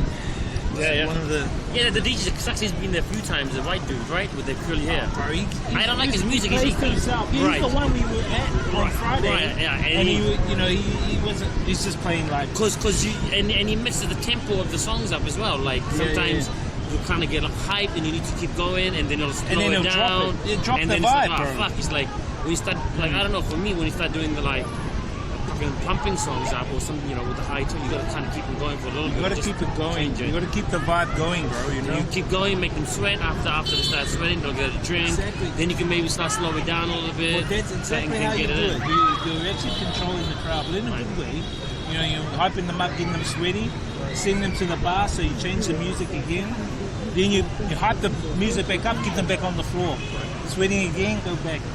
You make the girls, you target the girls first, you make them like nice and hot and wet, and so the floor's packed with girls, and the guys will come. For sure, man. That's the way you must have done. But yeah, that dude, I don't really like him. I was there that night, so I was there from like 1:40. Did you stay back? What time did you stay back to? I stayed till 4. Fuck, bro. So were you sitting in the corner? Nah, I was sitting actually near the door, the swinging door opposite the bar. But I was sitting down talking to Moon. He was there. Because I didn't go around and looking at all those pews. I was drunk. I was V, and I had to protect. When you're with the chicas, every time you go there, every fucking nigga wants to come and just be like, yo, fucking, who's that dance. chick? Who's that? No, they're trying to approach them. I'm like, bro, you just need to like back off. So I'm like, so you can't really enjoy your time because you always have to keep an eye open. So if I'm dancing with the homies, she's sitting down. You got to, people are approaching Can't him. beat mix, yeah. And people are like, hey, I'm like, bro, no, she's like with me. And one dude's like, oh, I don't care. I'm like, bro, like, are you serious? Like, and he's like, oh, okay, go. And after that, he went away. As they say, sometimes what stays at the bar stays at the bar. Yeah, so that's why I really like taking girls to the bar, especially because then you got all these especially those kind of bars where there's a lot of hookers over there and like a seedy night places, Yeah, I saw a few hookers there that night, There's a lot that go out, Yeah, bro? all of them to those bars. That's where they all end And up. some I saw middle-aged as Yeah, well. definitely. And I've been going there a long time to see you around, but you know what's up. So And they give you the stare. The hookers give you the stare. yeah, but they A little wink. They all go there, but it's always a good place to just go with the homies, a nice vibe. Nah, it sucks when you need to bodyguard chicks. Yeah, Ruins bro, the and fun. that's the thing, man. Like, Yeah, and yeah. ain't no fun, so you can't really have fun nights. So it happens to me a lot, even when I go on dates or something. So you gotta kind of go to a little bit of a chill place because, drunk guys when they come as well, they're in a different mindset. Yeah, some chicks, and you want to try to avoid this kind of troubles. Yeah. Long you can get into fights, you can get into a lot of bullshit. So Yeah, you don't want to get yeah, involved in but that shit, now we went to the home because it was near there, so I like the music and the vibe. But yeah, you still kind of gotta I'm dancing, they're sitting down with two girls, and and you call the attractive girls, and everyone's there. It's like, oh, fuck, That's the thing, you're like, and guys will try and step in and try and But I kind of told them, yo, bro, you just need to fuck off. People are you said a few of them, and they kind of get the vibe, but you can always see them dancing these ways. You see them creeping, trying to dance and come around with you. I'm like, man. and they give the stares. I was like, bro, just I just have to try to have a good night.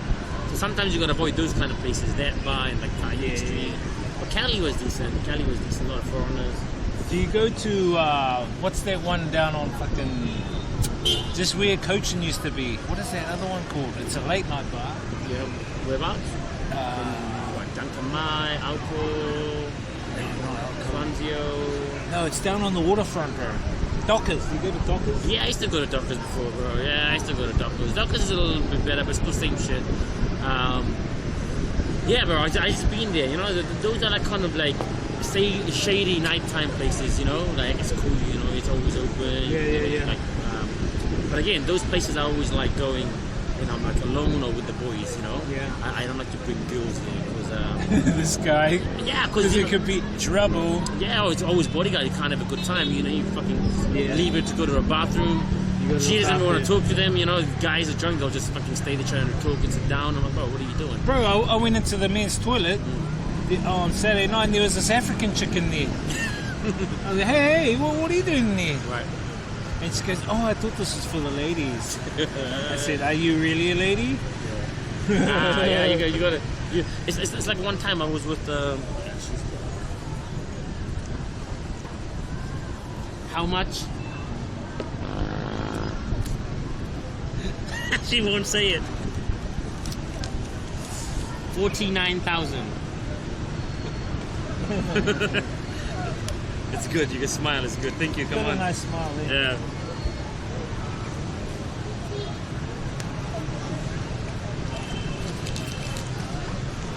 Get any good gifts? Yeah, got a few gifts, man. Ring like what? Physical gifts, eh? Physical gifts. This guy. Me, man, you know what she did, bro? She bought me a fucking box of KFC, man. Oh, and wow. I go home, I'm like, man, That's really? cool. This bro, I like, I like fucking That's fried cool. chicken, so she bought me like a whole box. I'm like, I can't even eat all of this Yeah. now. She's like, oh, you can eat it later. Yeah, You tomorrow save morning. it, yeah. Bro, that's nice. It's thoughtful. You know? So guys, I just bought this coconut cream coffee, and this only cost me less than $2 US. Great price, great deal. This guy. This guy's dropping YouTube shorts. Bro, it's good, man. Like, you know, like I had like over 300,000 views on all my shorts, or like passed through, and then 125,000 like click-through rates and all this. That's good. Yeah. Are you fuck, looking they at didn't your- give me- oh, they didn't give me- Are you looking at your analytics? Yeah, it's noticed that it's quite fun, man. Yeah, my biggest ones are from Vietnam, second is US, and third is Uzbekistan. Yeah, you get a lot from Vietnam, bro. Uzbekistan, where the fuck's that? Yeah, Central Asia.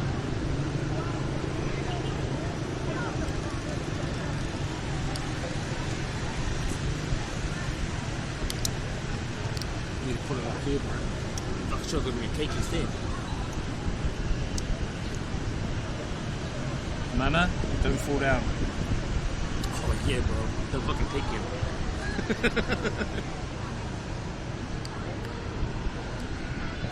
That's a good one. Guys, if you're watching on the stream, how in your country, how much would this cost? Bro, in New Zealand, if you bought this at like, what's a coffee shop you got in New Zealand?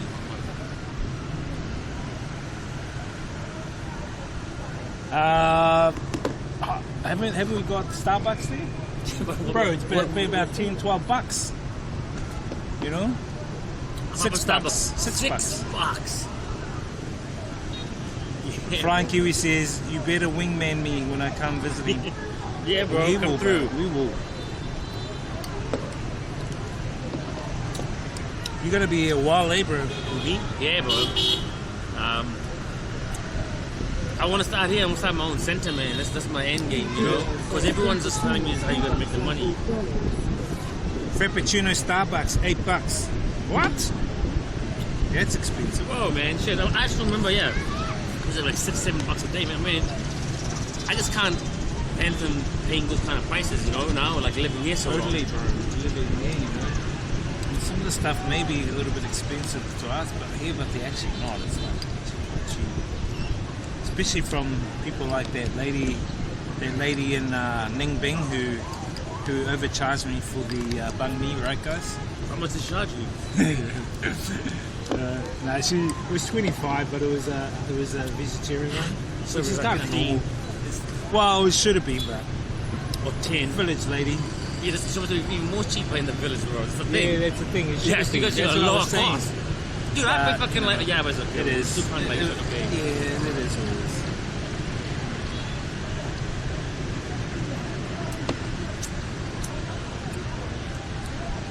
So you're not working today, right? That's right. Tomorrow, bro.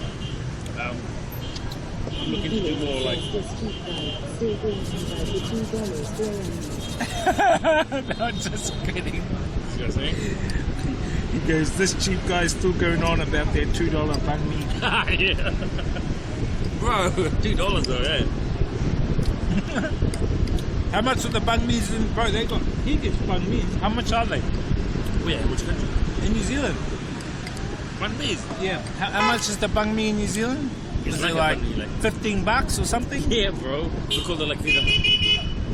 Bro, you're better off like getting your own food. $16. It's like a Subway, bro. How much is Subway in New Zealand? For Bro, I think Subway's $20 now. bro, you can get exactly the same stuff here for like pretty much probably like proper one with stuff like a brain piece and shit. Bro, I got a banh mi the other day for like fucking 15.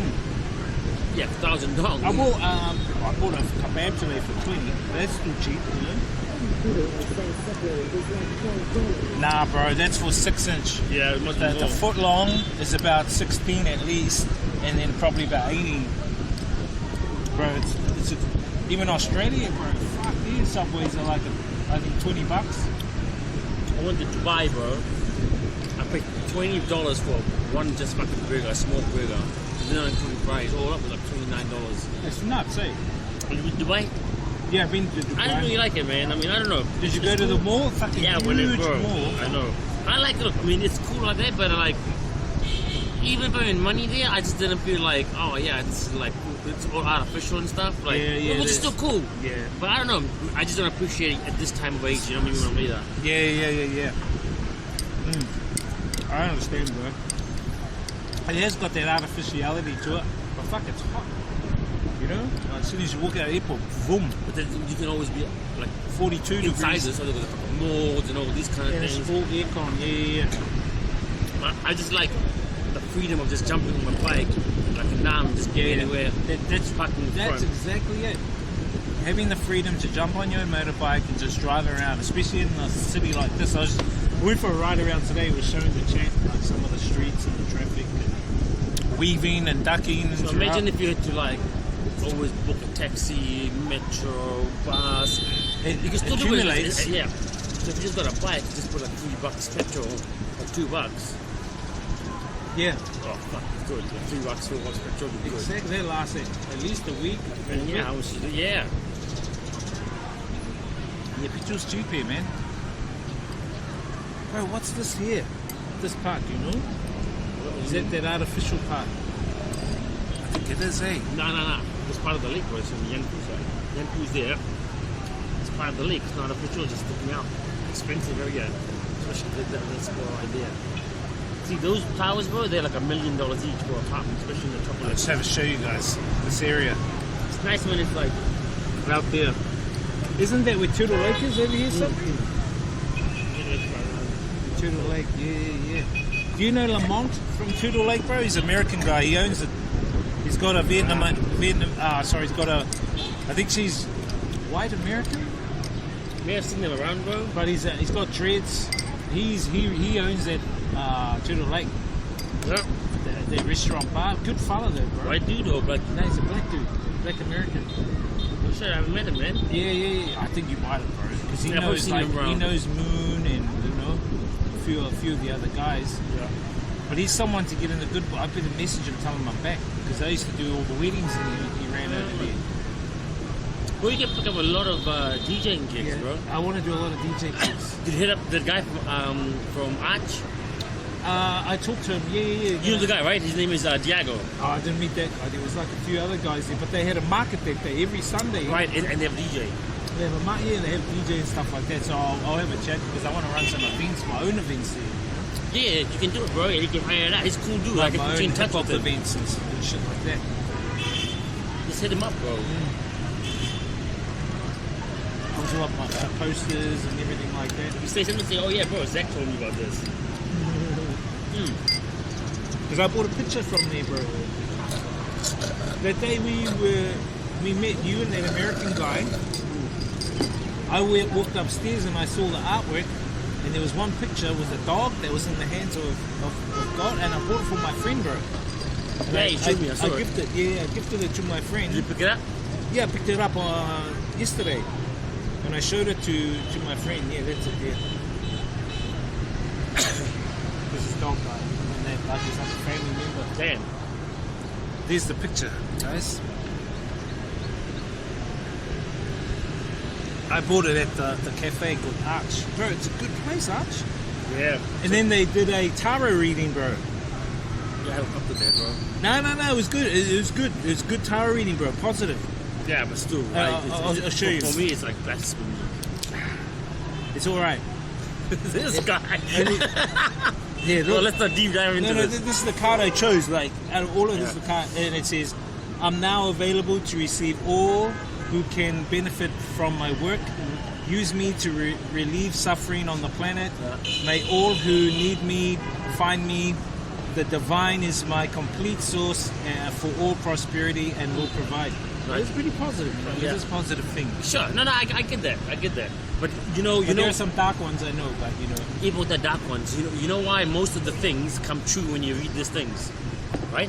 And I'll tell you exactly why. Because it's whatever you think and whatever you read, it comes true. So if you want something, It's like law of attraction. yeah, but that's exactly it. So if you read something, if, for example, you have something, right, and you write in a card and you look at it every day, guess what's going to happen? It's going to get engraved into you, and that's what your actions will start doing without you even realizing. Is there why you're looking at Hanoi gear all the time? Hey, Yeah, you bro. stuck it in. He's stuck in the beer, guys. He's stuck in the beer. Bro, they're going to camera there. Oh, I don't care, bro. This guy.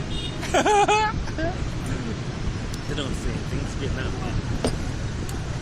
She won't do anything because we called her, you know, cutie. Oh, they'll no one says it. Like, sometimes, I mean, dude, to be honest, there's not one place I've ever been where they said, hey, bro, don't, like, can't drink this. Like, I don't want to. I'll walk in, I'll buy something.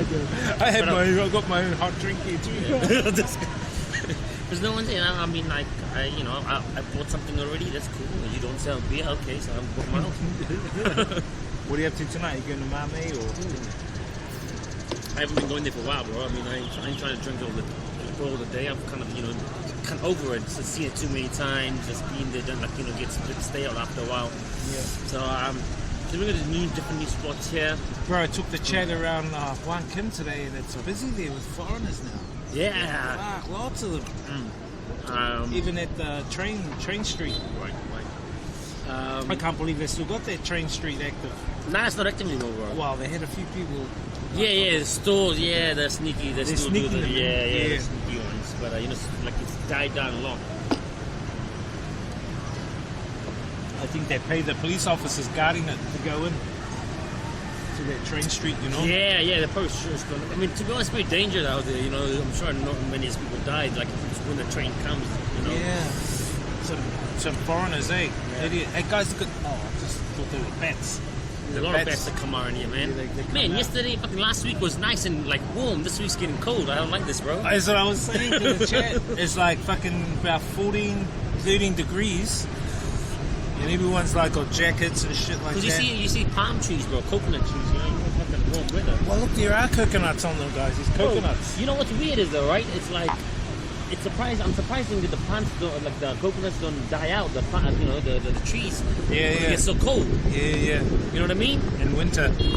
Because usually they're tropical, eh? They should be tropical. Yeah. So in New trees. Zealand, if you plant it, like in Auckland, even in summer, it should kind of theory-wise still should be, you know.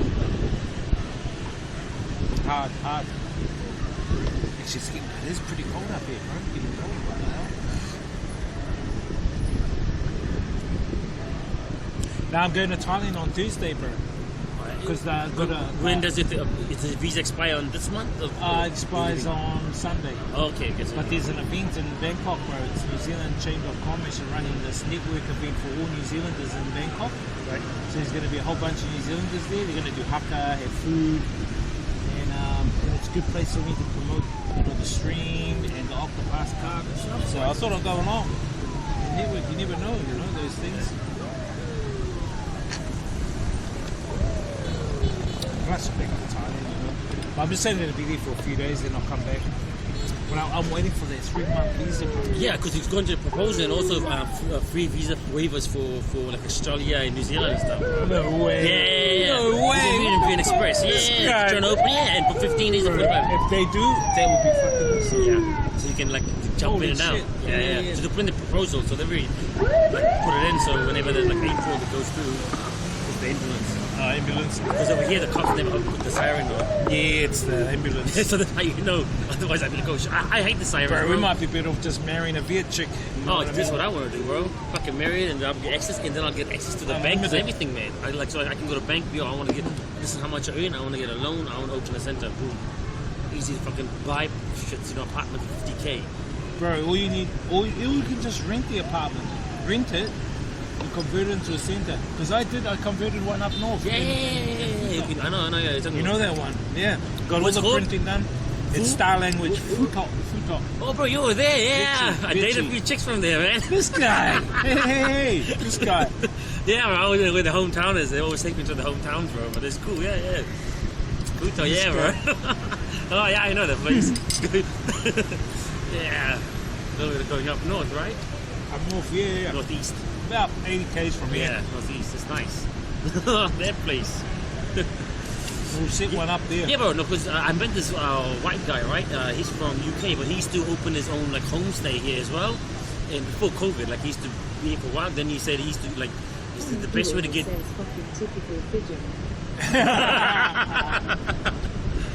Yeah, bro. Yeah, man. Like fucking. He opened his homestay. Yeah, homestay, man. And then he used to make a lot of money, just like rented it out, like Nice. updated it. But he always said, yeah, bro, you should you should always like just get private students and stuff because that's how you make the real bank. I used to do it before COVID, like get like $1 million an hour, get 3 students, it's $3 million. Yeah, it's pretty good, eh? And then you can get other teachers in, like Filipino. No. But no, so what I do is get normal teachers, right? But yeah, get them to do the work, man. Like I just manage and oversee. Yeah, just get the money up and running. But yeah, if I stay a long term, why not, man? Like if I'm in New Zealand. Buy a house, bro. I don't really want to pay like nowhere around $1 million in Otara or fucking. Wow, bro. Houses back in New Zealand is $1 million in Otara. And that's, I think it's overvalued, man. Bro, it's fucked up, man. Overvalued, like I know down in like Tokoroa houses are cheaper, like yeah, but what 150. happens is there ain't no job there. Yeah. So that's how the prices of house go down because no one's moving there. There's no job. People can't sustain it unless retirees. But big city Auckland, bro, it's expensive, man. But to be honest, if you ain't got 1 million, don't waste your time. Exactly, bro. They're 1 million. You can go like, 50 countries around the world with good facilities, like good health systems, hot girls, good life, nice friends. Then if those are things you want, bro. You don't want to be like spending all your life just paying a mortgage off and doing 9 to 5. Well, mortgages now, you can't pay it off in your lifetime. So what you have to do is you have to hand it over to your kids, and they have to pay it off. Yeah, bro. That's how it's done. Before it used to be you die. Before it used to be you die and the house becomes free, but now it goes on to the debt rolls over. It goes over to your kids, so they have to take over the debt. They have to take over the payments. It's like fuck. Yeah, it's generational. But it was better in the Fine Kirill says, I think Malaysia and retirement visa is a good option if Vietnam and Thailand doesn't work out for you. Yeah. Yeah, Malaysia's good, even Indonesia. Yeah. But Malaysia's cool. I mean, depending where you go, yeah. But Indonesia is like nice as well. Bali's really good for that, and a lot of other places outside of Bali, like Terengganu. I could live there too.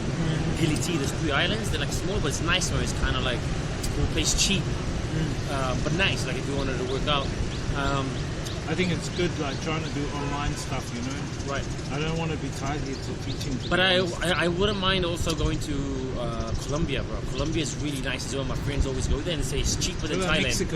Mexico's Colombia's, even though it used to be dangerous, a lot safer than Mexico. Mexico's still safe, but certain parts, Cartels. And Colombia's really like changed a lot, and it's good and it's cheaper. It's cheaper than Mexico. It's cheaper than Thailand. So my friends keep telling me it's like nice food.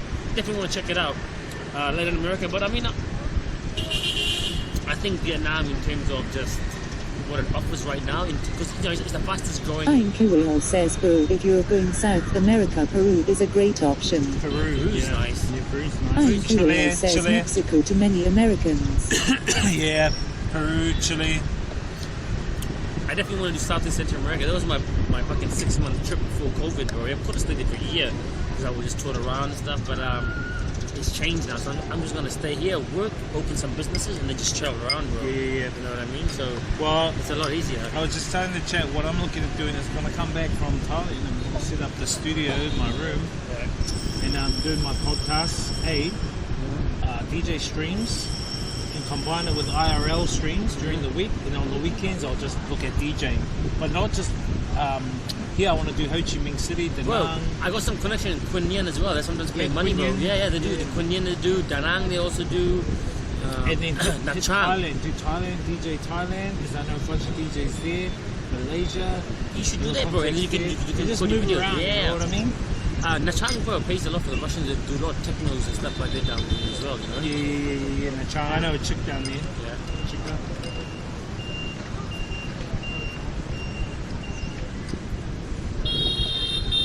And that's what I want to do, just free my time up during the week to do other things, you know. Yeah, no, that's good, bro. That's the goal anyway.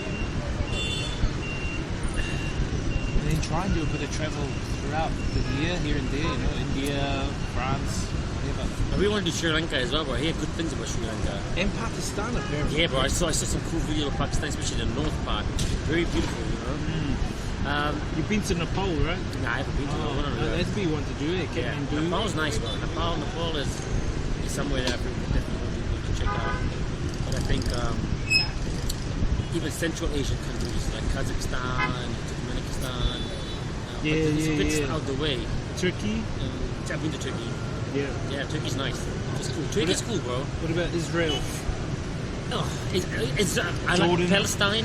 It's nice. Israel, in terms of like Jerusalem's cool, but just by being Muslim, being in Tel Aviv and all those areas, like it's like quite you know, discriminatory. You know, people really, you know. I had cool times though. You know, I hung out with a lot of Jewish people and smoked weed and things. And Yeah, in Thailand there was a few Jewish we met up with. yeah, but some of them are cool. different, man. Yeah, there's cool people Everywhere in each bro. country, yeah. So it's just their And there's ideologies and things. idiots as well, so you know. Yeah, bro. But over there, like, you know, it's a very sensitive topic, you know, so it's like, you know, it's not really too much about it. Egypt was nice, bro. Cheaper. And you know, we have, and I'm not being racist here, guys, but I got told, because I went to Ning Bing, bro, last week, bro, mean. And I talked to these retiree travelers, bro. They retired. They're from Germany. Sorry, they're from Canada, but they're French Canadians. Bro, they're about 79 years old. They're traveling, and they've been traveling since 1966. Fuck, man. 1966 they've been traveling, and they've only been back to Canada a few times, but they've been everywhere because they retired. And bro, he says to me that he looked at my skin. He goes, "You got international skin." I said, "Huh?" He goes, "Because you can blend in. You Yeah, can blend a lot into of most places. countries." he That's said. what's up. You can go to South America, you can go to Africa, you Yeah, can not go being to racist, Asia. that's what he said. No, that's true though. I've had a lot of people Yeah. say, "Oh, hey man, if you go to Latin America, I don't think you maybe you're Mexican or from Honduras or you can pass by as this." They think we're Mexican. Or if they you go to think we're Egypt, bro, you can go. You can go, bro. I went to Egypt. I went to Egypt with my cousin, and we Yeah. went to Alexandria on the Mediterranean. And she was scared, bro. Like, we were at the hotel, and I said, I'm going down. I'm going to go out and have a walk around. She goes, "Oh, aren't you scared? You know, this is Egypt, and those people look like, you know, they're gonna they're savages." I said, "Bro," I said, "No, they look exactly like us." I said, No, it's all good." I said, "Oh, well, you stay in the room." So I walked down, bro. And, bro, didn't even look at me as a tourist, you know. I thought, man, I blend in pretty well. Well, that's why, you know, like I always say as a joke, anywhere in the world I go, I walk around and I see a white person, I always feel happy, you know, because if they're gonna kidnap anyone or some shit, it'll definitely be them, you know. But no, I always feel safe. I'm like, bro, if they're safe to walk around out here, I'm safe. Bro, I met this New Zealander in Ning Bing in my homestay. He was a white guy, and he said the same thing. He goes, "Bro, I guess you don't get much trouble as I do." I said, "What do you mean?" He goes, "Bro, I get locals coming up to me, hassling me, wanting money from me, and all that kind of thing." And I said, and because he went to India, and he said it's even bad there. Right. He gets it real bad there. And I said, probably, bro, he goes, it's because you kind of got that international skin. You even said it. Yeah, no, I agree with it in a certain way, man. Like if you like what you stand out a bit more, right? Otherwise you can blend a little bit in. If you got like hoodies on, mask on, if you walk by someone who really knows. Bro, they can't even. And it's hard case because I have glasses on. I have my neck gaiter up like that, glasses, helmet. Right. Exactly. And then So I it's talk Vietnamese. They think I'm Vietnamese. They talk Vietnamese back. Right. And especially if you go to some other parts, bro, they've got even dark-skinned Vietnamese a lot in the north. You know, when the Sapa and stuff, when there's Hmong people, and you go to the south, you see them. And Queen Neon, I saw a lot of people hang out there really dark. I'm like, man. And especially you go to those ethnic minorities, you know, like the Champa people and things like that, you know. Yeah, they're really good, eh? Those people. Bro, their chick still messaging me, the tall one. Oh, man, she ain't care, bro. She ain't care. The tall one from Sapa. Yeah, she was into you, man. She was into She wanted you. me to stay. I said, no, Right, no, no, I know, no, she no, no. wanted you to stay and the other girl was like, oh, yeah, let's go. But Bro, the, that other girl was feeling your, bro, I would start feeling, just shit started fucking just start feeling me up on the bike, bro. I'm like, man, I'm this chick, I'm like driving. I'm like, guy. oh, hold on, man, hold on. What stays off stream remains off stream. What stays off stream remains off stream. This guy. Yeah, man. In next week or something like that, I'm going to Nha Trang for a few days. Are you? Yeah, with this girl. I know she's a friend of mine. I've known her for a while. And Her name's not Dory, is it? nah. My story. And everything. She said, oh, hey man, let's travel to Nha Trang together. So I think she finally come around after 5 years. You know, maybe she's gonna put out. I don't know. This guy. Nah. But she's like cool. So I said, hey, let's go out. She's like, do you want to come through? Yeah, it'd be nice to go out there. You know, you go there, you're on holiday. You know, holiday fun. Next one thing leads to the next. Minute. You This know? guy. This stud. So, how long are you gonna go for? Just a few days. Or she said she's gonna go a few days. But if I'm gonna go, I want to at least go for like 4 or 5, right? Because I've been there once, but the last time I was there for 3 days, I didn't really see much. Just partied around, just saw the beach and the nightlife and just the atmosphere. I just don't want to see it. I would like to stay there longer, but what I really want to do is do the trip from Dalat to Nha Trang on the bike. It's one of the coolest scenic good route. one. Very good scenic route. I've never done that. I've read a lot about it. I've seen it. I'm like, yeah, it's really nice to get your bike from Dalat to Nha Trang or Nha Trang to Dalat. The lat's really nice, bro. But the view, the drive is It's awesome. amazing. The lat's really nice. It's in the hills, the lat, guys. It's cold though. Yeah, haven't been It's there. fucking cold, bro. It's in the hills, but you know, it's a lot greener. Yeah, definitely. Dalat. And it's got a French architecture and a French flavor to it. Yeah, Dalat used to be a French getaway for the soldiers from Saigon. So they always used to go there as a getaway because it was hot in Saigon. It used to be like a getaway treat, like Bavi used to be, bro. Yeah. When you go Bavi, you go through. Have you been to Bavi? Yeah. And you go through this Mountain. up the mountains, and there's this ancient ruin I've churches seen and the stuff. church. Yeah, I've been in Yeah, that bro, it's church. scary, but it's Especially cool. on a misty fucking. Bro, yeah, I took a Like, what video the there. hell? Yeah, and you go there, it looks like fucking something from Silent Hill, you know? It is, bro. It's And I'm Silent like, Hill. shit. But it's cool. There used to be like a getaway trip for I've hot seen days. it, yeah. Bavi's good if you go on a nice clear day, but on a like cloudy, misty day, ooh, it's scary. Yeah, but it's cool, man. You know, I mean, cool vibe. I think just Vietnam offers a lot of these things, man. Like, to be honest, number one thing for me overall is just the cost of living. In terms of like what you can It's earn, way right? more efficient here than it would be back in New Zealand. Yeah, You know what I mean? No disrespect. Xin chào.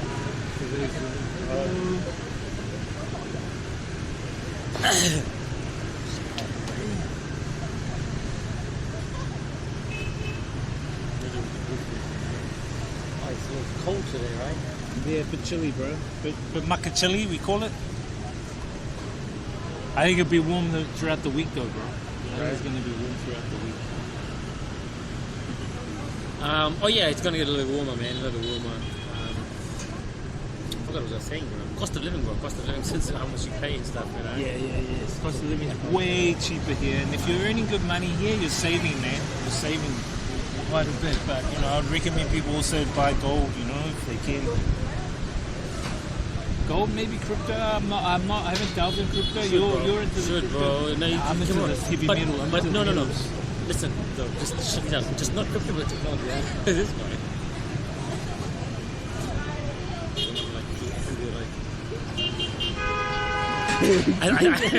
I think it's time to redeem Mana the pick with the chicas.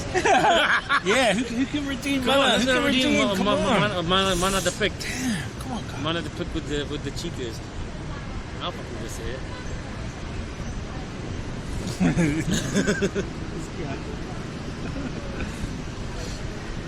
They love taking photos, eh? Yeah, I kind of like the two, bro. I go sometimes meet up with these girls and we just go out and take photos, and I'm like, yeah, cool. And it's nice, you know. It's nice to hang out with them sometimes, you know. Just have a conversation, you know. If I'm going to talk to anybody, even if I get nothing, at least I'm looking at something nice, you know. This guy. At least have something nice to look at while you're talking. Yeah, it's pretty cool. Some of them are good to talk to, eh? Yeah, bro. No, that's cool. True. Very you know, friendly, I have a yeah. nice. I mean, come on, man. In New Zealand, you just said hi to someone. Yeah, I was there. Oh, someone's in. Hello, follow. welcome. Listen, Family Mart. Oh. Yeah. It's like a follow. Yeah. But Hello, it's welcome. not actually coming through. I don't know why it's not coming through. Is it in Japan? Oh, welcome. No, it's Thailand. It's the Thailand Japan one one. is I'm trying to remember the Japanese one. It's like it's just very stuck in my mind. It's like I can't remember it. oh, yeah, it's like this. Yeah. Oh, it's been a long time. I missed that. Oh, family alerts mode in are Japan is working. good. You should have logged into Wi-Fi. Wi-Fi is good. Nah, it's my the alerts. Back home. Iron Killer Stream says Summer Musson. Sami Mason. Sami muscle? Sorry, you know, like. Oh my God, you speak English? No. No. No, in English. Little.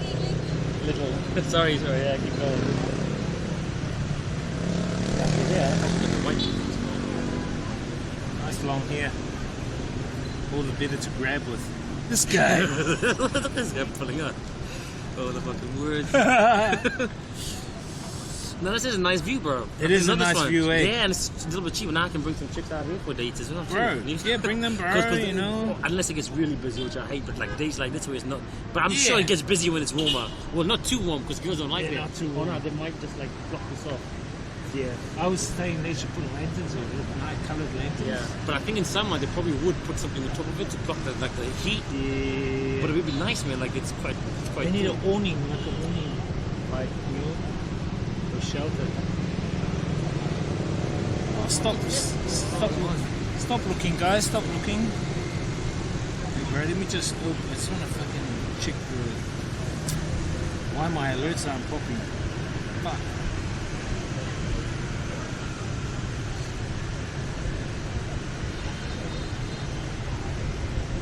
I want to buy apartments here, bro. Even if you're not like here, like on the coastal cities, like bro, you can for 50K US, right? You get Yeah, like a 96 meter That's actually apartment quite in a good Quinyan. amount. That's in Quinyan. Yeah, Small Quinyan's town, good. but bro, like Quinyan's when it's good, facing bro. it opposite the beach, like I'm like, man, if we had places like in New Zealand, this would be worth like fucking multi-millions for the view. I'm like, shit, I just go there. Why don't you get Buy it one and rent there it out. and set up an English centre down there in I Quinyan? could, bro, I could, right?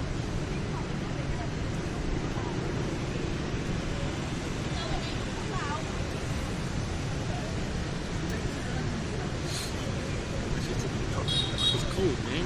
Cool, they're taking photos off and everything, guys. Look, these guys are getting a really good view. I just need to check out something. The bro. guys is an X-ray version on the stream. Hey. If you click on the hamburger, click right, press zoom in. You can turn it to X-ray mode. So the alerts will pop up. X-ray mode. X-rated mode.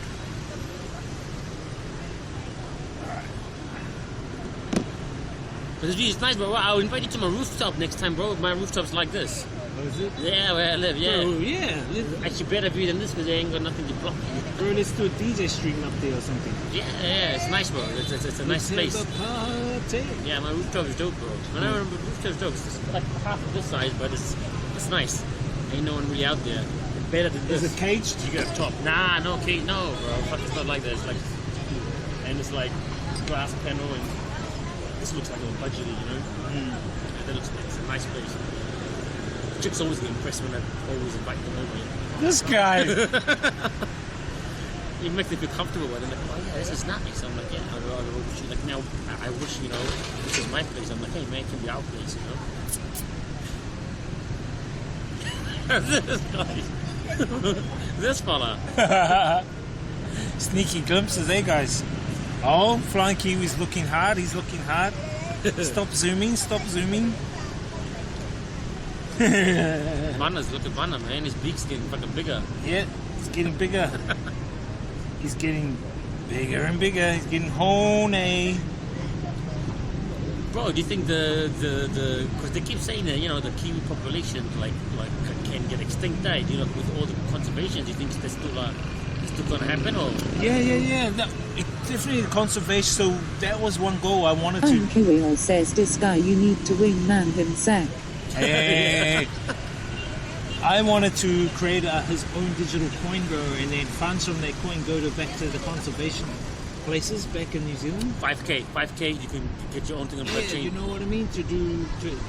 I want to get my Bro, own crypto Kiwi, is huge, Kiwi bro. coin. I made a shitload of money off crypto. And the thing is, you don't have to believe or like something, but if it brings you some cash, bro, who gives a fuck in the short stream? Yeah, Just to be yeah, able to exactly. To then you can do that for the things you want, man. So the whole idea would be to do that, have his own mana Bitcoin, and then % of that will go towards conservation.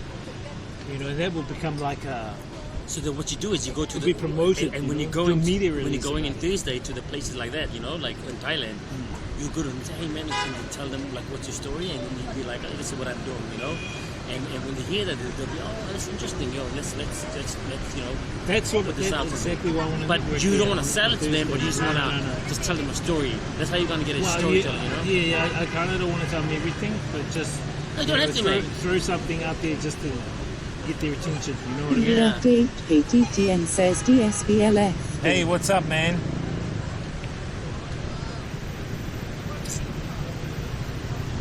See you with a couple of hot chickens and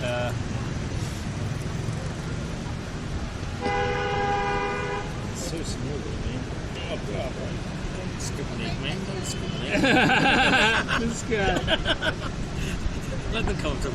Let them come to you. I don't understand anything. I remember when I was in Japan, bro, me and my homie were sitting down. There's two Japanese girls, cute girls. And, you know, Japan, they Update KTTN says hot chicken. Yes, that's what I want. Yeah, that's what's up, man. Hot chicken. This guy. So when I was sitting in Japan, we were going to my homies from New Zealand too. He's epic dude, but you know, it's from New Zealand, but he lives in Japan now. So I'm like, hey, we just hey, bro, there's two girls there, man. You know what we should do? We should ask them to like get a photo. He's like, oh, we should say, hey, we'll go up to them and say, hey, can you take a photo of us? And we'll start talking to them and get the number and stuff. And they're like, cool. I'm like, okay, cool, but you know, we're like Japanese, so they don't speak English, right? So what we're gonna do is we just asked them in Japanese, and like, you know, so I knew a little bit Japanese. So I said, konnichiwa, onamae wa. And like, well, watashi no namae wa is like this. I said, what's my name? And then she's like, oh, where you from? And I'm like, oh, from New Zealand. I said, oh, cool, we can speak English too. This guy. Oh, and then they fucking spoke English, and I'm like, you know, like, I'm like, and they're all cool. They still got the number and stuff, you know, but yeah, it was interesting. Like, they could speak English. That's good, bro. That's good. This guy. The thing is, bro, most of these guys are not the most supposed to go to Tokyo. That's what happens in Asian societies, right? They're soft. Yeah. That's why, you know. Always leaves them behind. And I'm like, bro, I'm fucking approach 100 women and get rejected 90. This guy. Get 10, I'll win. Exactly.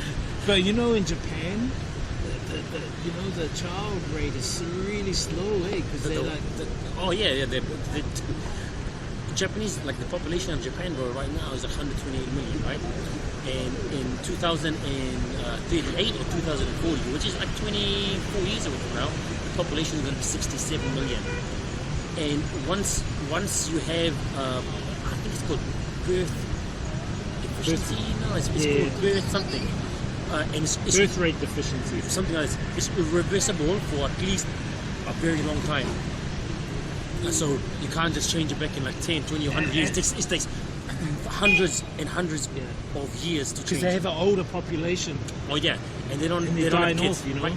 Because they're not having kids, they're not dating. Yeah. They're not even dating, bro. Yeah, they're not dating. And if you're working or there, they're bro, dating a robot instead. Oh, bro, that's what. All those, what are Fine those Coolio virtual says kids? I will single-handedly increase their birth rate if they send me over there. Bro, This guy. I thought the same thing. I'm like, man, you know what? I'm gonna go there and I'm gonna repopulate the fucking population.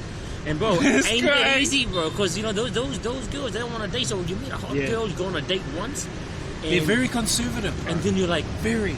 you're like, hey, let's meet up again. That's cool. We'll meet in 5 weeks' time. I'm like, oh, what? She's like, yeah, because they're busy. Yeah. They don't always go out, and even if they go out, they're always like working and going out with their friends. So like twice or 3 times a week when they work, they have this thing called izakaya, and they have Fine to go. Coolio says it's for the planet, bro. They should pay us to help them out. Oh man, bro, This send me guy. to all the countries having this kind of problems. Now man. you get the germ planet, bro. Go populate Mars. This guy. Yeah, man. But you know, like that's. But in Japan, bro, like when someone says to me, "Bro, I go to Japan and I pick up girls left, right, and center," anytime you hear that, just call them out. But nah, it ain't true because they don't Japanese have a very hard time to have like a one-night stand or something like this. Possible, but on a regular basis, fucking like not. They just don't. I mean, I don't know. I went there. Nah, they are very conservative, bro. The Japanese, it's like some etiquette they have, cultural, social etiquette. But they over here they have the same stuff, bro. But I've Some had of many the one loose- times that come yeah, through. there's a Not lot of some loose lot. ones here. Not even loose ones. Normal ones who would be like willing to pull out, just and just like fucking just put out because they like you and it's cool. I'm like, oh shit, that's awesome. Yeah. Yeah, that's what I like about here. People show you love. As long as they show you love, I think that's all. That's all. Hard. Show the love. Trying to pick up a girl in New Zealand, bro. Like fuck. It's like, hey, bro, Good luck. take her to a restaurant. Good luck. Do it 2-3 times. Like start the car. If she don't throw eggs at you, then something's wrong. Flying Kirill says, okay, Zach, what country had the easiest women? Bro, like most of them, apart from Japan, bro, Japan's from the least. And I've been like 48 countries, and I would say the Japanese living in Japan. The ones that live abroad is a bit different, but live in Japan. I would say China, Vietnam, China, I think Thai, Indonesia. Bro. Thailand, Indonesia was like fucking too. Easy. easier, bro. Thailand, yeah, sure, but Thailand half the time you don't know what you're getting because sometimes, I know, you got to check, because in Thailand, even if you go on the dating apps or whatever, like most of the times you're gonna meet like real people, which I didn't really mind, back in the day. But nowadays, after coming here, bro, I'm like, like it's probably been one of the easiest in terms of just meeting up with them, linking up, and just doing some like normal deals. You don't have to worry about too much. This guy. Yeah, man. Turkey was also pretty cool. Turkish girls are quite hot, man. Russia was surprisingly easy, and I didn't even think about that. And because I heard that if you go to Russia and you're like a brown person, a person of color, they want to show you this and that. But when I was in Moscow, bro, everyone was like quite nice to me. It just shows you every person's nice in every country. It goes to bad as well. Just gotta, think about it. Korean girls. Yeah, Korean girls are also quite there. So I would say like Vietnam, China, Korea. Taiwanese. Oh, Taiwanese. Hong Kong, that's what's up. There's Hong Kong as well. Yeah. This guy. Oh, I've been there, done that, man. I'm fucking, But you were in China for a while too. What do you think of the 2 Chinese years. people? Oh, bro, fucking awesome, man. China, when you look at it from outside the world media perspective, Yeah, you're like, they fuck painted it China. as kind of. But the people are because I stayed in China with family, bro, and they were cool, man. They were very hospitable, everywhere very you go, giving. they're nice. Yeah. Look, China's a big world. I only went to maybe fucking 15% of China, but it's every place you go is different. Like if you go to East China or West China, sorry, northwest, west, they're different. They don't even look like Chinese. They look like more like Middle Eastern or Turkish. And then you go to southern China, they're not even like North Chinese. They're like this their own language, Cantonese. So they're all different. Majority of Chinese in the north and the south speak Cantonese, but in the north they speak Mandarin. But they banned Cantonese in the whole country. But the question that comes down to is that when you ask people in China, it's like, hey man, what do you think about the Chinese government? What do you think about this? They're like, hey, look, 20 years ago we didn't have any money. Now we've got money, we're better off financially. So how can you complain against our government if you live here? Yeah, they become more dependent on the government. That's why. No, not even And it's dependent like- on the government. The thing is, But they like, the property prices are going up, so they're already just rich. and they don't want to. Yeah, but the government still controls the bank. It was like what happened at Forest City, Yeah, they do for sure. But Chinese people are smart. Because I want to see this chica, right? And I'm going to her house, and she's using a VPN. I'm like, hey, what VPN is this? Like, oh, we made Yeah, our I own. did too. They made their own, and I'm like, fuck. Yeah, VPN definitely need. Otherwise, you can't even access Facebook or fucking YouTube or. But now overall, I mean, it's a cool country, man. Look, I went there and I followed all the rules. Yeah, I broke some rules too. But if you follow it, you got no problem. Like I thought, I'll go Flying outside. Kirill says property prices are artificial in China though, that's why they sell empty apartments. Yeah, well, they sell empty apartments because they buy it because they got the money technically, right? Because it's like assets, right? You buy an asset and that's how much value it is. But you don't necessarily have to live in them. So if you got money, you buy it, and it's worth this much. So it's like, well, you don't have to live in it. Yeah. So that's what happened in Forest City, but they couldn't pay the balances, so they've got properties, but half the property. yeah, and but even if they don't, like those, when you say those cities that are abandoned, right? Those are like in the outskirts. That's China. But if you look at the bigger cities like Shanghai, Beijing, Shenzhen, Guangzhou, oh boy, there's like hundreds of them. They are properly functioning cities where like they're not empty. It's the ones you see in the media and stuff. It's like on the outskirts. Like I'm talking about in the middle. The media hypes up shit too. Yeah, and they build these time. cities like out there because guess what? They got money, and in order to stimulate the economy, they gotta get people jobs. So they just build the cities. What they do in China though is like, as soon as a building gets old, they demolish it and just build a new one. Because they still, at the end of the day, they still have fucking shitload of capital. If you look at the 20 biggest banks in the world, if I'm not mistaken, 13 are Chinese. At least, yeah, 10 to 13 are Chinese. You can Google it. At least One of the 8. biggest is, what is it, HSBC, which is Hong Kong, Shanghai Banking Corporation, HSBC. But they got a lot of other banks. You know, you got like Communications Bank. You got what's the other one? There's so many I can't remember now, right? Bank of China. Things like that. But Shanghai is a city. I think it's 28 million people, right? So it's like the fourth biggest city in the world. Dense-wise, yeah, with fucking Density, yeah, same thing with Tokyo. But it's super cool. Like technology is like like they're crazy. quite developed in China, bro. 24 hours, bro. Anything you want. 24 hours. You can, like I said, at 2 a.m. in the morning, I ordered a live chicken. Live chicken. Yeah. What the fuck? At about 2 a.m. in the morning, and it came. So in China, you can fucking like anything you want 24 hours. Yeah, and it's cheap, and it's like you can get it. Like you go to a convenience shop, Coca-Cola's on 50 cents, 60 cents. You want some at least some food from like Family Mart. It's still decently cheap. I run a power bank. I go to Family Mart for $5, $10. I can at least get a power bank. And this is the thing I'm gonna if you want to steal this idea, go for it, But in China, a lot, especially, they have power banks at cafes, restaurants, and most places. So people come in and should I charge my phone? So you go to the front, you scan your code, right? And you pay maybe it's a small fee, right? Like a few dollars or whatever, right? X amount.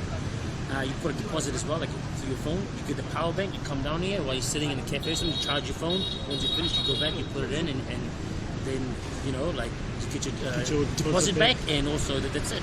If you don't, you keep the power bank. But what happens is that it makes a lot of money, and I was thinking about doing it in New Zealand because no one's doing it. I've never seen it anywhere. I did see in Singapore, bro, they had a what do you call those fucking machines? Those machines that dispenser is a power bank dispenser. Yeah. And you just put the money in, and it gives you a power bank. Oh, bro, if that happened in New Zealand, bro, I know the Kazzy's gonna come and fucking take this shit right in the back of the truck. They come smash this shit. But I think what actually happens is, bro, you leave your phone in there, but there's a door, and you charge it in there, and you bring it back. Yeah, the thing with those stuff, bro, the reason why most of those don't work in the Western world, it doesn't. Like most countries, unless it's Scandinavian countries, but you don't see the shit in like Canada, America, New Zealand, Australia, UK. You don't. But I can see why, because of the mindset of the people. Because they'll come and just fuck it up. Like I can see it. I just know. Like in New Zealand, we've got people smashing. IRL says can't have nice things in New Zealand. It's like vending machines in Japan are amazing, but the bros will smash them in New Zealand. Oh, bro, 100%. Bro, people smash this fucking, those bus stops. There's the fucking glass windows on the bus stops, and they'll smash them. And I'm like, bro, like why would you do that? Like, they think, fuck this. But what's happening is that the government's got to pay that out of the tax. So guess what?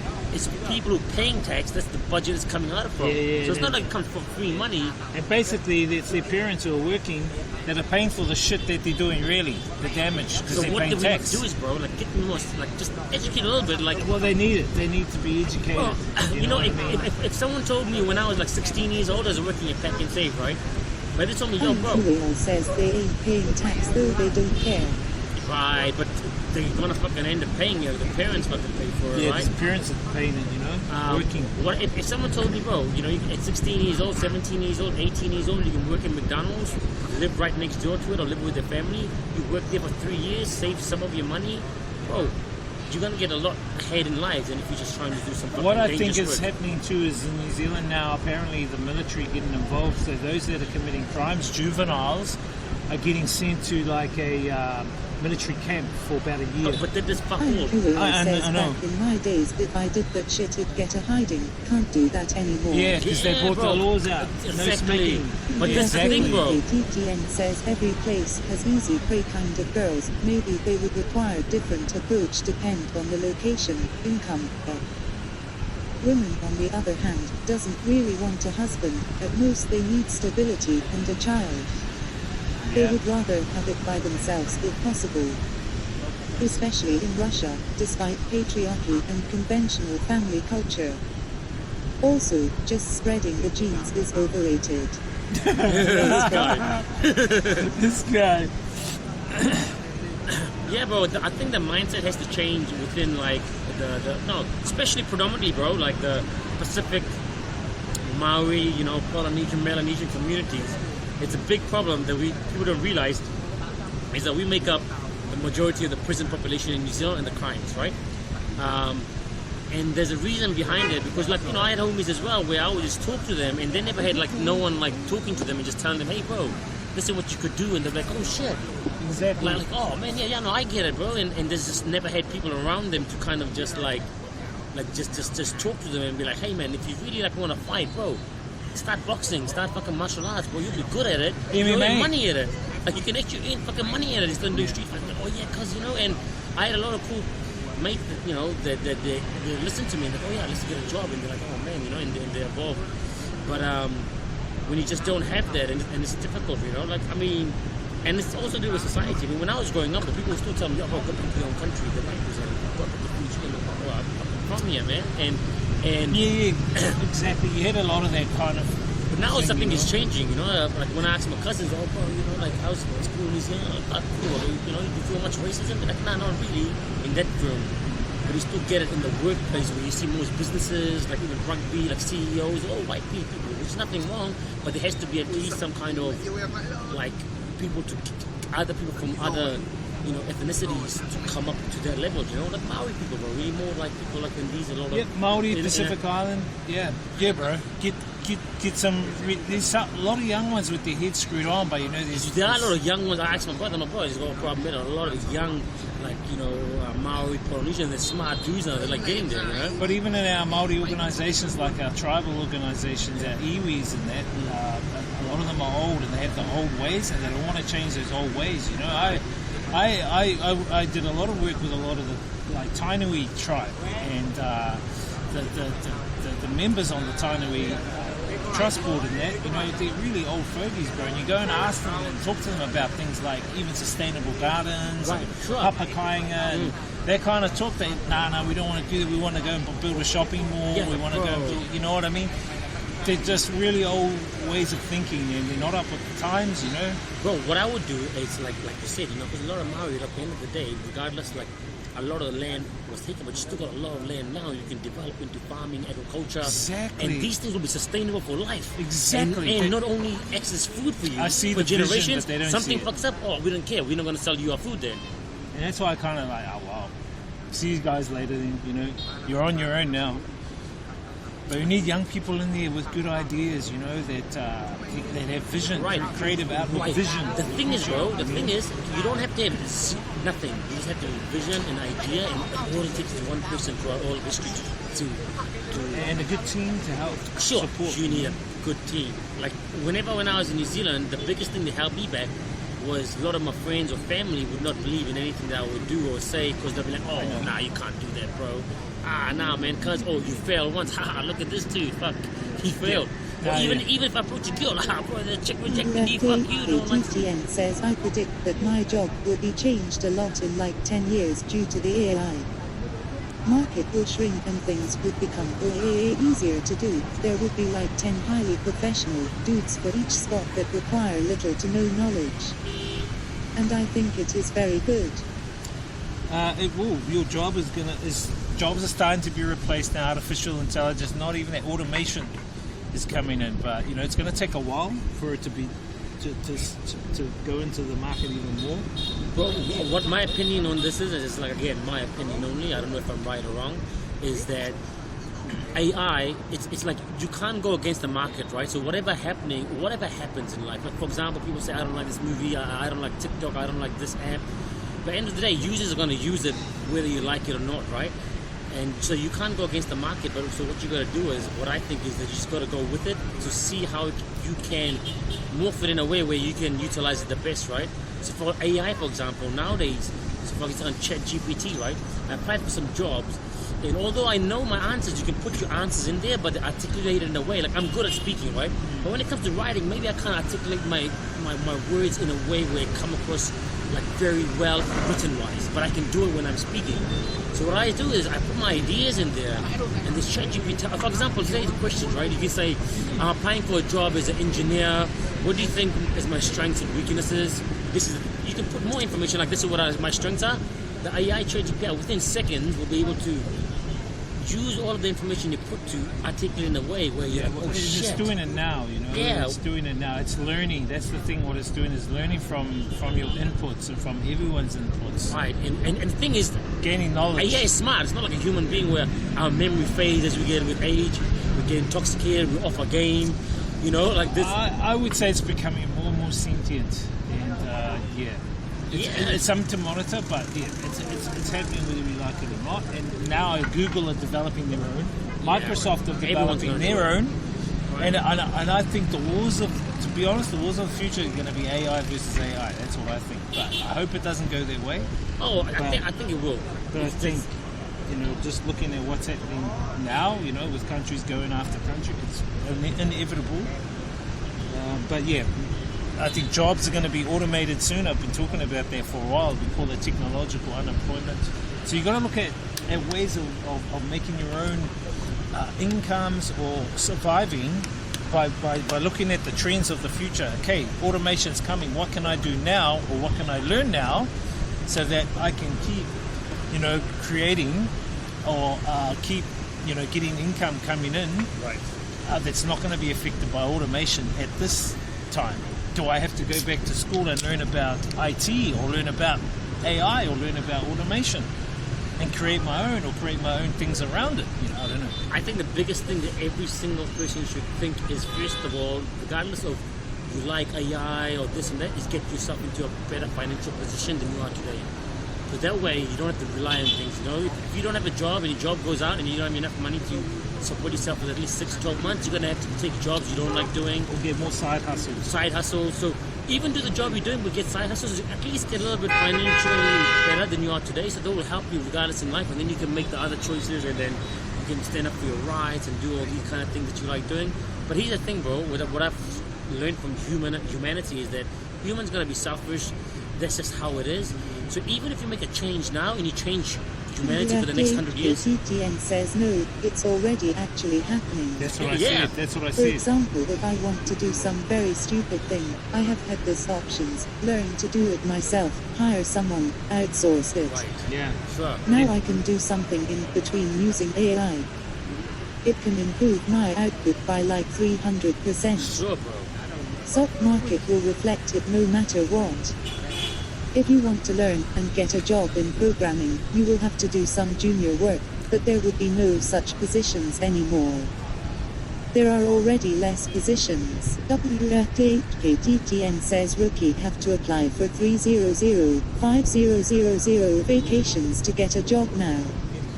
It will be even worse. Exactly. And so in that case, then how are people going to survive, or if their purchasing power is being diminished by technological unemployment, they can't survive. This is where the system, I think, is going to change to maybe something like a Universal income. Universal basic income, UBI. So Elon Musk has said this quite well. He said this quite a while ago, and a lot of them is that, sure, you can't give everyone a lot of money because nothing will happen, but you can do it in a systematic way where you can give them something, but then make some other type of jobs to do it.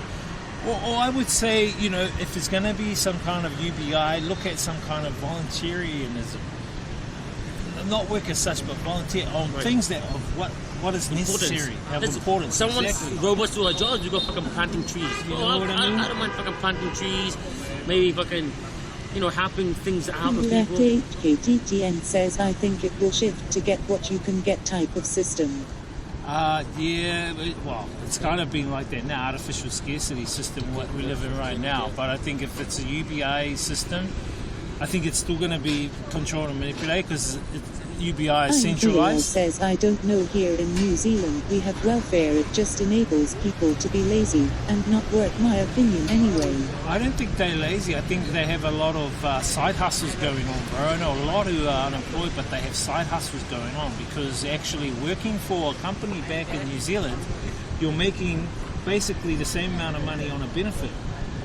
So when you're taxed, there's a tax and all that kind of thing. So I think a lot of the people have actually got a lot of side hustles, bro, going on and doing a lot of that stuff and other things rather than doing what government wants them to do. That's how I see it. It's kind of like what I'm doing and what some of us are doing. What's funny is, right, people just think that if you follow a religion or if you follow, it's typically say if you follow a religion, you're being controlled, right?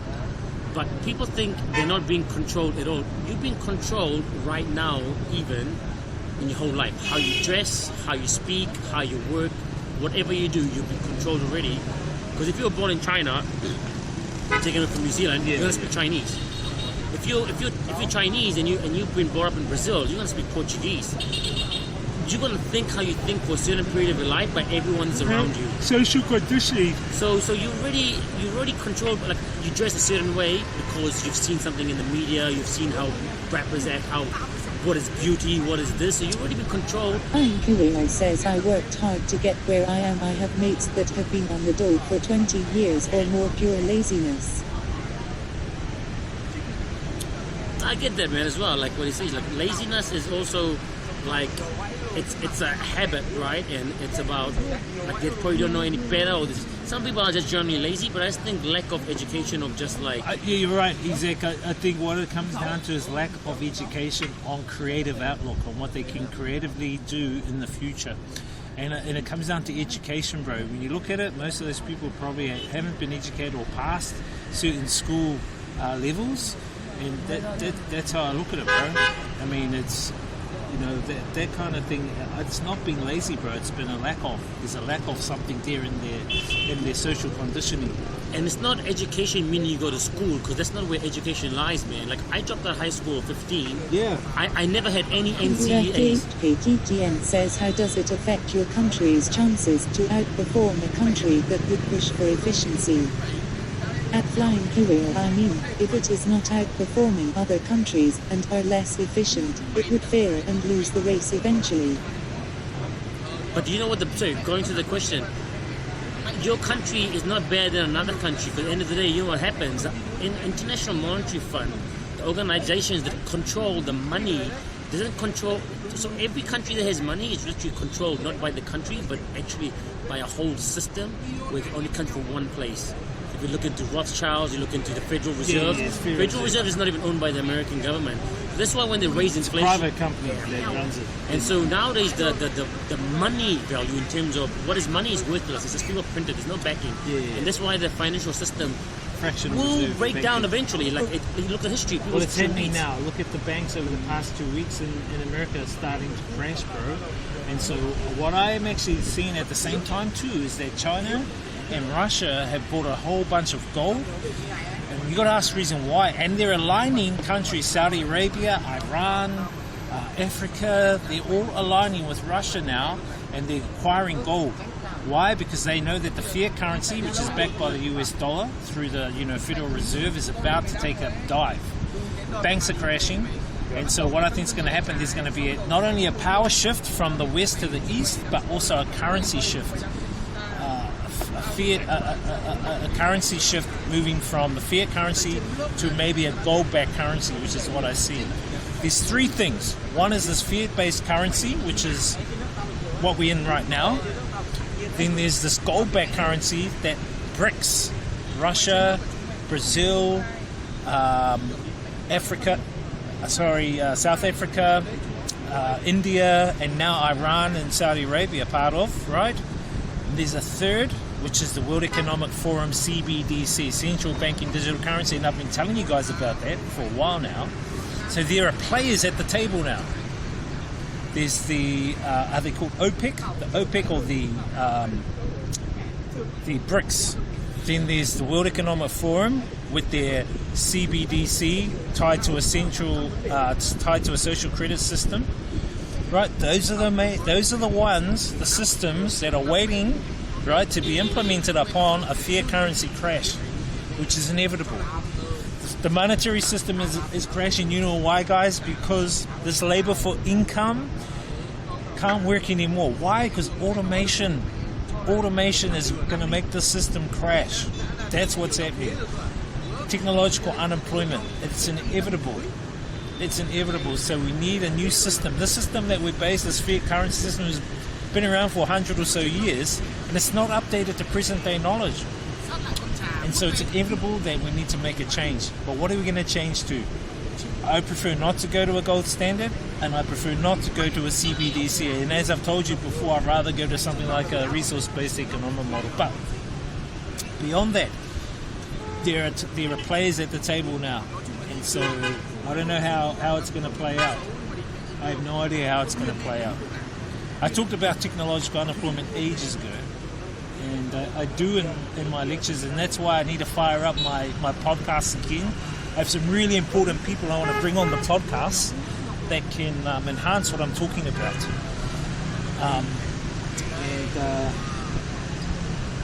Yeah. And I understand what you're talking about too, Flying Kiwi. You worked hard. I worked hard since I was 8, bro.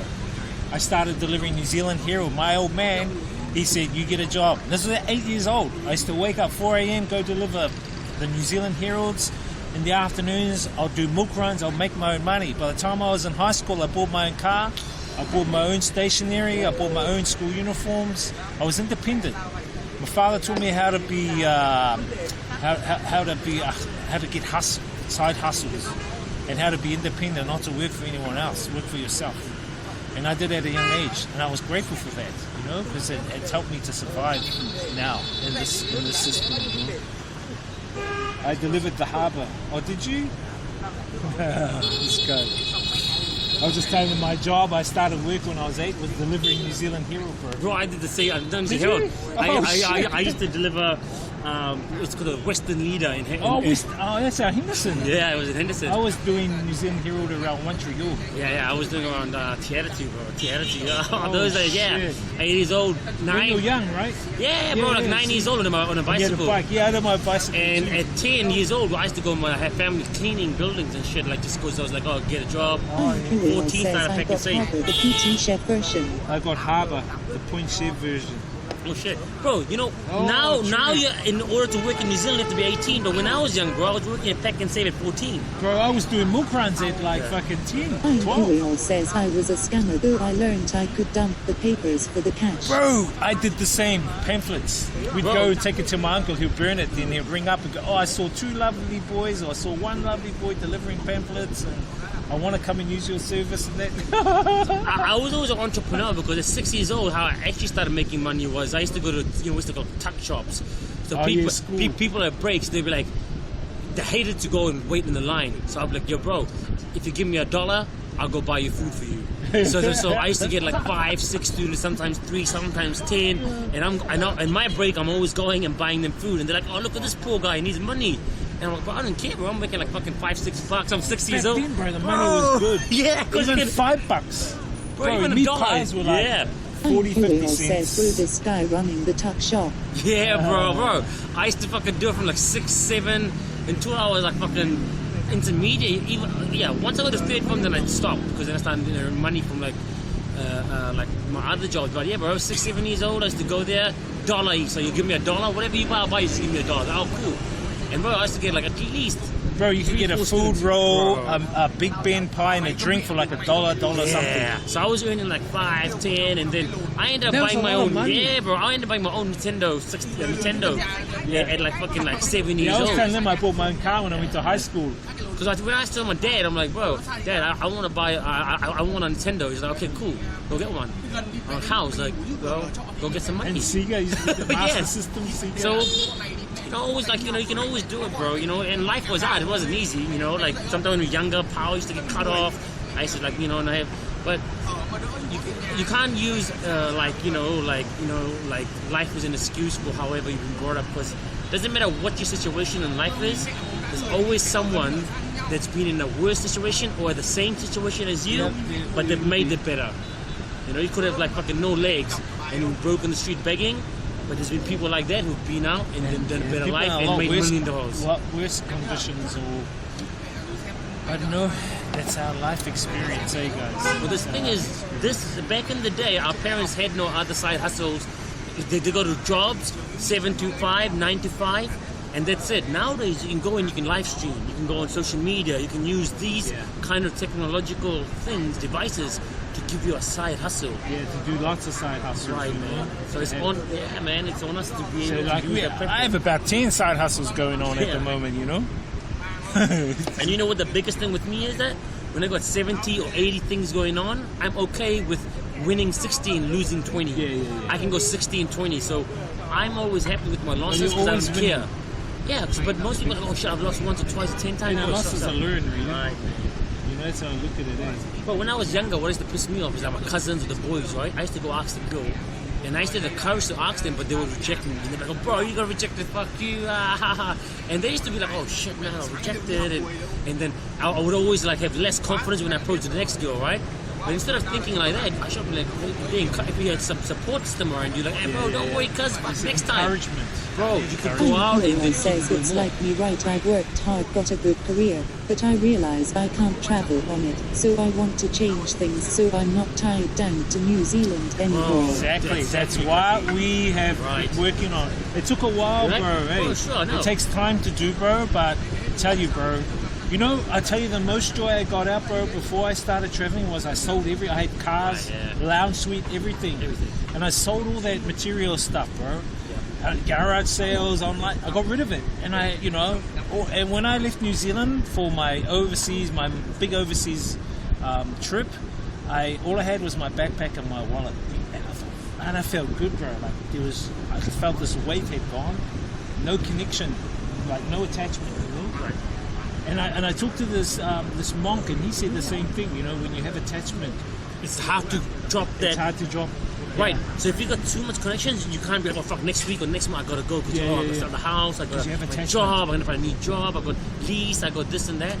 So when I also sold everything, I lived in Japan, but since I kept a simple life, no, fuck it, I don't like Japan. I have 1-2 bags, I'll send some clothes back home. I move to China. Oh shit, I go to China, I have some clothes, I can send it box to New Zealand, or I go to Vietnam. And then I'm like, man, and you get your time back too, and you become more flexible. You know, it's like Monday today, man. Like if I was in New Zealand, I work 9 to 5, right? But that's only working 9 to 5. I gotta wake up. Says that's life, right? As they say, life happens. You get used to what you have and don't strive for more anymore. The biggest thing that kills a person is habits, like just doing the same things and not over and over, thinking you can change a better life, and it's not gonna happen, man. It just most people sold their dreams for whatever amount of money, right? So someone has an amount of money, they're like, okay, but then how long were you gonna do that before you actually left it and did something you really enjoyed doing? Yeah. And getting out of the comfort zone is a big key. Difficult. Getting out of the comfort zone is a key too.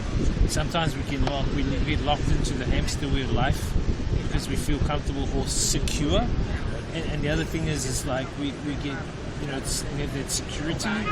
But when you start doing what we're doing, you're moving more into not uncertainty, but there's a lot more of unexpected things that could happen. But that's where you find that's where I find that's where I strive. It's like you should never be satisfied with life. You should be grateful but not satisfied. But dissatisfaction is what gave us a motorbike, an airplane, a computer, a laptop. Is dissatisfaction because some person goes, fuck, I'm unsatisfied with my life. I need something better to make us, do something more smarter. So hence we got all this like technological advances because some person out there was dissatisfied with their life and they wanted to make our lives better. No scientist alive knows the full potential of a life, bro, and what we can achieve. No one knows that. Only know what we know for now. And in the Fine future, Kuriel says, kids of the "Way I future will figured, develop worst more. case scenario, I become broke and end up back in New Zealand starting over." Exactly. And Bro, that's not a loss, that's right. a learn, you know what I mean? But at least you attempted, and at least you went out of your comfort zone to learn new things and new experiences. That's why I come here, because there's a whole lot of new experiences, new people Right. you meet, relationships Right, you man. create, bro. You know? There's a guy called Napoleon Hill. He wrote the book Think and Grow Rich, and it's a very great book, not just of like monetary aspect, but like mentally, like it's the words that you read about. It's like you can learn a lot from it, right? But he said you gotta put yourself at risk when you're looking at the future in order to grow. And that doesn't mean like you put yourself at risk, meaning that you do stupid stuff. It just means that you just gotta do things that you don't know what the future will hold, but it'll be good for you because you. Yeah, it's learning. You learn, you know, it's about your learning, it's about you taking on new experiences and solution, you know, working through problems by solutions, getting solutions. And you learn new skills, like, Oh you man, know, sure, bro. when sure. I started traveling, I got good, like, geographical skills Yeah, and, you definitely. know, all those things I you mean, pick up. look at this guy. Who would have thought I would have met him like in a random street in Viet fucking now? I know, bro. Like in the alley. In a back alley, In a right? back alley, just like in a And it you was know like, like a little ooh, ghetto, so kind of like right a at the random beginning. place in a city of 9 million people. And I run into this dude like accidentally. Hey, yo, what's up? And I'm like, yo, man, we from like New Zealand. I'm like, yo. So these experiences I would have never gotten. Exactly. And if I'd never come, we'd never Yeah. met you would never be talking. Yeah, man. Bro, that's and exactly it. like I used to have a decent job. I used to work at Sky City, bro. And, Oh, did you? Yeah, Were bro. you, what, I was dealer working. or- I was in the office in the corporate world, bro. I was a purchasing manager, procurement manager. This guy. 100K a year, bro. My job, my salary. I was 27 years old. 100K. I got it, but I just never wanted to do it because since I was younger, I didn't care about the money. I always cared about happiness to go out and travel. Because I would go 9 to 5 from fucking fucking Mangere, going to fucking work, Hard. spending an hour in traffic, I know, hour back. bro. And then I was like looking out my window in a nice, comfortable place, getting this artificial money is coming through. I only have 2 days off in a week. I'm like, is this what I really want to do? I'm like, you know what? I can always do this. I'm like, I just want to fucking travel. And I sold everything, and I didn't even know what I was going to do. And I ended up in Japan. I earned some money there. I ended up in China. What I didn't realize is that I'm earning $62 or $65 an hour here in Vietnam, and I don't have to work that much to sustain my life. So that means I have fucking like a shitload of free time. And that's what's meta, free time. Yeah, and that's what you want to do, get your time back, because it's exactly what you want to do, is get your time back. Time is valuable here in this system, you know? But it's like the school system. You have 9 to 5. Do you know why we had 9 to 5 school systems? To get Sure. used to the work, to get Nah. used to the workforce, bro. That's like, Nah, so 9 to 5, bro, was actually the 9 to 5 school system came to existence when the industrialization era came. So what they did was, industrial era came is people used to work in factories, especially Ford. So in 1800s, what happened is that they started manufacturing, so they gave the parents 9 to 5 jobs. So guess what happens when parents go to 9 to 5 to work? Who's going to look after the kids? yeah, the children go to the school. So yeah, they exactly, yeah, yeah. invented 9 to 5 schools Yeah, yeah. only in the 1800s, bro.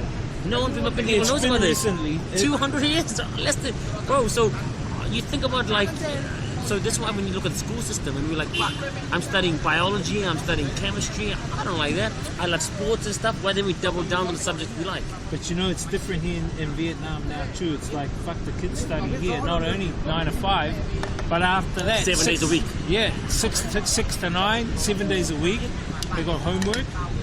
But actually, that was like me back in the day, bro. I used to start work 4 in the morning, milk run in the morning, go to school during the day, milk run in the afternoon, go home, homework, sleep, repeat.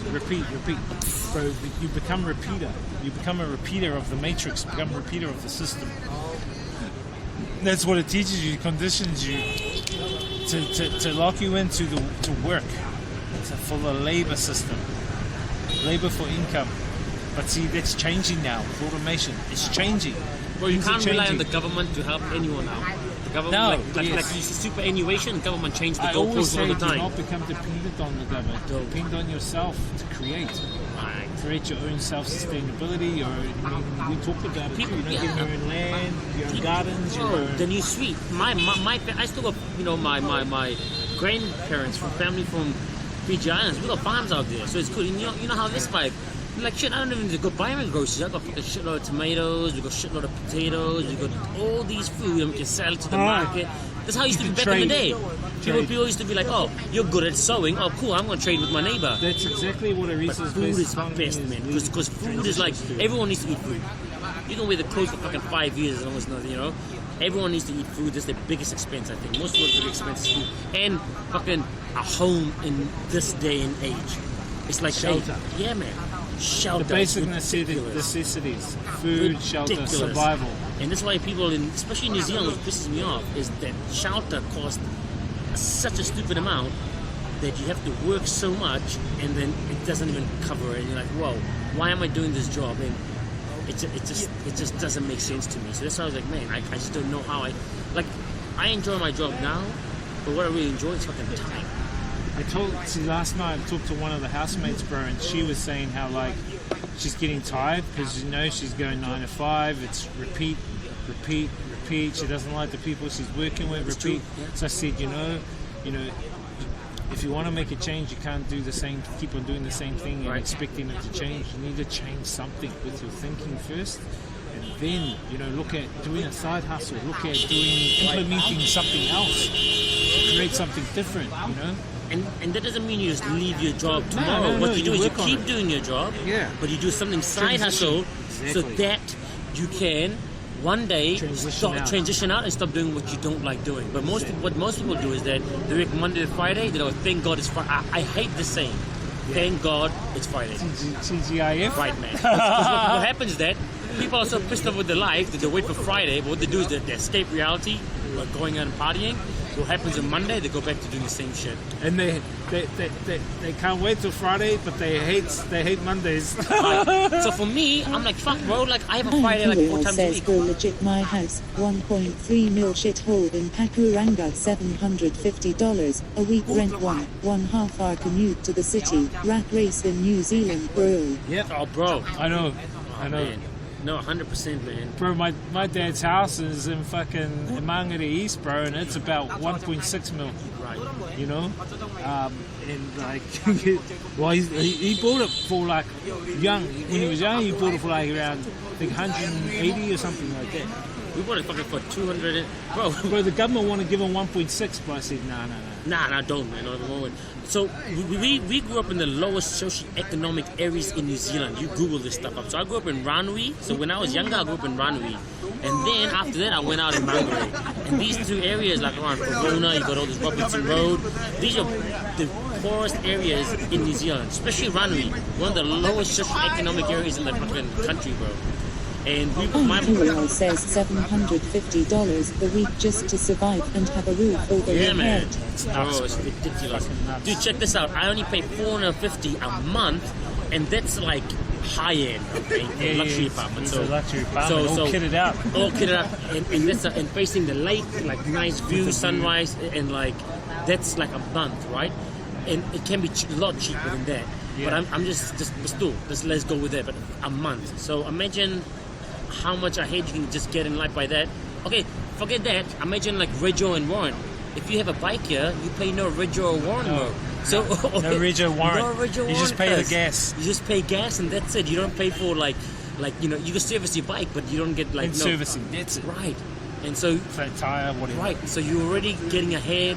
Another way, You're ahead of the game, man, when you come yeah, here. man. And you don't have to be here all your life, but like it's not just Vietnam. It's a lot of countries. You go to Malaysia. You can go to countries in Latin America. You know, Mexico, getting money.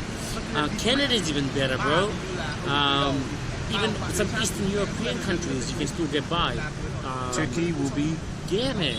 But the thing that annoys me about New Zealand is like, when you kind of experience this kind of life, you're like, how can I go back to New Zealand and work 9 to 5? Because in New Zealand, you don't have you still have part-time jobs. But if you have a part-time job, it's not going to be enough it's not going to be enough. And that's what I was saying. You need side Home hustles, Courier even if says you have a commute part-time looks job. short in Vietnam due to scooters, right? Commute looks short in Vietnam too, due to scooters.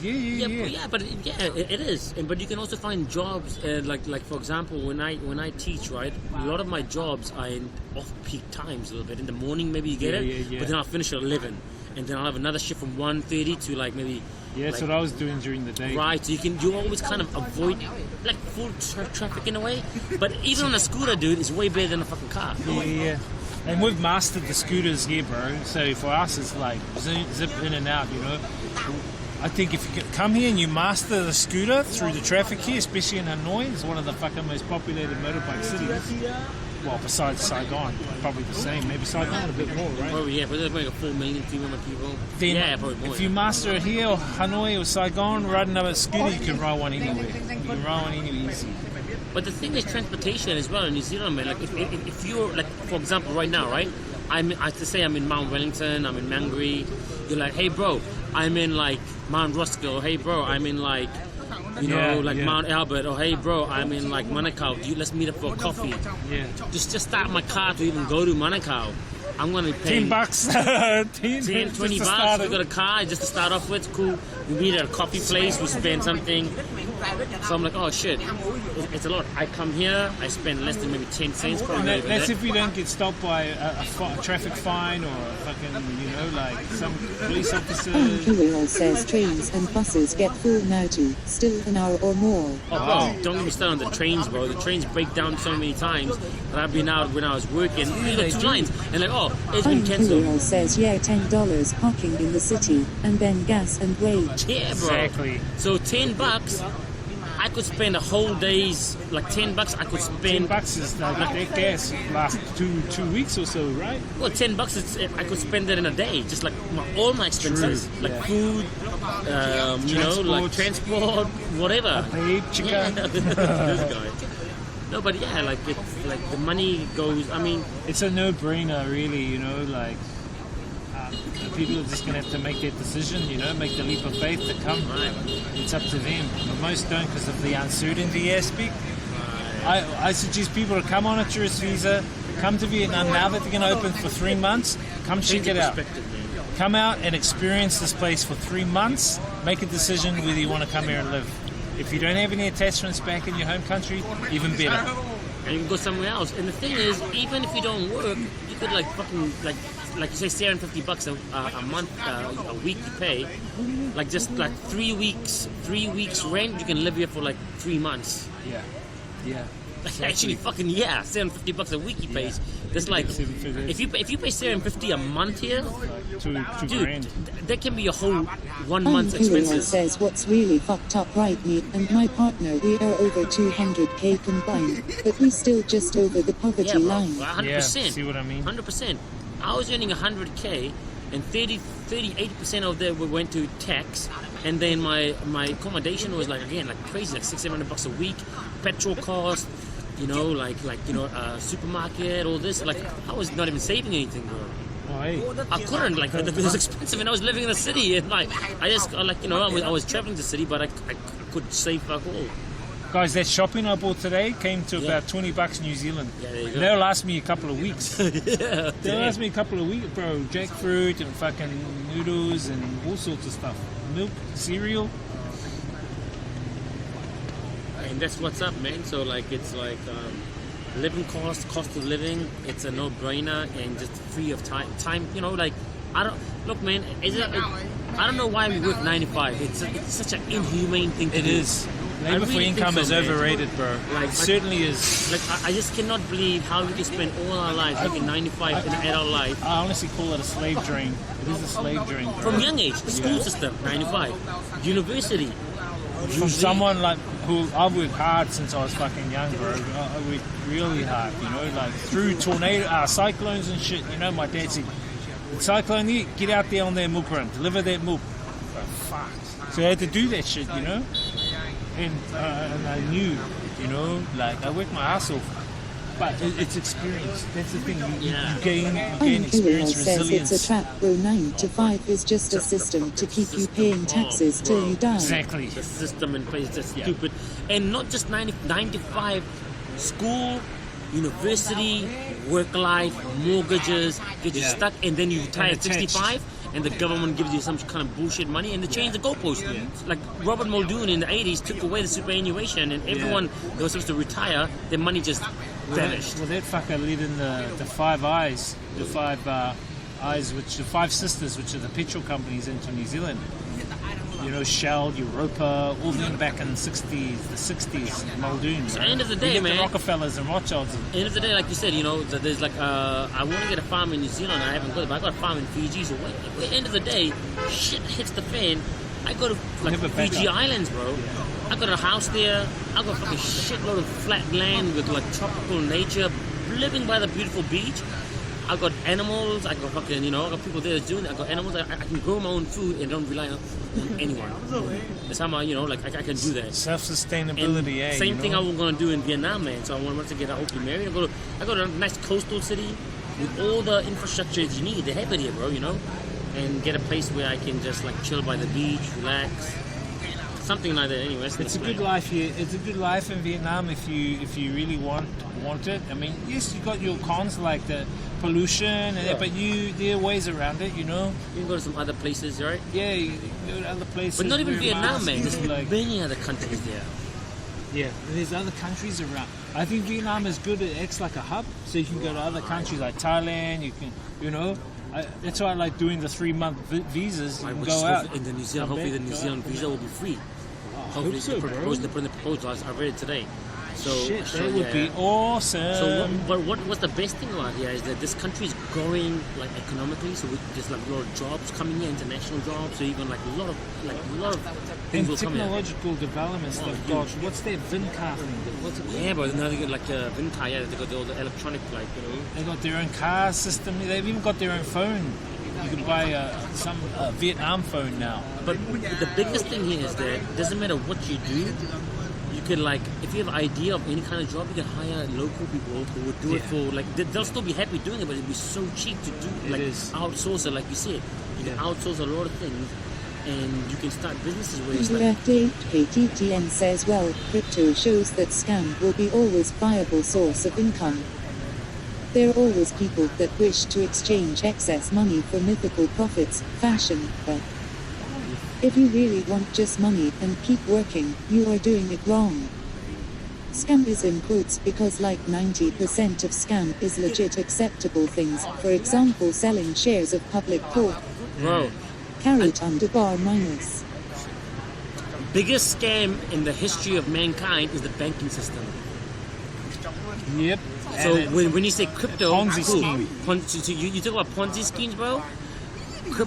Banking is the biggest Ponzi scheme there ever is. So if anyone in New Zealand, every single person in New Zealand goes to the bank and withdraws their money, the bank can't give it out unless they get the money from Australia, from all the other depositors.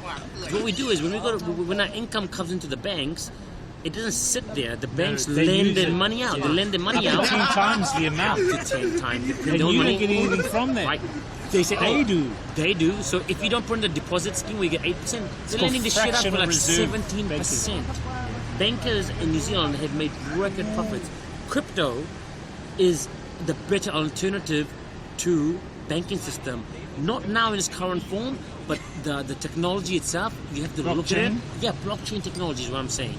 Right? Sure, there are scams, 100%, but what isn't in any early invention of a technology, right? Is the development of the technology itself that people don't look at. I've made a lot of money in crypto, bro. Like overnight, I've made like $30,000 US. Shit. Yeah, bro. I lost also $250,000 US as well. Like I've made a lot on US dollars in crypto. But you gotta look at the blockchain technology. There are a lot of scams, but there are also legit, real projects out there, man. So like few years ago, I was gonna I had over $250,000 US, bro, and I was gonna buy the Fijian Endura. So the Fijian rugby team, I literally was in conversation with them. Yeah, bro. And nowadays you never need money. You can get venture capital. So you can get. There's so much money in the world. You can actually ask people to invest into this that's what thing, Elon man. Musk does. Yeah, bro. That's so, what he does. So Fijian Draw, when it first got sold, was only worth 1.8 million or 2.1 million, and you couldn't like Google this, right? Now it's worth like over 7, right? Well, they're getting up the value. Right, They, but just they're increasing, bro. increasing So the when I had table. 250, I was about to do that, but then I was involved in a project in crypto, and I lost 97% of my income, bro. So I was like literally nearly broke. Damn. Right? Yeah. But I got it back, and then not that much, but and I was still in the field of this technology, because this technology, blockchain technology, is huge. It's like not just like when people say crypto, they don't understand much about crypto. So I would ask someone that says about crypto, okay, how many blockchains do you know? Do you know any tokens? Name me 10. Do you know what they actually are or what they do? Most people don't. KTTN says crypto is mostly C-Trough. That's why I'm referring to that. Yeah. Sadly, not many real projects can outmarket scam that has no real-world expenses except good. Yeah, but there are a lot of good projects out there now, man. Like you can see, like I like like that actually has real world value, like things. So even crypto, you got something called stable coins. The stable coins are like dollar for dollar, right?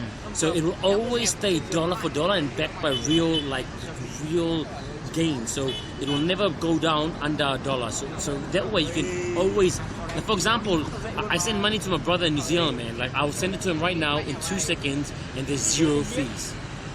If I go to a bank, I'm already losing up to $40 sending my money to a bank to New Zealand. I send money to my brother right now. I go to my bank, I send him, it's 0 fees. He gets into his crypto, he does peer-to-peer, gets the money into a bank account within 3 minutes. And there's no fees whatsoever.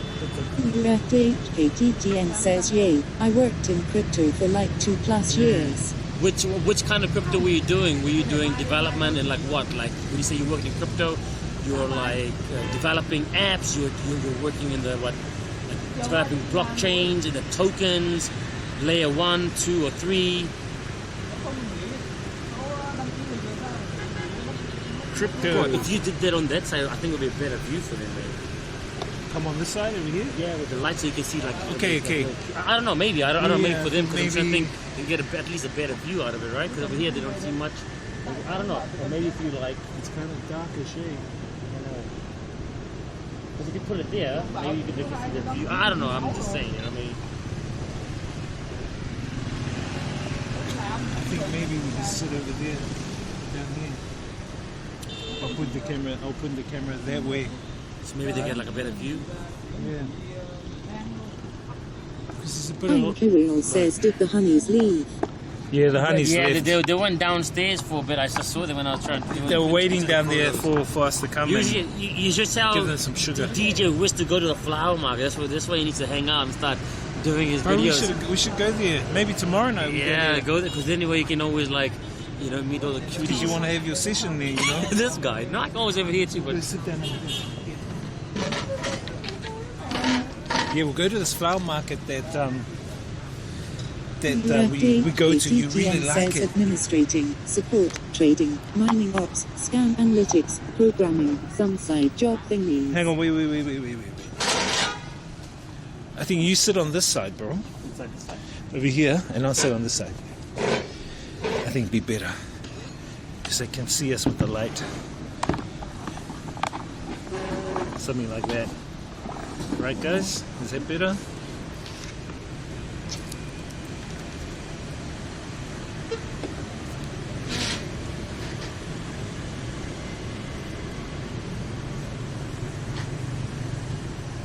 This guy in this beard. yeah, bro. Okay, yeah, I'm fucking getting involved, man. No, it's to chill out, sometimes just be like, I just walk in. Oh, man, they don't sell it. Man, it's not like Vietnam. What did he say? Just need to Bring your dicks up and have a Yeah, bro. Yeah. There was a team. I filled some tech options, and yeah, bro. Look. When it comes to blockchain and crypto and all this, man, I'm like not an expert, but I'm fucking really up there. Like I've been doing it for a long time. I made a shitload of money. I lost a shitload of money, but the technology itself is great. So sure, there's scams out everywhere. But here's the thing, homie. Don't give a fuck about the scams or something. Think about the profit. Think about the money that you can make. I mean, of course, you're not going to try and like trying to hurt people or something like that. But instead of like outside looking in, why not have a piece of the pie? And so I've made a lot of money in crypto. So if you look at projects even like Spear, you got projects like, if you look at like Polygon, you got like a lot of new blockchains coming. So blockchain is a huge like world out there, like over combined value of $1 billion transactions every day, right? So if you just understand like most of the fields, like first of all, if most people have worked in crypto and done all this and that, but if someone doesn't know like at least 10 blockchains and at least 10 tokens minimum, then they probably don't know too much about the whole system. But the money is to be made there. A lot of money is to be made there. The blockchains, yeah. Oh, bro, yeah, bro, I've made a lot, man. I've literally made a lot, and you can't. I mean, it doesn't matter, right? Like, I mean, I've seen no one say, bro, I don't care about money. Money is to be made. Is it coming? Yeah, it's good. It's a few light. Yeah, I think it's a little better, different. A little bit better, right? Yeah, the lighting's better now. Yeah, can see you. Ah, yeah. The Chicas should be this side. The Chicas would be like, yeah.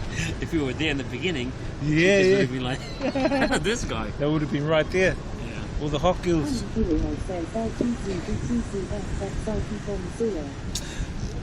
Yeah, LTC's on the good. BTC is good. Bitcoin, Ethereum, XRP. XRP is shit, bro. Coin, Solar, Sweet.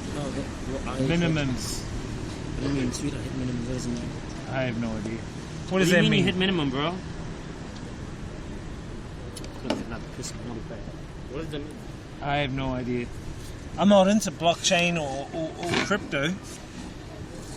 I'm totally into different system. You know me, RBE. Different.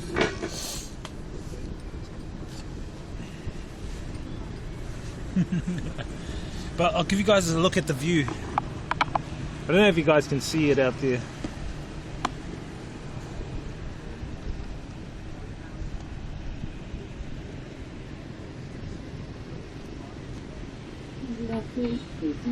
says I didn't lose any. I was even riding some trains with people's money until the particular point where it crashes, which is calculable for a scam. But like, that was not enough, and I was always taking it with a force from others. May as well stop robbing people that was stupid enough to go outside at night. That's bonkers. Flying Courier says, yeah, I pass by like the guru in the system, but there's too much scam and uncertainty associated. You mean with crypto? Scam trains with people's money until the... yeah, I heard about that too. Where it crashes, which is calculable for a scam. But like, that was not enough, and I was always feeling taking it with the force from others. May as well start robbing people. That was stupid.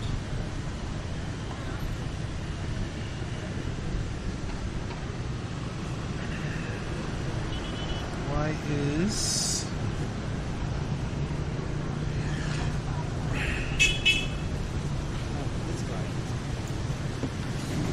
There's a lot of questions, right? Yeah, a lot of questions, bro. There are some more. What does it say?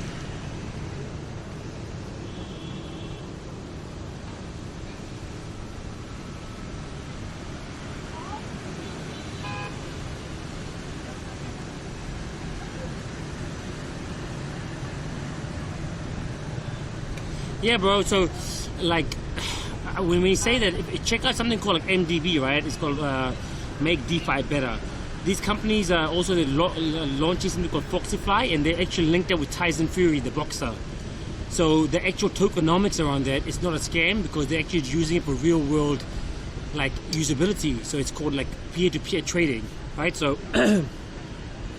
So look into that. So yeah, there are scams, man, but most of them, the ones that I've been in, bro, it hasn't been a pyramid scam because they actually have like real world usabilities. Like they're lending some of the monies out, they're actually making money, not just by like a Ponzi scheme or a pyramid scheme. You know, that's how usually most scam tokens are, is that if you buy early, someone comes after you, and then that means they become your exit liquidity, you know. But a lot of the projects out there you have, it's actually proper systems of using it. So for example, like I told you, right, if you have like the stable assets, right, stable USDC, all these kind of things, they're actually backed by real world assets, right? So if I was in any country and I want to send money to any person around the world, I could literally send it to them, and it would go on this technology instead of a bank, and it'll get delivered to them. So you can use platforms like these to actually make money. So like I said, crypto in itself right now is not perfect, but the technology behind it is huge. KTTN says there are none. Crypto is more open for reviews though. You can see how the crypto system works. Is it optimized for the job? Who is doing what work? In stocks there are very limited info on what is behind the paper. Same thing will happen with stocks, bro. If you have stocks, right, like a lot of the, you know, like you have a lot of like the exchanges there, right? If everyone pulled their money out, it will break. So what happens is that it's also like a Ponzi scheme. IRL says they're supposed to be, but USDT went below $1. I remember it being big news. Now there was UST, bro. There was UST that went through $1, and that was based on algorithmic tokens. So that was different than the actual token itself. So USDT was different compared to UST. This is where I lost my money. UST was a algorithm. What? You lost your money there. Yeah, UST, because UST used to be algorithmic token, which is basically like tokens. It's a bit hard to explain, but it wasn't like USDT or USDC. Even USDC went down up about 10 cents, right? Because Silicon Valley Bank collapsed, but that good. You know, any big bank that collapsed, the government's going to bail it out, because otherwise you're going to fuck the whole economy up, right? But actually USDC, whatever money they actually have that exact amount in the banking system that's apparently backed by, you know, also by the government. But here's the thing, you check this out, you do your own review, check out something called MDB, Make DeFi Better. It's called Foxyfly, it's coming out shortly. You can look into ties and freeze on it, but look at the tokenomics, read what's it about. But even if you don't like crypto now, bro, what's going to happen is 10 years time, you think about this, crypto is going to become a big thing, not just crypto, but NFTs. You know, like back in the day, or even now, you have a Michael Jordan card. Says I have huge issues with governments bailing out banks. Yeah, there you go. Yeah. And that's why crypto is right now, like Bitcoin is on a rise, because people get scared of fucking putting their money into the banking system, while Bitcoin is literally like a scarce amount, like gold. It's literally like I've taken my money out of the bank. It's all in gold and silver. And the thing is, everyone cares about a scam, bro. I've made shitload of money on just Bitcoin. When it goes down, I buy it, and when it goes up, I sell it. And most people get scared when shit goes down, they sell it for a loss, because they're like, oh my god, it's going to go to zero, it's going to sell it. But no. But I always buy it when it's low, and then I laugh at them right now. Look, dude, Bitcoin went to 15K recently because of all this shit. I'm like, oh, fuck it, everyone's scared, this is when I buy. That's what Warren Buffett says. It's like, when people are scared, buy. When people are not, you know. You profit. Yeah, man. And so it went down to 15, 16, I bought a shitload, and now it's 28, I sold it more, and I'm like, oh, I get free money by that, right? So anything you look at, you just got to understand how it works. And sure, and if people have issues with that, cool. But I love money, man, so I just look at any way that I can just, like, you know, make a profit of it. Yeah, I mean, you know, that's just my idea. Like, you know, I'm like, I can either sit back and like let other people make money, or I can jump on board and make money for myself and then use it in a right way, you know. But the technology itself is not perfect now. But what it will be, everyone's going to be using this technology in the future, and you know, the way it's going, it's just going to be insane, especially NFTs. It's like, you know, back in the day when you used to, like, you know, baseball cards, people are like, oh fuck, you know, this can't sell. But now people sell baseball cards from like 1940s, or rookie cards for millions. Michael Jordan card, $1 million for $5. Even art's becoming really good, right? Buy art and you just store it away somewhere. But so now what's going to happen in the future is whoever makes this digital art is going to give you, whoever the artist is, they may give you certain profits of this. Says, so what's your story? Zach, don't know much about you. What's your goal? You were talking about buying property in Vietnam. Oh yeah, cause look, man, like my story is quite long, bro. I could sit here all night talking about it. Like, I know it's. Look, I'm from Fiji, bro. Like, my ethnicity, born and raised in New Zealand. I grew up in a Maori community, man. Like South Auckland. And yeah, South Auckland. I grew up in a like Maori community. My cousins were all in the like Black Powers, Mungo mobs, and like real gangsters. Like, they were really gangsters. They were. My dad was like his best friend was a Black Power dude, and we grew up around, you know, even Panama, Mount Wellington. Panama Road. Yeah, bro, you know, the pad out there. So we grew up there in a young ways, although we weren't like gangsters, but my father, we knew people around them, right? But we grew up poor. But we learned hard way how to make money. How to hustle. Hustle, man. Like, and even these gangsters when we were young, boy, they told us, you know, this gangster lifestyle is like, don't do it. Like, Kirill says fucking Panama Road, lol. yeah, bro, the pad down there, cause next to the dairy, man. Yeah, fun on Panama Road. yeah, bro. I mean, look, I have a lot of memories, man. But they always taught me one thing is like, bro, you know, like, and they told me, bro, old school, like gangsters that we had, they always told me education is good and they try to get us, like, you know, like, and they had respect to it. Nowadays, the gangsters are ruthless, you know, they'll be like, you know. But, oh, dude, yeah, I started working like 6 years old. I told you, fucking selling side hustles, tuck shop. 11 years old, cleaning. 8 years old, fucking Western leader. What's it, Manukau Herald? I can't remember now. Manukau Korea. Yeah, bro. Central leader. 14 years old, pack and save, fucking, you know, 16 years old, 15 years old, dropped out of high school, started working. Good journey, brother. It wasn't until 18, then when I went to university. 18, went to university. At 19, when I was in university with my bro and my cousin, and my father, we started an importing business of cars through Japan to New Zealand. 20 years old, 21 years old, me and my brother, we made our first $1 million in New Zealand.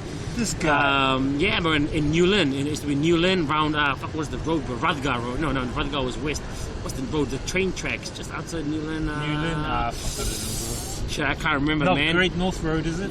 Yeah, near Great North Road used to be a street. I can't remember, man. But anyway, but 23 years old, we lost that because 2008, the financial crisis happened. And we just went all out, and we were young, we didn't know what we were doing. Kirill says Portage Road. Yeah, bro! Portage Road. Cuzzy, Portage Road! That's it. Oh, shit, the bro! car sale company. Yeah, bro! Fuck, Portage Road, man, damn. Long time ago, yeah, bro, we did that. So when me and brother, we made a money, bro, I spent $180,000 at that time on a Ferrari, 99 Ferrari, bro. Yeah, and I was 2007. I bought a Ferrari for 1900. I think it was 120 or 99. Nah, $190,000. I bought a Ferrari. Yeah, man. And then literally as soon as I bought it, bro, like a few months later, I'm like, oh shit. I never drove it, bro. I used to get high and I'm like, oh fuck, I don't want to drive. I'm chilling at home or I'm fucking chilling here. I'm like, I don't, because where could you drive it on peak hour? It used to be fucking boring, right? Unless, you know, back in the day, there used to be those times in Queen Street where we used to go down and all those cars used to be there. But then I'm like, man, I don't want to do that. I want to get jacked or something. So I tried to sell it, bro. I sold about 90K, bro. I lost 100K off the bat in 3 months. So I never understood how to do it. Anyway, it was 2008. We had to sell our business, bro. Went broke, totally broke. Like, fucking, like, because we were stupid. Then I fucking, bro, and then when I graduated from university at 22, I worked at a fucking hotel as a fucking porter. Because I was like, shit. Because I was like, I just needed a job. Sheraton, Regent? Bro, it was some fucking random hotel in Manukau. It was like Sudim around this fucking Mannix there on the airport hotel. But it was a cool job because even though I was a porter, I used to get high and stuff, but I used to, like, literally, it was by the airport, I used to drive this fucking taxi. Working this yeah, guy. Man, no. But I used to drive this, like, the pickup vans and go to the airport, pick people up and bring them to the hotel. And I still get paid, but it was super chill. So I'll be, like, meeting travelers. And I'm like, oh, fuck, I love this, like, meeting travelers. So that's why I liked it. But then I'm like, man, what the fuck am I doing? So then I ended up getting a job at Sky City. Had a real cool job. Worked there for, like, 4 years. Worked my way up. Then I graduated from university. Started getting money, man, hustle, man. Then 27, I was like, you know, fuck this, I'm out. Started traveling. When I was in Japan, bro, so you got to call Ether, right? So when I was in Japan, when cryptocurrency was fucking taking off, Bitcoin was taking off, this guy comes to me in a cafe. I'm like, bro, I was working with him. He's like, yo, there's something called Ethereum you should get into. I'm like, nah, it's Bitcoin, all that. I'm like, oh, really? He's like, yeah, bro. At that time, Ethereum was like fucking like, I think it was $1. I think it was less than that. It was like fucking like Ethereum. Like, it was like 20 cents or 30 cents. It was fucking ridiculous. So he gave me $1,000 worth at that time because you could, like, you know, mine and stuff. And I had it on my phone. And I'm like, fuck it. When I got to China, and after that, that's when it's just taking off. I tried to access my phone, and I forgot the password to my MetaMask wallet. That's the problem that a lot of them are having. And it was a long time ago, and bro, they was worth over $3 million. in fucking Ether, This and guy. I lost it, and I'm like, shit. But so that's when I actually got interested into blockchain, because I was like, fuck, this dude. Oh no, there's another time when I was in South Korea. This guy from fucking Denmark, he came in, he was dealing with cryptocurrencies, man. Fine Kirill says, stupid question, you don't have the hard phone right. Hard phone, right? What do you mean hard phone? Like, you mean... I was using a iPhone at the time. It was iPhone 2 or 3. And at that time, a lot of the cryptocurrencies wasn't like how it is now. Now you got wallets and things. Back in the day, it was difficult to maneuver the cash around. Like, even back in the day, like, if you wanted to withdraw your money in South Korea, they actually had Bitcoin machines. So that's how you could withdraw them out. So it was a very difficult time at the time, and I didn't really understand it. I was just like, people were like, oh, you can buy it, and I'm like, okay. And he gave it to me for free, but that's how much it was worth, and I didn't really look into it. It wasn't until I got to China and then I went to Vietnam when I started looking into it and reading about it. I'm like, oh shit, you can make money off this. And that's when I made most of my money, and that's when I started doing it. And I make a lot of it, man. I make a lot of it, and I lost a lot, but I've learned a lot about the technology itself. So like, my future goal is to make my own coin. So what I was trying to do is I was trying to buy the Fijian Drua, the Super Rugby Pacific team, man. And That would have been a good investment. yeah, and what I was going to do is that the way the coin was going to be based is that if you wanted to go attend the Drua game in Fiji, you had to buy it through the blockchain technology, and that's how you would pay for the tickets. So it's a real world utility of the actual service, and then we're going to offer NFTs, which is a non-fungible tokens, right? So what we do is we're going to have the rugby players, we'll have a token with them, and you'll buy this like rookie or whatever card, but you have access to this player. For example, this player, you have a meet and greet session, or you'll have his own like signature, or have his video. So you'll have some real world utilities with this. Because it's like nowadays, you're like, oh, why would you buy an NFT? Well, why would you buy a fucking rookie card for $1 million? Why would you buy like a old fucking Teenage Mutant Ninja Turtles from 1980s in a box for like fucking, like $750,000 on eBay?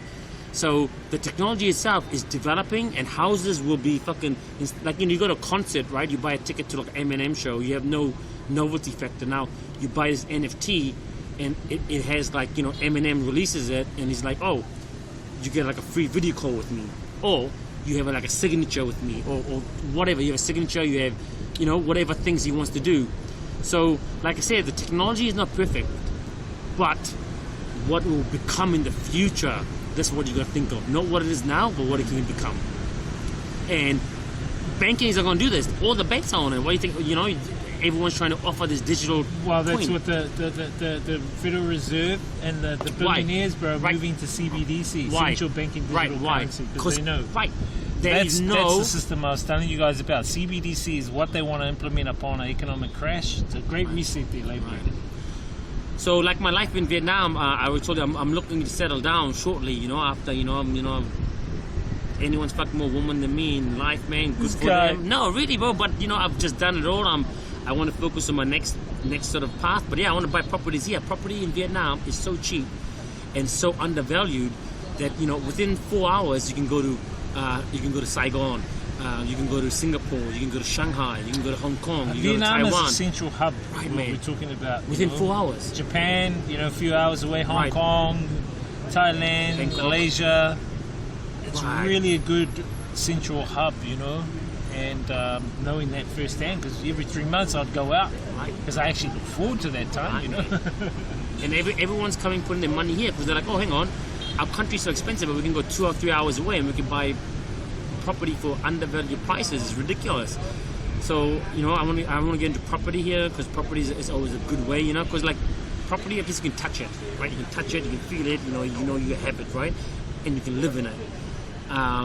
Necessarily not apartments, but actually like proper standalone houses.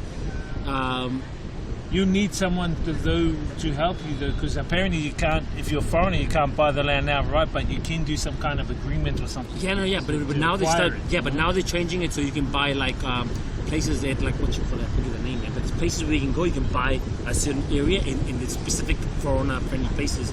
But I'm looking to get married here, man. If I get married here with a chica, then man, I'm gonna make bank. I'm already like This guy. Yeah, no, it's true though. Because in New Zealand, right, when we fucking get a loan from a bank, say you got a 100K income, right? You go to a bank, they maybe lend you like fucking, I don't know, like it's like stupid amount, nothing. Here, when you earn like say 60K, IRL says Vietnam, Cambodia, and Thailand are ripe for investment. huge. I believe Thailand will be the next gold rush and the rest will follow. Nah, Friend not of at all, mine cousin. buys commercial property in Cambodia, $5 thus per meter rock bottom. only my opinion, Kazi, but me looking like at economics, Vietnam's going to outpace Thailand. Vietnam's going to be more. It's got quite a big potential. It's Right. very potential at this moment. And you know, a lot of the Chinese are trying to set up shop here as well. And a lot of other manufacturing companies are now moving here. Foxconn, all these fucking... Apple, Samsung, Yeah, they're moving. Adidas, Nike. Nike's already here. I mean, they've Right. got the big factories out at the airport. Air Jordans, all made in. Look at 90%. your guys' Nikes and you'll see made in Vietnam. They're Yeah. made here right in Hanoi, Yeah. just north of Hanoi. All Right. the Nikes. Vietnamese Bro, economy. I want yeah. to go to that Nike. Can we go to that Nike? Bro, I went there not to No the Nike way. place. No, this guy. The girl I knew, she worked at the Nike place, so I went to pick her up one time outside the shop, and I told her. IRL says Vietnam has potential, but they're not as open as Thailand at the moment. If Yeah, but they will Vietnam be. starts supporting Cause- foreign investment, more Cause- it will.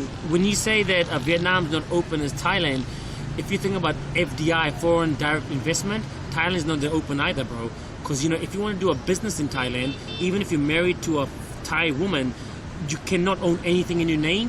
You have to own everything in her name. And even if you do together, you have to open this shell company or a company. You need a And- certain amount of money right. too. But the wife will always be more like in charge of it. Vietnam is different in the sense that if you buy property as a foreigner by a non-resident, you can still get access to it, man.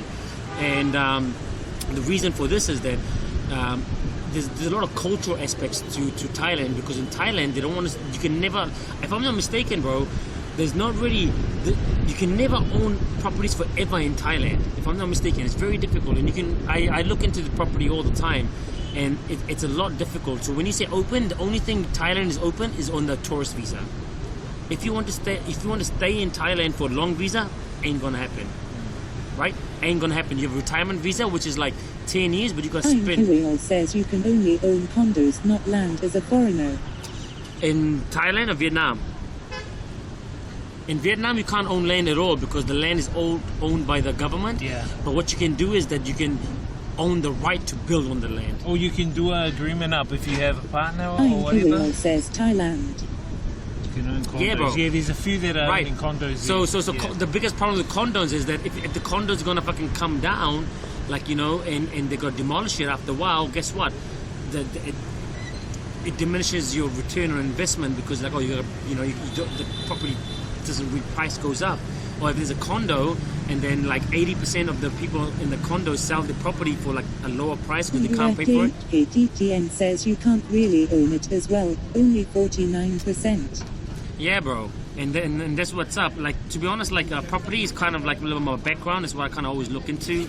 And I've stayed in Asia for 7 years, man. And I've visited every single Southeast and East Asian country. And I've always asked this question into this, and I've looked deeply into this, man. And why I say Vietnam is because Vietnam has been the country that's been developing in the world. The top 10 countries in the world, not just in Asia, in the world. 8% a year. No countries, New Zealand doesn't even do that. America doesn't do that. Canada doesn't do that. No country, most countries don't develop 8 years a year in terms of the GDP. And inflation here is only 2 to 3% this year.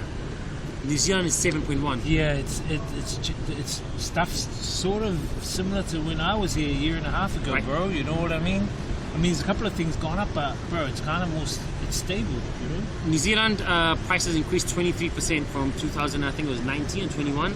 And the salary, the increase was only 7% this year. So the minimum wage has raised from $20 and something cents to $21.76. 7%. So you're already still losing. Here, the economy grows 8% every year, most roughly, and this year's inflation is only 3%. So already, your money's you're already still higher, you know. And the thing is, Vietnam. You know what the good thing about Vietnam is? It's a developing country, and this is where the country you want to be at, because as it becomes more developed, that's when the opportunity arises. Like there's no such thing as banking systems really in Vietnam. 90% or 86%, and you can Google this. Actually, Google, guys, if you're there, how many Vietnamese own their own property?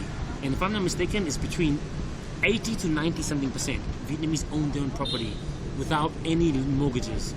So when you have that, and then you go to a bank and say, hey, I've got this free property, how much loan can I get? Like, oh, it's worth like 2 million, 3 million. Oh, we're already ready to banking, you know? And then the interest rate is fucking super low. We don't have that in New Zealand. It's just ridiculous. So that's why when I say Vietnam is like right for investments, is that not just now, but looking into the future. Because things are opening up and they're constantly changing it. So like my girlfriends, I have some girlfriends, friends, girls, a lot of them, and a lot of them have family in the government and all these like ministries and stuff. And so I have a lot of these, I always talk to them, and the policies change here to allow a lot of foreign investments coming into Vietnam. And when you look at it from a business perspective, it's huge. It's absolutely huge. So I'm looking at doing a lot of things, man. I'm here trying to buy property. I'm also looking to export mangoes. So here, when you're in Saigon, right?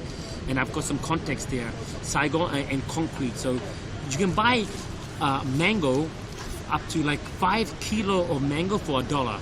Yeah, they're quite cheap, babe, Like $1. From the countryside. And these are proper mangoes, like properly, like good quality. And if you go in the supermarket in New Zealand, you buy one mango, it's costing a fucking ridiculous amount. And $5-6, I think. Man. So if you have all these like companies here, it's so easy to do. Most people don't understand this. You can just go to you can go to Progressive Foods or whatever in New Zealand, like, hey, look. And I used to work in procurement in Sky City, so I know how it kind of works. So you go to these companies, they usually have, every year they have this, I forget the name for it. IRL says, I was joking to was how cheap fruit was in Vietnam compared to here. Yeah, it's cheap, bro. They said I was joking. Yeah. What? He was joking to how cheap fruit was in Vietnam compared to here. So that means cheap fruit is cheap in New Zealand as well. Nah, it's not. It ain't, bro. Nah, bro, 2 watermelons. I saw the prices myself back in New Zealand. Right. $50 New Zealand, 2 No watermelons. fucking Yes, way, bro. 50 New Zealand dollars for 2 watermelons. Yeah, 2 watermelons like maybe $3-4, something like that. Yeah, hard. $50? Holy shit, man. I showed him actually today in the supermarket. 1 kg of watermelon was like $1.50, 1 kg. And, watermelon can get like 2 kgs, Right. so that'll be maybe Right. $2. Man, here's the thing. So there's a place called Da Nang here, and there's a place called near Da Nang is a place called Tam Ki, which is literally around maybe about 15 minutes away, right? You can get a farm there. Not a farm, it's land, so you can turn it into a farm with nice weather, and you can literally rent the place for like 10 million dong a month, which is around $300, right? KTTN says retailers often have a giant margin on something not made by a brand that can hurt them. Right, and then when a small brand starts like developing, they buy them out. Yeah. They'll come and buy out. Yeah, so that's more how most businesses do. They start doing like Mark Ellis, man. Fucking freshly squeezed, dude. Yeah. Mark Ellis, he started his business of so cheap, just fucking by making orange juice, putting his name there, and he sold this shit to Fruit Corp, the guys that own like. Fruit, and then they went to what is Pick and Save and bloody. Yeah, man. They started making a lot of money, bro. And that's what's up. And end of the day, if you want to make money, bro, you just got to find something that you love doing and then do that. Because that way you're going to spend most of your time doing something that you really enjoy and love doing, and you're going to eventually know how to figure out how to make money off it. Because he's doing here, twitching, enjoys it. I fucking enjoy this stuff as well, It's fun, Yeah, even if I don't make that much now, And but one day I will. informative. Right, sure, bro. Educational. Man, sure. A whole different many benefits, Consistent, yeah, man, it's cool. But it's nice to see when you're out and about in like real world, right? And you see when you actually travel around. KTTN says in Russia you were selling stuff to the retailer for around 30 to 50% of the total price. Also, if your stuff are rotten due to whatever reasons, maybe even on purpose not shelved, all loses is yours. I hate it honestly. Where is he from? Where you from, bro? What's his Wolf name? Kitten. Wolf Kitten, where you from? Wolf Kitten. Yeah, well, yeah, that's Russia there,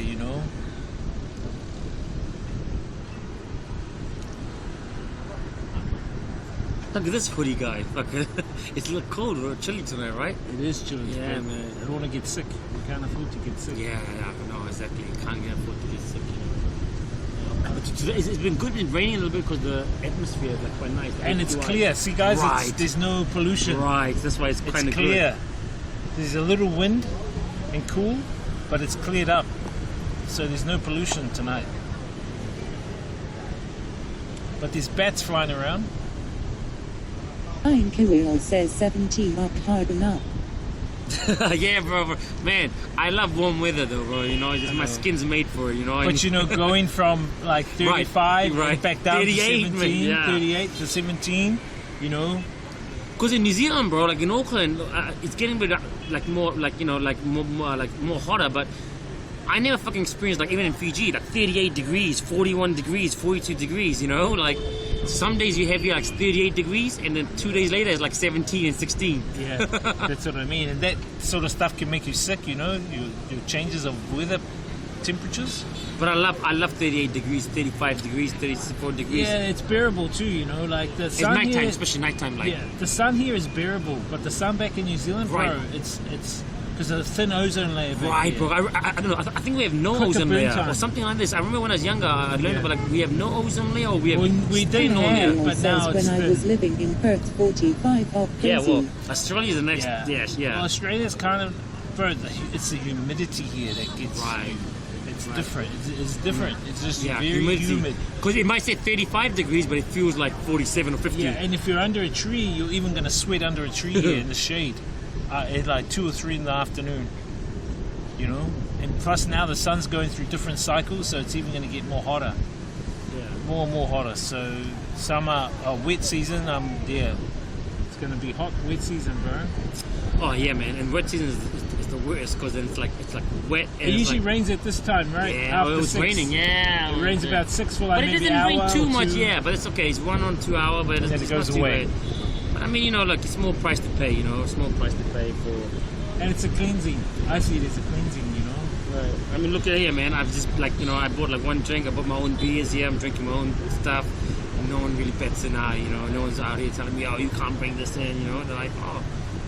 Just to leave you alone. You know, it's kind of cool. The girls over here. Chicas, yeah. Is that another one? That's the same one. I got my own hot drink because I knew it was cold today, so I bought a hot Myanmar tea. You know, but you know, fruit's cheap here, and like you know, if you're doing fruit importing, exporting, bro, that's a good thing. You know, Yeah. it's really.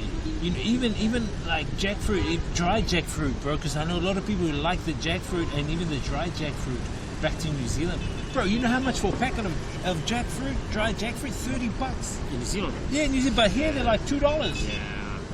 My mate, he goes, oh, I need some of that jackfruit. So you could export all these things. So You could a export. lot of the Fijians, like, that's what they do when because our mentality is when we even come anywhere, right?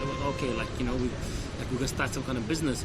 So my mom always tells me, hey man, why don't you send some like kind of fruit and all this tinned fruit and stuff to New Zealand? I'm like, yeah, but you know, like I don't know too much about these particular type of stuff, you know, because I don't know. I know the stuff that I know, you know. Yeah. And if I don't really like it, I don't want to do it because I know I will give up after a while, even if I earn money, because I don't enjoy doing it.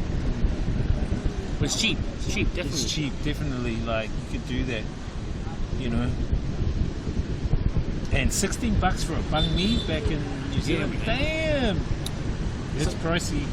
So here you can always like, not even here, but Flying most. Kirill says spoilage would be a problem. Spoilage. Nah, not really, cause you know when you look at like. Apples, when you look Nah, at when you look at like transportation Fruit. these days, bro. Like if you look at transportation, Refrigerated. I used to work in logistics. Yeah, refrigerated. From the time I actually harvested here, I can have this product in New Zealand within 24 hours if I really wanted to. couple of days. Nah, you can fly it over, bro. In Yeah, cargos, yeah. you can. Like, so you have two ways. You can do it by ship or you can do it by plane. So if you really have like a proper system in place, like a logistics like network, you can have your fruit literally picked in the morning. Get it sent within 24 hours. You can have it delivered and like arrived in New Zealand. If you have because you know cargo ships, plane ships have like a fixed structure, right? So what happens is that you go look at the Flying logistics of Kirill says not to mention New Zealand are douchebags when it comes to importing any form of plant matter. There they are. yeah, New Zealand. But I know it goes yeah. through like quarantines and shit. Yeah, but I mean, that's you know, true. they process it. My sister, she works for, bro. My sister, she works for a shipping company, Yeah. and her boss gives her bosses well, my sister's the boss. She bosses him around. Michael Jones. Yeah. Oh, the player, rugby player. Yeah, bro. Nah, cause yeah. Oh, bro, it's like him, bro. Medicine Shipping. Jones, yeah. Yeah, Medicine Shipping. Shit. She works with him, and she's basically his like. She's the one that does it, runs the business. Yeah. But you know, he's the investor. But she tells him what to do. Yeah. Well, look, investors. Bro, he gives me tickets to the games, Michael. You know, Yeah. bro, we hang out, bro. He's really cool. Yeah, man. Like I met him too. I still work at when I still work at But Sky you know, City. he's opposite. He's the Pacifica team. You know. Yeah, you're of course the he is. team. Yeah, yeah, bro. Because that's his. The Pacifica Yeah, team. Moana Pacifica, yeah. When I used to look at Sky City, we used to always get those corporate tickets to go to those old blue games and all Bro, those he games. gives me all the All Black tickets. Bro, he says to me if I go to France this year, to let him know, and he'll get me into some of the games. Right, man. Bro. That's what all the rugby players need, bro. Our rugby players in New Zealand, they always rely on the New Zealand Rugby Association, even legal rugby. They don't make their own brand. Yeah. I seen many of these, like even like All Blacks channels, all these channels, bro. They don't even like use YouTube Shorts much. They don't even use all these things, and I'm like, Market them, bro, get it some out of the there, All Blacks, support. bro, some of them I saw the views, and it's like only like 1,200 views. I'm like, bro, I get more views than you, motherfucker. No, really, bro. And I'm like, you guys aren't even utilizing it. No, really, my YouTube Shorts are more than their YouTube Shorts, and I'm like, they don't utilize it to make their own brand. To like, you know, to use social media, like rugby players should, like Sonny Bill Williams did well, you know, because he made a social media presence. Yeah, they have their. You have to have your social media presence these days, bro. Rugby players, so that you can actually grow your brand. That's what it's about. IRL says that will change as times go on. Lots of old school people in rugby still. That's what's up. So you either get ahead or you get left behind. You know, nowadays. So now's the perfect time before it gets saturated. Yeah, so yeah. I think so. I don't know. I don't know if I'm right or wrong. I'm just saying. Well, it is time to get opinion, now. you You know? know, my tribe, Hanoi, did a really stupid thing. They bought the Warriors for like 20 million, 19 million, or some fucking thing. Then they sold them for like one and a half. Oh, they lost money, bro. You know, Right. fucking stupid stuff like that. Yeah, right. They should have kept that. And They still should have ruin kept the brand. them, man. You know Ruin what the I mean? brand, And market everything. the brand and Right. get behind and promote the brand. People don't know this, support man. the brand. Right. You Right. know, but because there were too many old people on there, they just saw it as a quick return, quick buck, get on the hype. Right. You know, it's quite, yeah. And it's like football, right? Like you have, you know, rugby's like it's close to my heart. So what we do is, like, if everyone wants to buy our players, they get let off contract early, and then they just get picked up for free. There's no transfer fee or any of this kind of stuff. And this way they're stupid. They're like, oh, a player's contract is gonna come in 2 years. No, you're gonna sign a fucking 5-year contract, bro. And then if you want to move over to another city or country, pay a transfer fee to the club, and those clubs are rich. Then you make money off their players. Exactly, bro. But they don't. So so the player gets what he's going to get paid anyway, but the club that actually brought him up and put him to the stage and got it, they lose out. But the player wins, and the club from overseas wins. But the New Zealand team, they lose. Australian and teams so lose. that's why a lot of the All Blacks are going to Japanese clubs. Right. You know, they're going to Japan, a lot of them now. I don't know what the All Blacks are going to be like this year for the World Cup, But in the future, I see All Blacks not dominating at all. People are like, Nah. oh yeah, we're going to produce players I for think- life. Not at all. I think the power is going to Oh, North fuck now. that. Oh, bro. Any sport, it's meant to, like, you think, oh yeah, any talented player coming up is a 19, 20, 17 years old. If you have no one to look up to, there's a 35 who's on, maybe a guy who used to be a legend, he's 34 years old. You get to meet him, see him and play. You're like, man, this guy got some skills. It's going to motivate you, but you're going to learn from him. But when they get to the older ages even, they pass the knowledge into the other countries and clubs, so they're not really learning, and New Zealand's going to go their way. Like, no one's going to be like, hey, I'm going to play in New Zealand. Bro, if I'm a New Zealand rugby player, I'm getting fucking like $70,000 to $100,000 a year, and someone comes up, oh bro, you're getting $1 million like a year here for 3 years. You get 300,000 in 3 years or 3 million in 3 years? What are you going to do?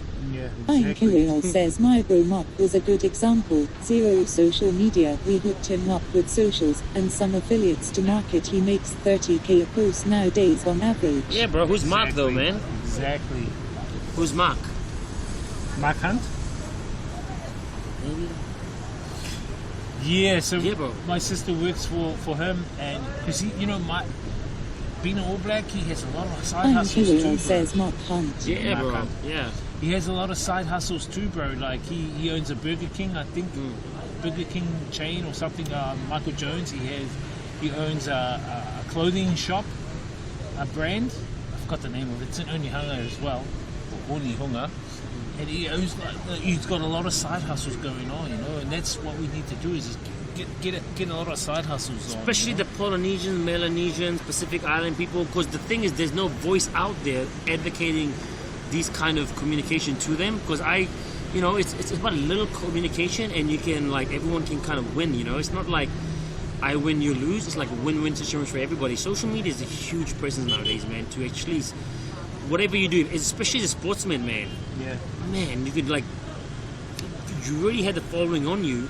You don't need Sky Sport, UFC, all these guys, because they got their own tools. But you should have your own tools to market yourself on these platforms. Because if UFC or boxing or Sky Sport, I don't want you. Fuck it, I got my own following. I think it's branding, eh? Branding, bro. Branding. I always was this thing.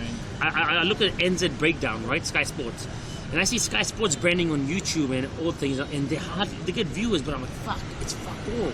I'm like, if you guys properly looked into that, man, you guys could actually make things better, especially me. And I'm not even that big, I'm small, but I sometimes get small videos, get 1 to 5,000 views. But I'm like, yeah, you only got 1 to 5,000 views. I'm like, yeah, bro, I got 1 to 5,000 views. You know what I mean? Yeah, and if you keep this up for a long time. Yeah, if you be consistent. Yeah, man. With the algorithm, you know, it can work for you. And algorithms will change, because that's what technology is. In the beginning, it's easy. It's like Facebook used to be 10, 15 years ago.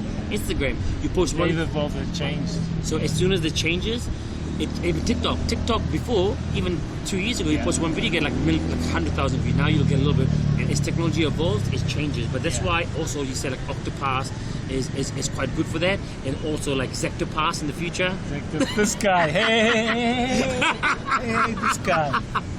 Nah. But what I mean is technology is like that, you know. You can't always rely on platforms.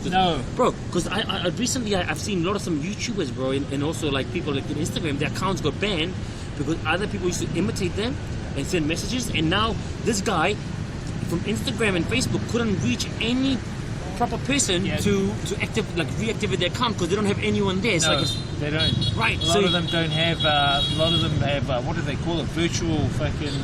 Right, man. A lot of them. Virtual support. And only way you could do that is if you run Facebook ads, and then you can get this thing called Meta.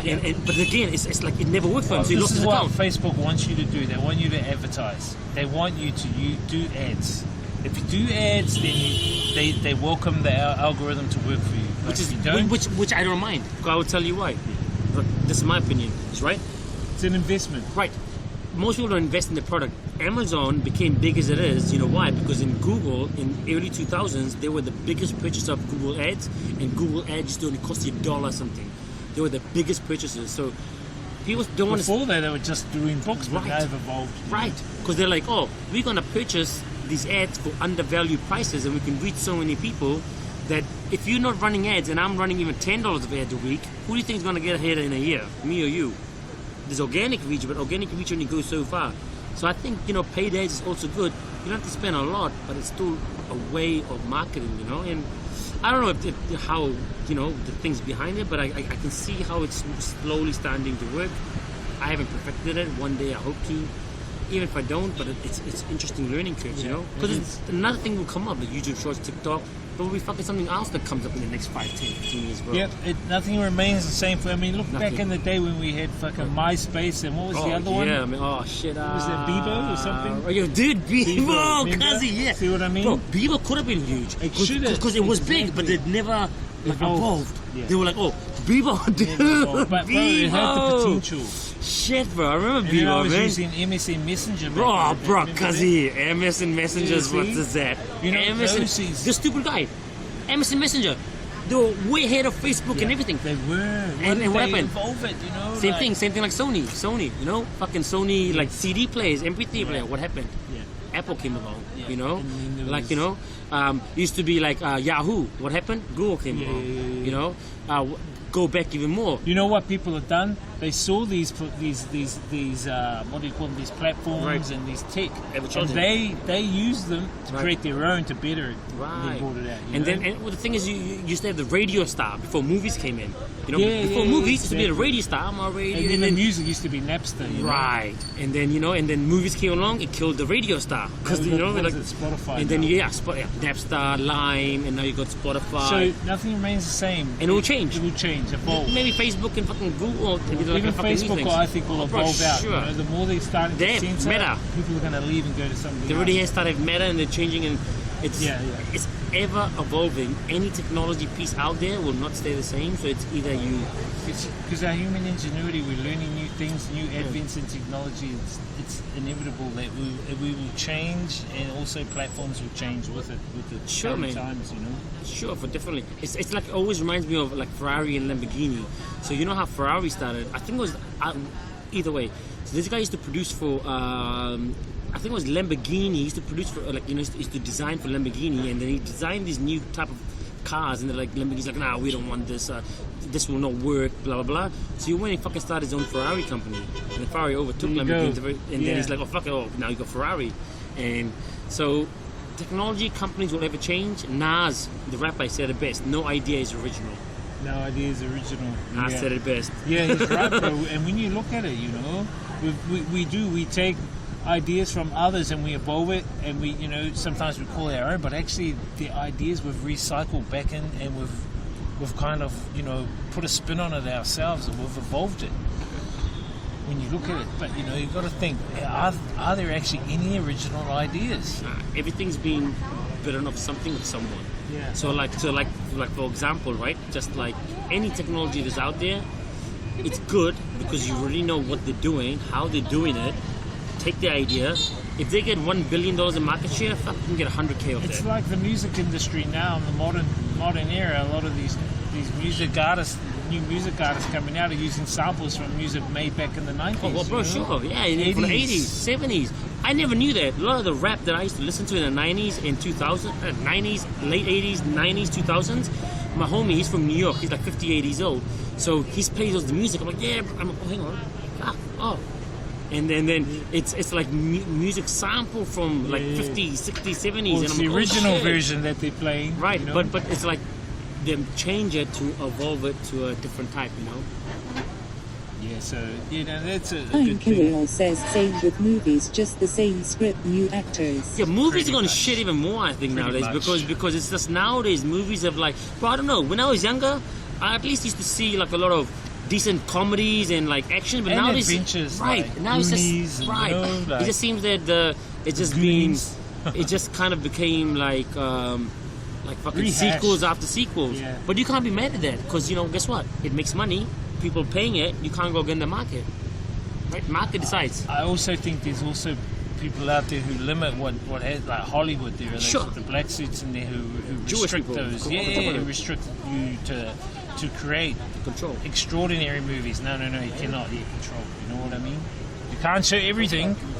Sure, man. But at the end of the day, man, like you can't go against the market because, like, some people say, "Oh, bro, the music shit nowadays compared to before." It's like, well, compared to who?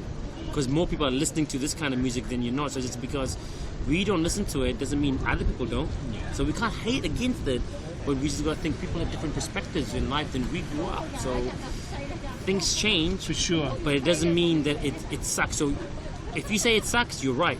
If I say it's good, I'm right. We're both right because it's opinionated. Yeah, it's opinionated on Subject. how that track appeals to you. Right, bro. It appeals to each person. Right, man, and this I learned also is growing up is like it appeals to different people. Look at this deep diving guy. These deep diving guys. Oh shit, but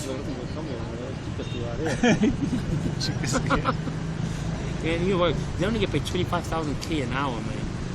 Do they? Yeah, bro. I'm not gonna give you a meal. Come on, man. Damn. Yeah, bro. No, that's 20K. There's nothing, man. Like they stay here for like. Yeah, that's one thing here, guys. The locals here get paid a lot less than the expats here. Way less. Right. So that's only like 31. Like a school principal, guys, Sure. will make about 600 US a month. School principal, 600 US a month here. they're working five days a week, sometimes 6 days a week, 9 to 5. It's nuts. How do I know? Because I was with one. This guy. She told me. So yeah, but expats get paid really well here. You know, like if you're DJing, you can get good money. If you're teaching, you get good money. I don't know. It's just really weird how that happens. You know, and the locals here, they suffer a bit. And actually, a lot of my housemates complain about it. They go, yeah, I get so much lower, yet I do more work. Kirill says AI Pro 2 AM was fun talking shit with Yao. Hey, yeah, brother. Thank you, bro, for dropping in. We're going to finish the stream soon anyway. I need to head back home and chill out and fucking prepare for Thailand. I don't know what I'm going to do tomorrow. I'll just check the weather. Because I want to go to Hanoi Bay, but fuck, if it's like this, probably just stay around and do some food. Go do some food at restaurants tomorrow, maybe, something like that. We'll see how we go, you know what I mean? Maybe hang... Oh, no, the bro's working tomorrow. Kirill says Sweet Goose talk to you tomorrow. Yeah, I'll talk to you tomorrow, bro. You take care, man, and, you know, behave yourself. And, see you tomorrow, bro. But I do need to organize a couple of meetups with a few of these streamers and that while I'm in Thailand. I want to meet up with 31 Nisma. I want to meet up with maybe Travel with Gus and G Little Monster. I don't know about going to Koh Samui. It's kind of a bit of a travel. I don't think I'll have the time to go there. If I had 2 weeks, I would. But I really want to come back to Vietnam. I don't really want to stay in Thailand for too long.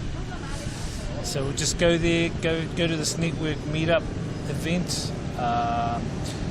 Go meet up with the royalty lady again, chat to her, meet up with some of the streamers, and then I might go check out some clubs around Bangkok and then approach them to go and DJ there. But what I want to do is sync up a video. Eh? Small? Down under? Yeah. But I'm going to shoot off soon, Yeah, me too, brother. because me too. I got to work tomorrow. I'll set some stuff up. Yeah. Let's go. Let's dip. I got to pull some stuff out. And then working. Yeah, I'm waiting to Tuesday, man. So I'll see you when you get back. Yeah, I'll be away probably. I won't be back probably till next weekend. Probably stay like 7-8 days, bro. Yeah, stay there for a little bit because you're there. Maybe go to Henry, do some more. You know. Well, what I want to do is also go to some clubs there and approach them about DJing there. Yeah, bro, you should. You know what I mean? Yeah. But maybe like do could be once a month thing. Or No, but something the thing is, if you get that kind of gig, then you can bounce around, even if the visa. what I wanna so that do. means, for example, you gig here, then you can go there and do some gigs for a while, and then my visa's running out. I come here to do Because some the gigs. tourist visas multiple. You know what I mean? Right. Unless when they start doing the free one, you know, we Which is cool, fucking man. Awesome. They've put in the proposal already, so hopefully the part. I think they would, that because would be fantastic. so I think it's like it will work out. Just Isn't it by your time. dependent on the New Zealand Foreign Minister? Who is it? Winston Peters. Fuck, he better do his job, man. You know, like I don't think Mr. Peters still. I mean, maybe he still is, man. I I think don't he know. is the Foreign Minister. For I New mean, Zealand, because that's so- what he does. So like, bro, if it does eventuate, bro, that will be massive for us, man. You know what I mean? Why can't we get one like America? America gets a year, bro. nah, they don't. Yeah, they do. Do they? It's a year visa they get, bro. I don't know how much they pay, but they get a year Yeah, but it's visa. America, so they can put some That's deals like, going on. So bro, you that's come what here I and you think. They come got some there, deals. like, What the fuck? They get a year to come here and play around. For sure. You know, and they can do all the work shit and stuff like that. So yeah, it's pretty. Alright, should we go? Yeah. Well, let's. Hey, if I don't go now, I'm gonna go do some stuff at home. Okay, I think I might finish the stream here, guys. Give me 1 sec, bro. Well, you can shoot off now, bro, while I just stay with the chat if you want, brother. Guys, who can we... Birthday, KTTN says Adam Cook commit DSBLF. What is that? Adam Crook Kermit. Who the hell is that? Who's Adam Crook Kermit? I have no idea who that is.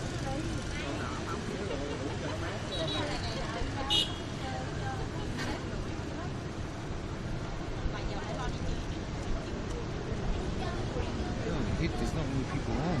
It's with reading. Shizz there. Candy Life is there. I'll tell you who we'll go with. Let's read. Keep it a surprise. Who we're gonna read. But she'll look after you guys. I'm gonna shoot up with the bro. Let me read. I'll be back tomorrow, guys.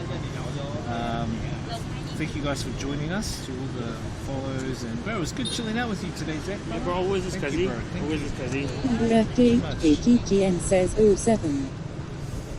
07. No, we're gonna raid this chickie. Alright, we're gonna go check her out. Go give her some love. Pipim, she's in Thailand. I think I'll meet up with Pipim too. I want to meet up with her. Maybe next week we'll meet up Oh, yeah, with Pippa's Pipim. just cool. Yeah. So go and check her out, and I'll catch you guys back on the dial tomorrow. Experience the journey, inspire others, live life, and I also say have a great life, not just a great day.